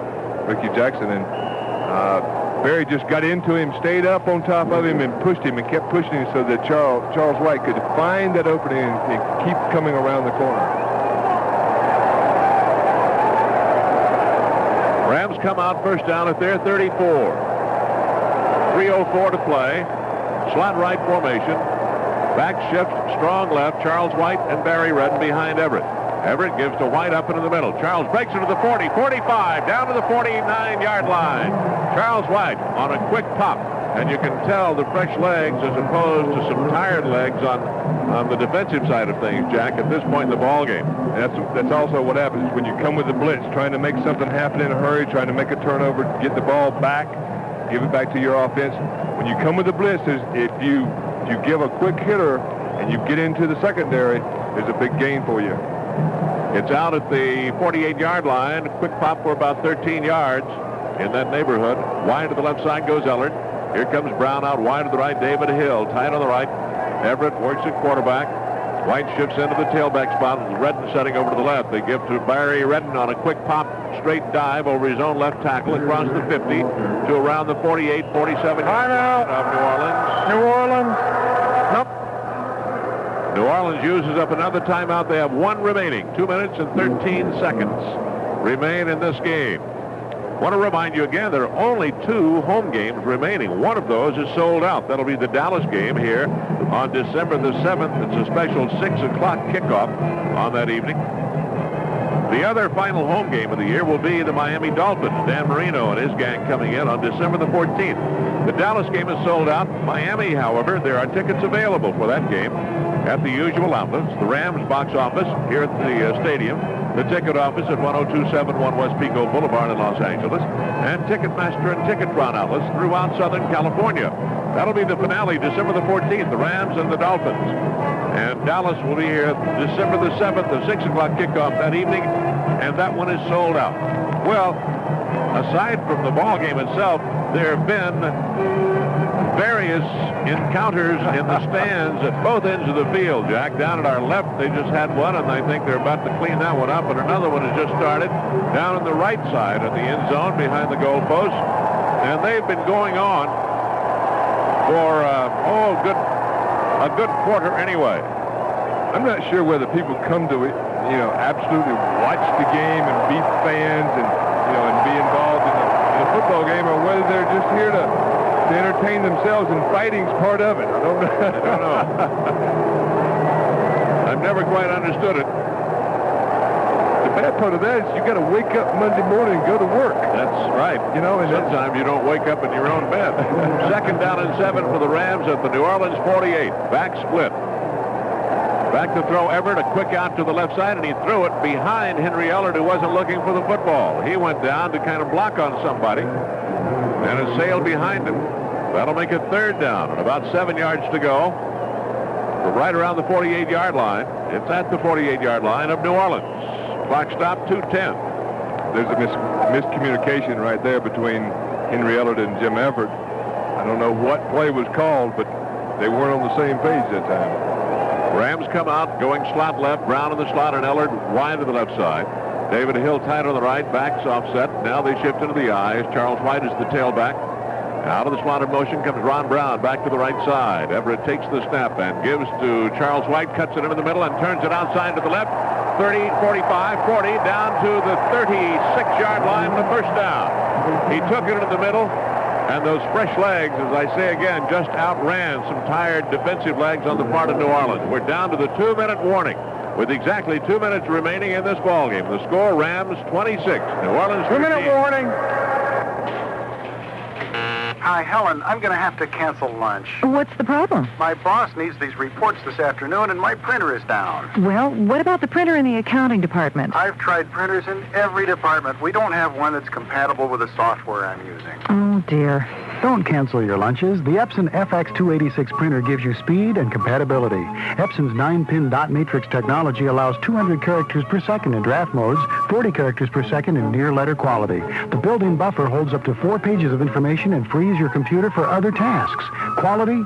Epson's 1-year warranty speaks for itself. Gateway Computer is the specialist in the microcomputer business. We've built lasting relationships with business clients by providing networking, data communications, terminal emulation, micro to mainframe communications, and sophisticated multi-user systems to supplement and complement your microcomputer capability. Look for our ad in the business section of your local newspaper. Gateway Computer, your path to information management.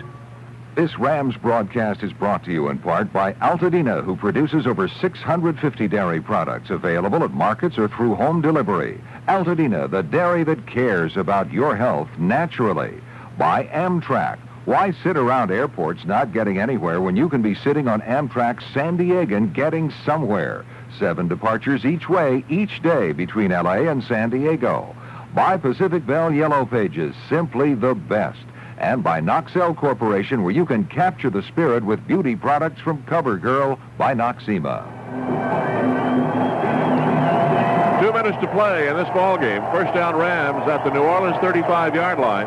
Charles White in 3 carries since coming in to take over for Eric Dickerson, who wound up with over 100 yards on the afternoon. Charles White with 32. What Eric wind up with? 100 and what?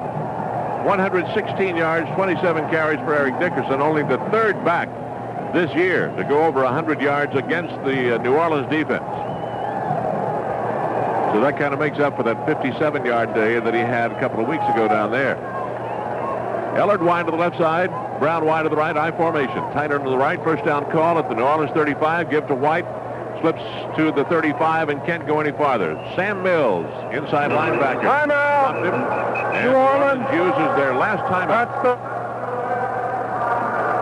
That's the final timeout for New Orleans. They have none remaining with 1:54 to play. I want to remind you something. We'll talk about something with Jack here for a minute. But remember, next Sunday, the Rams are on the road. They're in New Jersey to play the Jets at the Meadowlands. Our broadcast on Rams Radio Network, 9:25 for the warm-up show. And hope you'll join us. They're going in there, Jack, in a little bit better shape, it seems, although Mike Gooman injured today, and I don't think he's going to play the rest of the season. I got a hunch they have that right knee immobilized, and we don't know anything more about that, but Mike was hurt in the first quarter on Eric Dickerson's touchdown.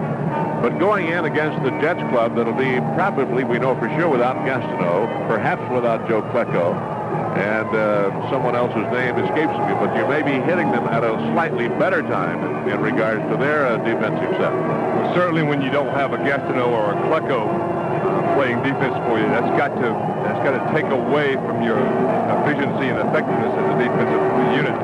However, Bud Carson will have them ready to play, believe me, when we hit town.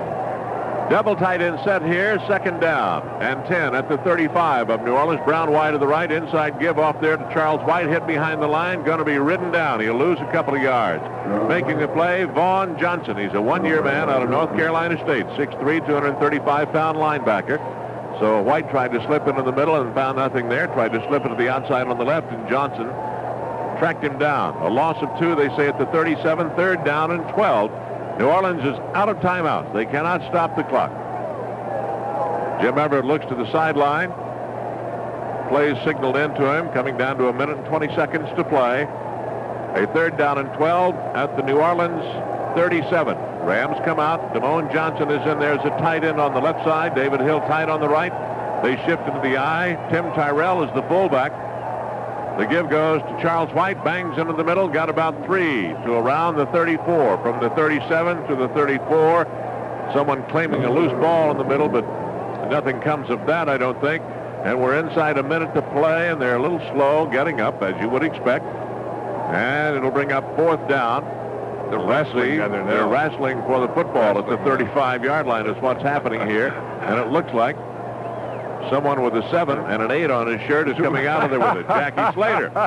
Jackie Slater cradling that football. What is that old man doing wrestling down there on the bottom of the in the hands of Jackie Slater, that football looks like a tennis ball. You know, it's good to see that if anything good can come out of the injury, that Irv Pankey pulled a quad muscle, and Duval Love came in and has done a real nice job filling in for the injured Irv Pankey. You need that flexibility because more times than not everybody's going to stay healthy for a full 16-game card. It's 4th down to 22 seconds to play, and they finally call it delay. Number 11, offense. Still 4th down. So now the kicking team comes on. The penalty will be assessed. It'll move it back to the New Orleans 40-yard line. 22 seconds to play, 26-13. The Rams lead, and it looks like they have number 8 tucked away, perhaps. It's been an unusual game in that I think probably in the yardage department, New Orleans will wind up with more. As we have it right now, total of 296 yards for New Orleans, Rams 230. Rushing 83 for New Orleans, passing 213. The Rams ran for 170 and passed for 60. Everett, 7 out of 18 for 56 yards. Hatcher to punt, bangs it out high and down the middle and hangs it high for Johnny Poe's fair catch, and he takes it at the 5-6-yard line, bobbled it for the moment, got it back. Nobody hit him. He had called for the fair catch. So with 14 seconds remaining, New Orleans gets their hands on the ball. Other final stats, or to this point anyway, Dave Wilson, 23 out of 40, 226. Intercepted 4 times, though, by the Rams today, twice by Nolan Cromwell. Reuben Mays, 20 carries, 71 yards. Eric Dickerson, 27 carries, 116 yards. So in the yardage department, the advantage goes to New Orleans. In the all-important scoring department, the advantage goes to the Rams, 26-13, 14 seconds to play. New Orleans can't stop the clock. Wilson brings them out from his 6, back in the end zone to throw, up and out to the right side, complete to Eric Martin, hit immediately by Carl Eckert at the 15-yard line. And time wearing out. 3 seconds, 2 seconds, 1 second, and they can't stop the clock and can't get the play off. And there's the gun sounding, ending this ball game as the Rams run their record now to 8-4. The final, Rams 26, New Orleans 13. Innovation is the cornerstone of technological advance, and Northrop Electromechanical Division, an equal opportunity employer, is part of the Northrop team described by Fortune magazine this way. Northrop is first for innovativeness. But innovation isn't the only criterion for continued technological advance. It takes talent, teamwork, and the Northrop spirit. The spirit of daring to push forward into new areas of thought and bring these thoughts into reality. For more than 45 years, Northrop has explored new ideas, redefined the principles of flight technology, and created a fine balance of technological and engineering leadership. At Northrop Electromechanical Division in Anaheim, we'll be looking for key technical professionals to help us define new technologies that will move us into the 21st century. U.S. citizenship required. You know, back in those days between Oakland and Pittsburgh, I always went with the snake. Nowadays, between L.A. and San Diego, I always go with the train. It's not some hot, new, unstoppable fullback. It's Amtrak's San Diegan. With 7 departures each way, each day, training means less hassles, less delays, less upset tummy time than flying. And you know about John Madden and airplanes. Heck, the only flight pattern I ever felt comfortable with was Stabler to Cliff Branch. Final score here at the Big A, the Rams beat the Saints 26-13 before 58,600 fans. The Rams now have won 8 and lost 4. Fans, a weekly feature of the football broadcasts on KMPC and the Rams radio network is the Dick Bass Jet America Play of the Game. The Scooter right now in the Rams team room preparing for our post-game interview, so let's check in with him and get his pick of the big play in this game. Dick? Steve, the play of the game was a quarterback draw for a touchdown by Jim Everett. Rams come out. Wide to the left, Ellard. Wide to the right is Brown. David Hill is tight on the right side. Backs offset strong left. Everett takes the snap. Back to throw. Looks right, left. Gonna scramble. Up the middle he comes in for the touchdown. Jim Everett with his first NFL score, a 4-yard scramble. There you have our play of the game. And you fans in the Los Angeles and Orange County listening areas are invited to join the Jim Lang Gang tomorrow morning between 6 and 10 a.m. on 710 KMPC for a chance to win 2 round-trip tickets to Las Vegas on Jet America. Now we'd like to thank the following people for their fine assistance on today's Rams broadcast. Our engineer, Craig Slayton, statistician Ron Grossman, production assistants on the postgame show, Lee Jones, program coordinator Bob Rowe, and a special thanks to Pete Domas for all the scores. We'll check the scoreboard right after this 60-second timeout.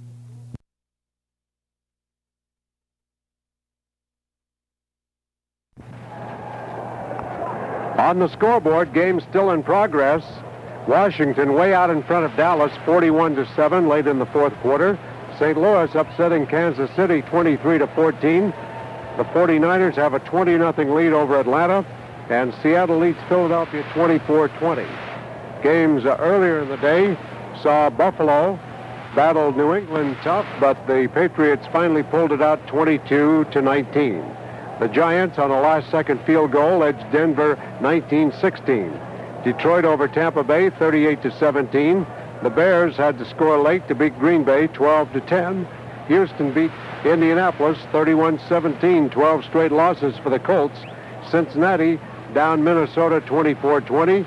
Cleveland kept pace with Cincinnati with a 37-31 overtime victory against Pittsburgh. And on Thursday, the Raiders defeated San Diego in overtime 37-31. Tomorrow night, it'll be the Jets at Miami. Here at the Big A, the Rams defeat the Saints 26-13. That's our first look at the scoreboard. We'll review the scores again on the postgame show coming right up. Final score again from Anaheim Stadium, Rams 26, Saints 13.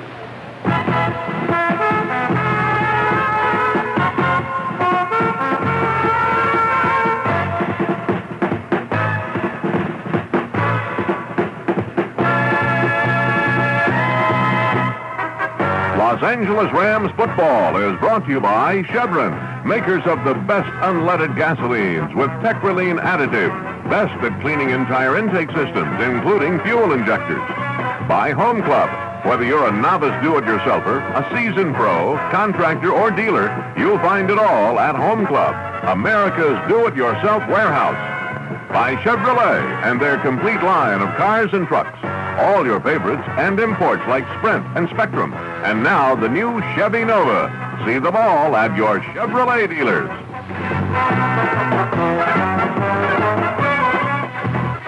Rams football also brought to you by Anheuser-Busch, brewers of Budweiser. Beechwood aged for that clean, crisp taste. This Bud's for you. And by exceptionally smooth Michelob. It could make tonight the best part of your day. And by Farmers Insurance and your fast, fair, and friendly Farmers agent, who works constantly to keep the cost of insurance down and the amount of protection up.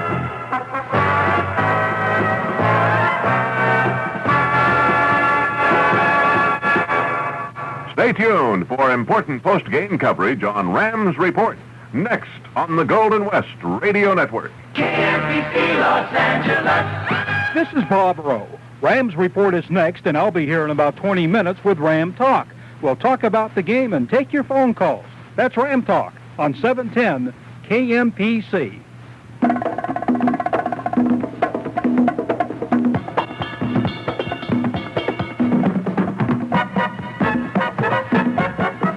This is Rams Report, and this is Bob Starr with Dick Bass and Steve Bailey. Stand by for a recap of the game just played, comments from the players, play-by-play highlights with Bob Rowe, plus more score updates and the latest news developments, all on Rams Report.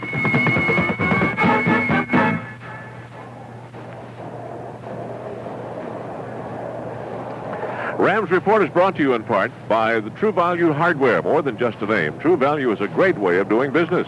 By Federal Cartridge, the driving force in sporting and hunting ammunition. Available at B&B Sales in North Hollywood. By Douglas Aircraft of Long Beach, an equal opportunity employer. By Turner's Hunting and Fishing, where your outdoor adventure begins. And by your Southern California Suzuki motorcycle dealers. Hop on an incredible new Suzuki GSXR 750. What a ride. Here this afternoon, the Rams got a touchdown out of Eric Dickerson, a touchdown out of Jim Everett, 4 field goals from Mike Lansford, and they win it by a score of 26-13 over the New Orleans Saints and run their record to 8-4 in the course of the campaign, remain on top of the NFC West, and a 26-13 win for the Rams over the New Orleans Saints. In 90 seconds now, we're going to switch down to our Rams team room and visit with our first guest, Norwood Van. Rams Report continues in just a moment. Suzuki Motorcycle has been the innovator in the motorcycle world year after year. Now introducing the incredible new 1986 Suzuki GSX-R 750, the result of the most exhaustive, intensive, and technically demanding research development program in Suzuki's history. Stop in today at a participating Southern California Suzuki dealer and check out GSX-R 750's great looks. Looks are secondary, however, to the GSX-R 750's superior power, handling, and maneuverability. Stop in today and take advantage of Suzuki's $300 factory direct rebate on all GSX-R 750s. Rebates may be applied to down payment. Ride on the GSX-R 750 and experience for yourself the speed of light. Visit your participating Suzuki motorcycle dealer today. In Bellflower, see Bellflower Suzuki. In Azusa, visit Burt Motorcycles. In North Hollywood, visit Cole Brothers Suzuki. And in Torrance, visit Del Amo Suzuki. Would you like your Apple Macintosh system to work harder while you work easier? All you need is Microsoft Works. Microsoft Works is your word processor, database with reporting, spreadsheet with charting, and communications tool all in one. Produce reports complete with charts and graphs, or personalize for letters with the names in your database. Microsoft Works makes it easy. Microsoft, the high-performance software.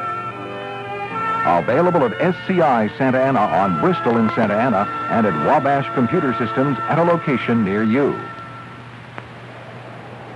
Our first guest is Norwood Van. Woody Van is one of the leaders of the special team guys, the kickoff and punt coverage guys. You fellas had a good game today. Woody, nice going. Yeah, thank you. We sure did. We, they said they was had a good kicking game, and we knew we were pretty good, as far as special teams go. And like all week, we've been practicing pretty hard, trying to get everything situated. And we had a pretty good showing today.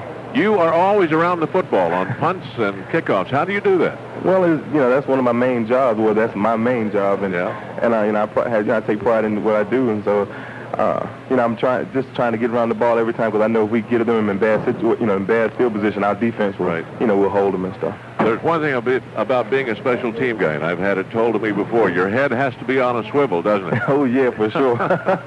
You're looking all over the place. I'm telling you, after you get guys that are blocking you, then you got other guys downfield who are going to double team you.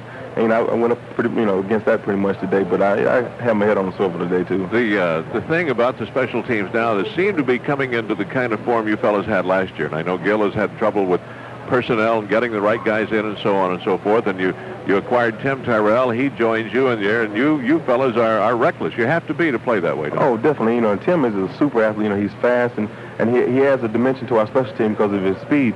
And I think that, we had a few problems in the early part of the season, basically because, we had new guys in there and, guys playing different positions. But I think, we're gelling together now as the year comes to a close. You have to have, I guess, a defensive mentality, do you not, to be a special team player? Yeah, definitely, because, it's all about running and tackling, and that's all defense is, yeah. I'll let you talk to Dick Bass, and then Jack Youngblood wants to talk to you. Nice going, Woody. Thank you. You bet. Woody, outstanding game again. I guess the highest praise you can receive, not only winning the division and going to the Super Bowl, but being selected for the Pro Bowl by your peers, right? Yes, that's one of the things that being a special team that you try to do, or because I think they started about 3 years ago, and it's one of my goals this year to try to be one of those selected. Well, what were some of the things you wanted to do to attack the New Orleans special teams? Well, basically, what we wanted Dale Hatcher was a Pro Bowl last year, and, he's a great kicker. What we wanted to do was get him in bad field position, and, as far as, get our protection right, because we had a breakdown in our protection last year, which resulted in a touchdown. And today, we had everything situated, and, went in there with a level head, and, we had a good day in the special teams. Did you feel as though the wind was a big factor today, especially when the punting? If Dale Hatcher's punting the ball, you want him to get it up in the air so they'll have trouble fielding the ball? Yeah, true. If he gets it up in the air, we'll get downfield and cover him because we're trying to keep him from returning the ball no more than 5 yards. What you try not to do is for him to get a great kickoff and line drive it. Well, he can't get the coverage down there. That means you got to really burn it, don't you? Yeah, I'm telling you, that's like when you run it downfield, he already has the ball and he's coming back at you full speed. So that kind of puts a little pressure on the punt coverage and the kickoff coverage. But, Mike Lansford, he does a great job of kicking off and he hangs it up there pretty good. So we get down there by at least to the 15th, about the 30-yard line before they get a chance to bring it back up. So we can meet them basically about at the 20 or the 15-yard line. Well, once again, an outstanding game, and as usual, you did your work. I tried to. That's what I get paid to do every Sunday. All right, let's go upstairs to Jack Youngblood. Jack? Norwood, nice job today. Thanks, Jack. Tell us about Gil Haskell a little bit. Tell us the inside story on him. What do you guys think about him for our special teams? Oh, Gil is super. He's a tremendous coach, and and all the fellas like him because he gets along with all the players, and he knows everybody's attitude about playing the game.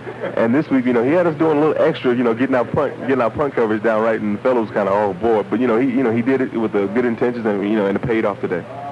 Did you guys do anything different on the kickoff returns? I know that Ron Brown, I think he averaged something over 25 yards on returns today. Did you do anything different there? Well, basically, we've been sticking with the same game plan. All it was different today was we just wanted to maintain and hold our blocks just a little bit longer. Because if Ron hit he hit the crease, he's going to be gone. And like today, he had a good return to open the kickoff. And right before the game today, we were in the locker room. We all got together and we knew what we had to do. And we knew if we can get the offense in good field position on the kickoff return, well then we weren't going to have no problem today at all. Woody, congratulations. Keep up the good work, man. Thanks, Dex. So one day I can sit up there and talk like you. I'd be like you to be a living legend. There you go. Thanks a lot. All right, Woody, thank you for the visit. We appreciate it. Okay. Hard day's work and a good win for the Rams. Now, stay tuned now. Nolan Cromwell is going to be our next guest, so we invite you to stand by. Rams Report continues in just a moment. Attention sportsmen, 'tis the season to save big on Federal ammunition. And the place? B&B Sales, 12521 Oxnard Street, North Hollywood, of course. Whether you're a hunter or a marksman, B&B Sales has the Federal ammunition in the caliber or gauge you're looking for at their low discount prices. Federal premium and high-power brand ammunition has been designed for serious sportsmen who demand the very best performance. Here are shot shell loads with an extra margin of power and center fires with improved long-range accuracy, all utilizing selected exceptional components and loaded with the greatest care to provide ammunition that is unexcelled in power and accuracy. Now's the time to stock up and save. You'll find quality Federal ammunition at B&B Sales, 12521 Oxnard Street, North Hollywood. B&B Sales is open 11 a.m. to 7 p.m. 7 days a week for your shopping convenience. And when you go to B&B Sales, tell them you're a Rams fan. Give me an I. I. Give me an N. N. Give me an A. A. Give me a C. C. Give me an O. O. Give me an F. F. Give me a P. P. What's that spell? Yeah. What do they sell? Computers. For businesses large. For businesses small. Selection. And service. And the best support of all. That is Yay! I-N-A-C-O-M-P.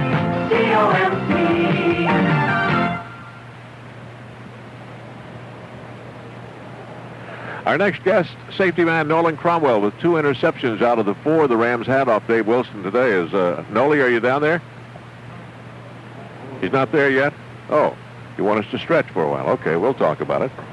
Nolan with 2 interceptions today. The secondary had 4 total. Jerry Gray had another interception, and another went to Mickey Sutton.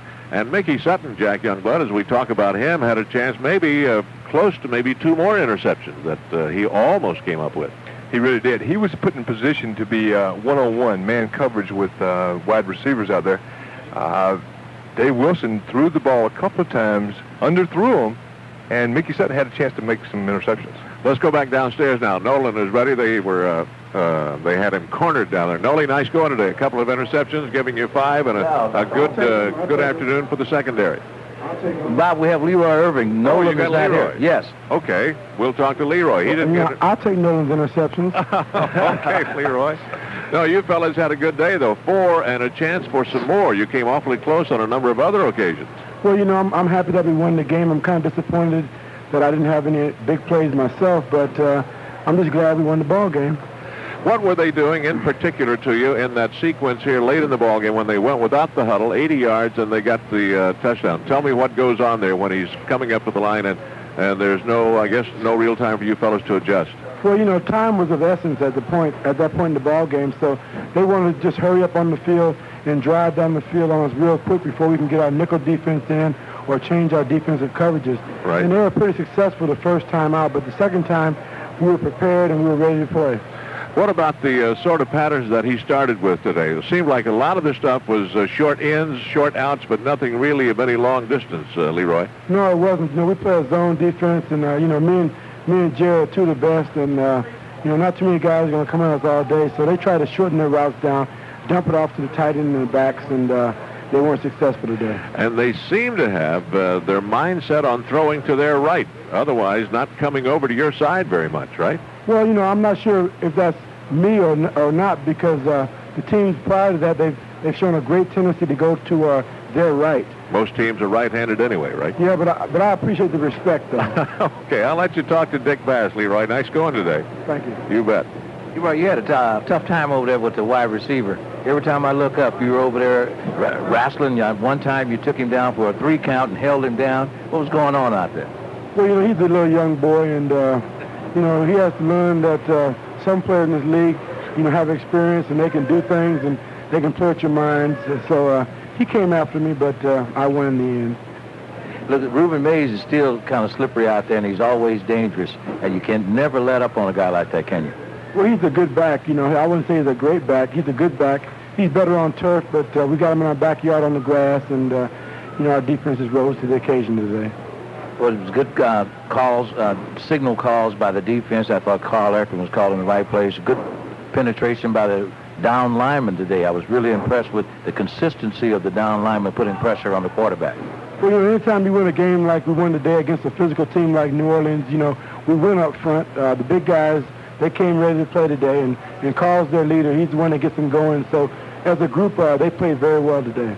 Well, I thought the defense was outstanding as usual, and you did what you're supposed to do, held them under 17 points to 13 points, and only that one big drive and the 2 field goals. So that's still some outstanding work by the defense.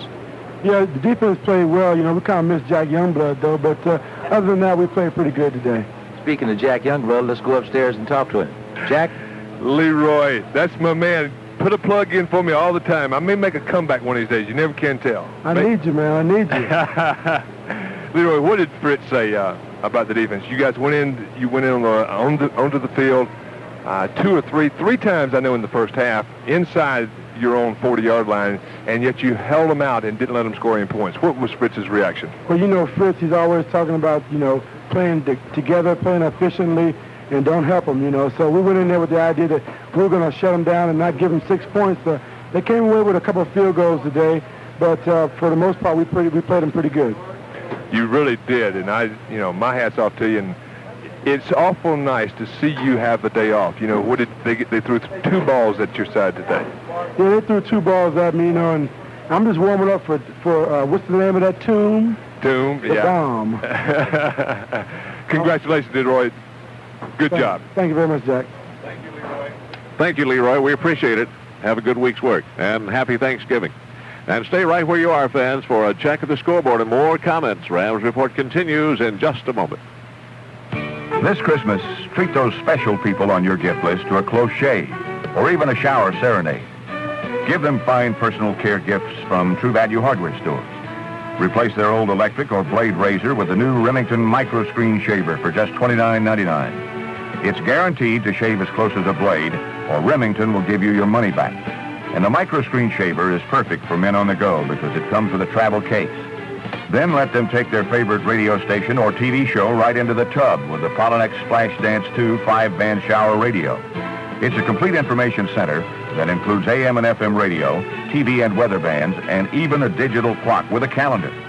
When you pick up a Splash Dance 2-shower radio for just $19.99, you'll earn a $3 manufacturer's mail-in rebate that makes your final cost just $16.99. So put a personal touch in your gift giving with fine personal care gifts from most True Value hardware stores and home centers.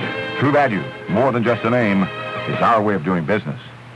When your business needs help choosing the right printers, Panasonic is the name to depend upon.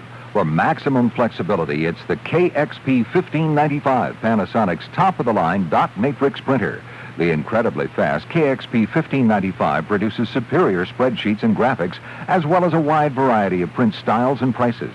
And the reliable KXP 1080i printer provides a list of features at a price that fits in well with a tight budget.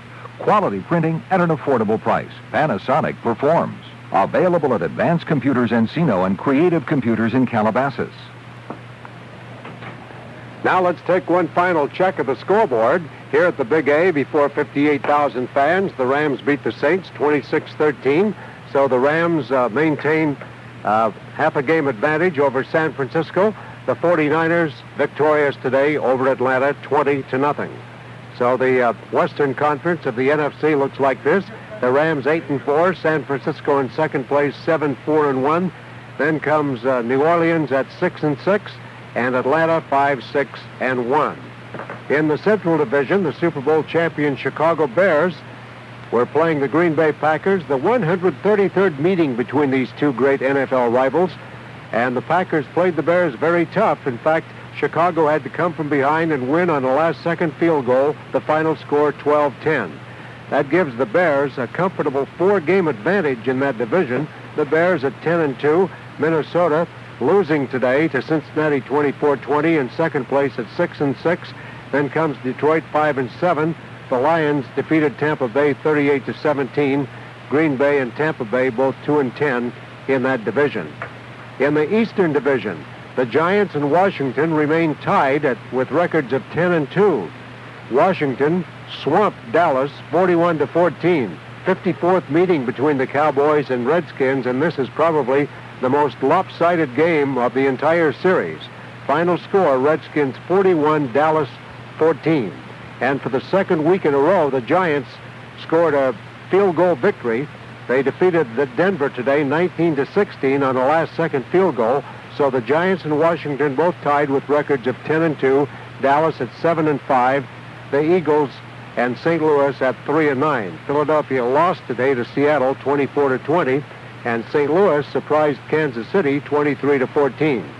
In the American Football Conference, in the Western Division, the Raiders right back into it because of Denver's loss today to the Giants. The Raiders only a game out of first place.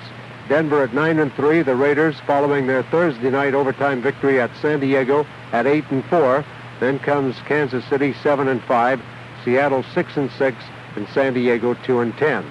In the Central Division, Cincinnati and Cleveland remain tied at 8-4.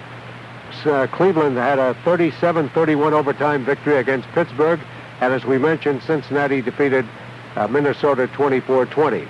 So the Bengals and Browns tied at 8-4, then Pittsburgh at 4-8, and Houston 3-9. In the Eastern Division, New England stayed right on the heels of the Jets, although they're a game and a half back, could be 2 games back, or 1 game back, depending on what the Jets do tomorrow night at Miami. New England came from behind to beat Buffalo 22-19, and in that division, the Jets now 10-1, could be 11-1 after tomorrow night. New England at 9-3, Miami 5-6, Buffalo 3-9, Indianapolis the only team without a victory, 0-12. So that's the scoreboard. Now stay tuned for a review of late news developments as Rams Report continues. McDonnell Douglas, we were the first. McDonnell Douglas, and we are the future. Talent and dedication are qualities we desire in the people who wish to join our Douglas aircraft team. If you have experience in aviation technology, if you're a United States citizen, and if you would like to become part of the future of aviation, consider Douglas Aircraft an equal opportunity employer. There are opportunities available covering a wide range of skills and disciplines. Areas include engineering, manufacturing, and quality assurance. For more information on current openings, see this Sunday's classified section. McDonnell Douglas. We were the first. McDonnell Douglas, and we are the future.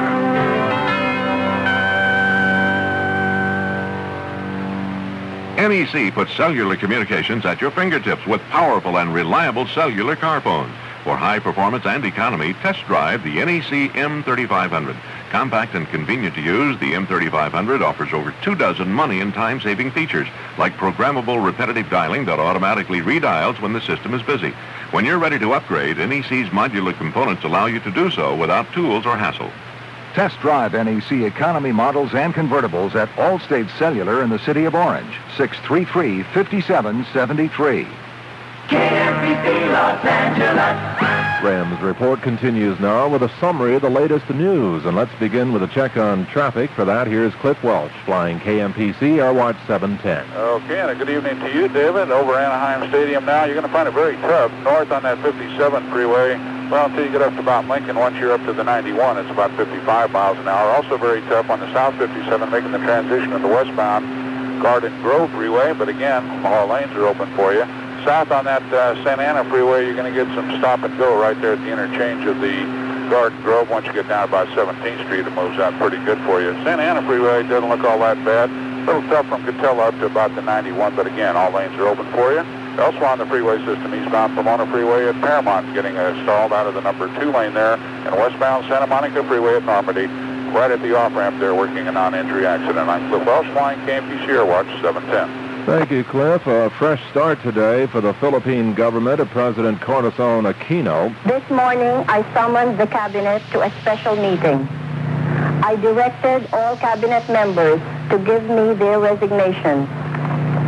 Those who do not do so, I shall nonetheless consider resign. Among those fired, Philippine Defense Minister Juan Ponce Enrile, who has been openly critical of Aquino ever since she came to power. In her national TV address, Aquino delivered a warning to any who might yet attempt a coup against her. I hereby give notice to all those who may be inclined to exploit the present situation that the sternest measures will be taken against them if they try. It has been perhaps the most dramatic day of her presidency, but Corazon Aquino appears firmly in control of the country. The capital appears calm tonight, although the military remains on maximum alert.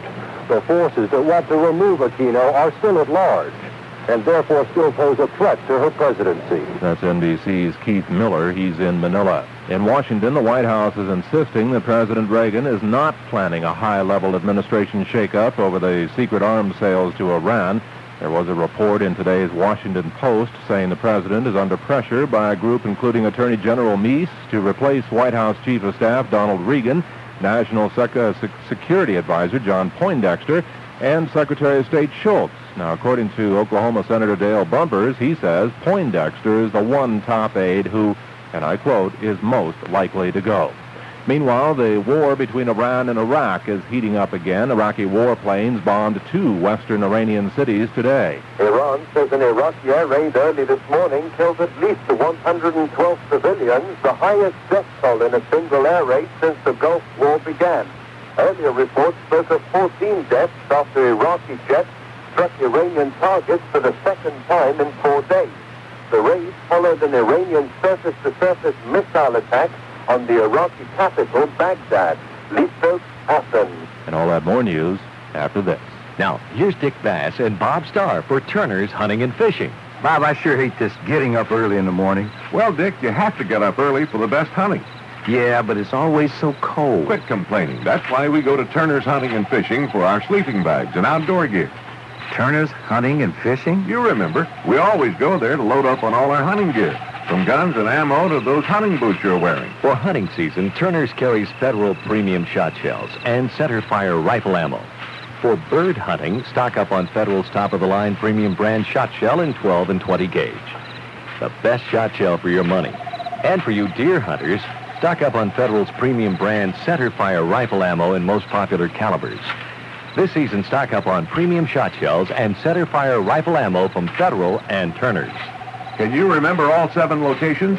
Sure I can. There's Turner's in Orange, in Anaheim, West Covina, Reseda, Culver City, and in Long Beach. And Riverside. I said Riverside.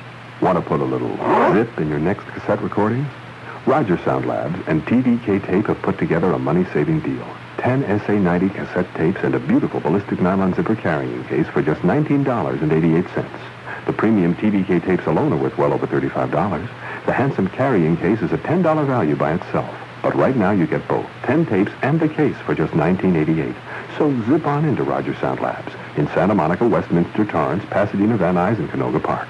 Orange County fire crews are still cleaning up thousands of gallons of gasoline that leaked out of a broken line in Santa Ana yesterday afternoon. The rupture was contained. There was an area surrounding the Marine Corps Air Station in Santa Ana that was evacuated. Number of people evacuated was approximately 1,500. Orange County Fire Dispatcher Leo Schneider says 6 injuries were reported. Most of them were firemen inhaling the fumes of that leaking gasoline.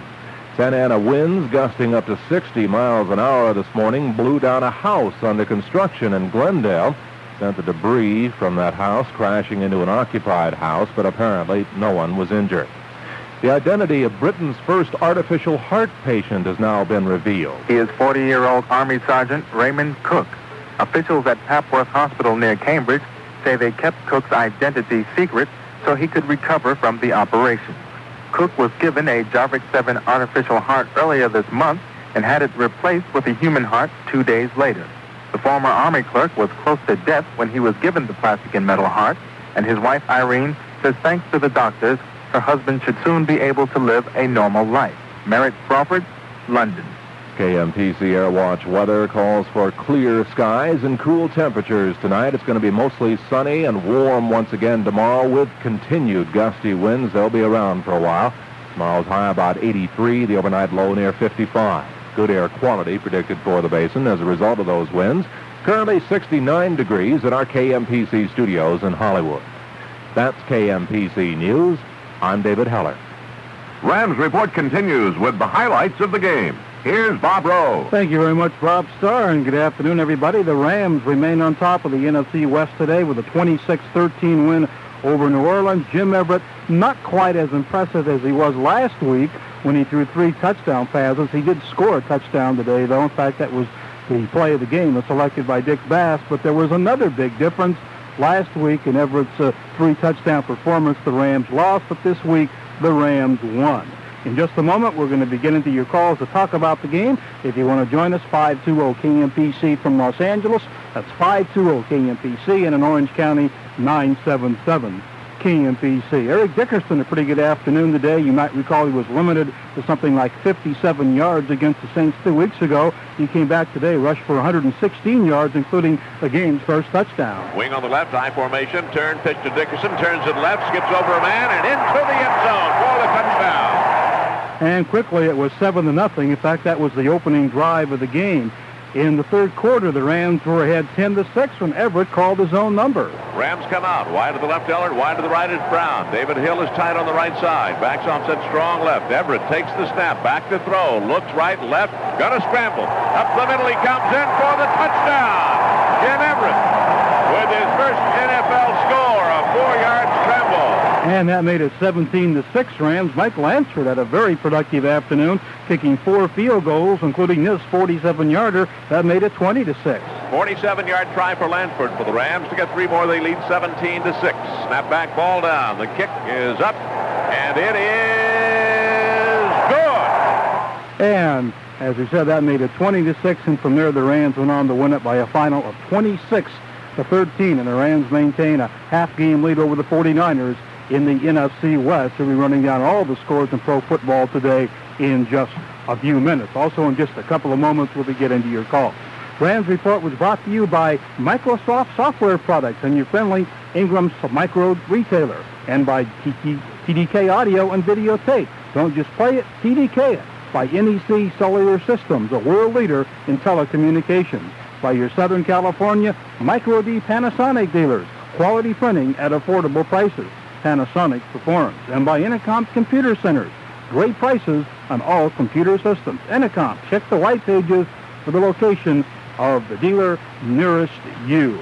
The Rams are winner over New Orleans 26-14 this afternoon at the Big A, and they take on the New York Jets, leaders in the AFC East, next Sunday back at the Meadowlands. 4:58 at KMPC, 520 KMPC from Los Angeles, 977 KMPC from Orange County. And let's get to the phones. Hi, you're on Rams Talk with Bob Rowe. Hi. Hi. Didn't seem to me like today that Everett was given much of an opportunity to pass a lot. I don't think his numbers were so bad. It's just that, I was watching the game in a bar with a lot of people, and a lot of us were wondering why won't they let him pass more. I think what happened, you saw the Rams open up that 26-6 lead, and John Robinson got a little conservative, not wanting to take any chances. If he starts passing and gets a few interceptions, that can get the Saints right back in the ball game. So I think the Rams. I hope he's going to pass more against the Jets, though. I think he's going to have to. The Rams went a little conservative, I think, and rightly so after building up the big lead. That's true. Thanks very much. All right, thank you very much for your call. Let's go to Orange County. Hi, you're on Rams Talk with Bob Rowe. Yeah, I kind of think on the pass rush on the defense, like last week, they gave Eason a lot of time and he picked them apart. And even Wilson, he's not that great of a quarterback. Even on that one drive, they just were completing passes at will and they got a touchdown. And I think they're going to have to do something. They got Ken O'Brien and Dan Marino coming up, and even, Montana, they got the 49ers still. They got to put some pressure, on these quarterbacks because, they got some good quarterbacks coming up and they're just going to pick them apart. Yeah, the Rams seem to give the Saints the short pass as they did Eason last week. And how often have you seen that happen and then teams just take advantage of it and go right down the field and score? Or do you think they're going to call maybe some more blitzes, or do you think the 3 down linemen are just going to have to get with it? Or Well, obviously some adjustments have to be made. I don't know what John Robinson's plan is going into the Jet game, and I'm sure he's not going to start thinking about it until at least tonight sometime. He had New Orleans to get out of the way. You're right, he's going to face a lot tougher quarterback next week than he did this week. But you just can't give him short passes 8 or 10 yards, or they'll just take advantage of that all day. Another thing, I was at the game, and there were more fights today than there were like the whole season, and I just thought, that if any of the fans that were there, I don't think there's any reason for it at all. It's just, it's childish behavior, I think. And that seems to be happening more and more, not only at football games, you see it at baseball games, and I don't know what the answer is. It's unfortunate, but I guess there's no way to keep it from happening. Do you think the Rams will go ahead and win the division, or do you think they're going to end up as a wild card? Well, it's possible the way this thing is shaping up that you might have to win the division to qualify for the playoffs. Who knows? If the winner of the division ends up with 5 losses, then that's certainly possible. The second team may not have enough wins as a wild card. So I think they better plan on winning it to make the playoffs. And if they don't win it and make it, that's a bonus. But you got to think in terms of winning it. I think the Ram-Dallas game is going to decide the other wild card. If the Rams don't win the division, because that's. Dallas is about the only other competition they have. The Giants and the Redskins are probably, they're pretty much a lock. Yeah, the Giants and Redskins are a lock. Dallas is in contention, although they lost today. Certainly the Rams and 49ers fighting it out now. It would seem like both of them have a fair chance of making it. It looks like the Bears probably will be the only team in the Central Division to go. Minnesota now 6-6. Those teams just seem to knock each other off in the Central Division. Yeah.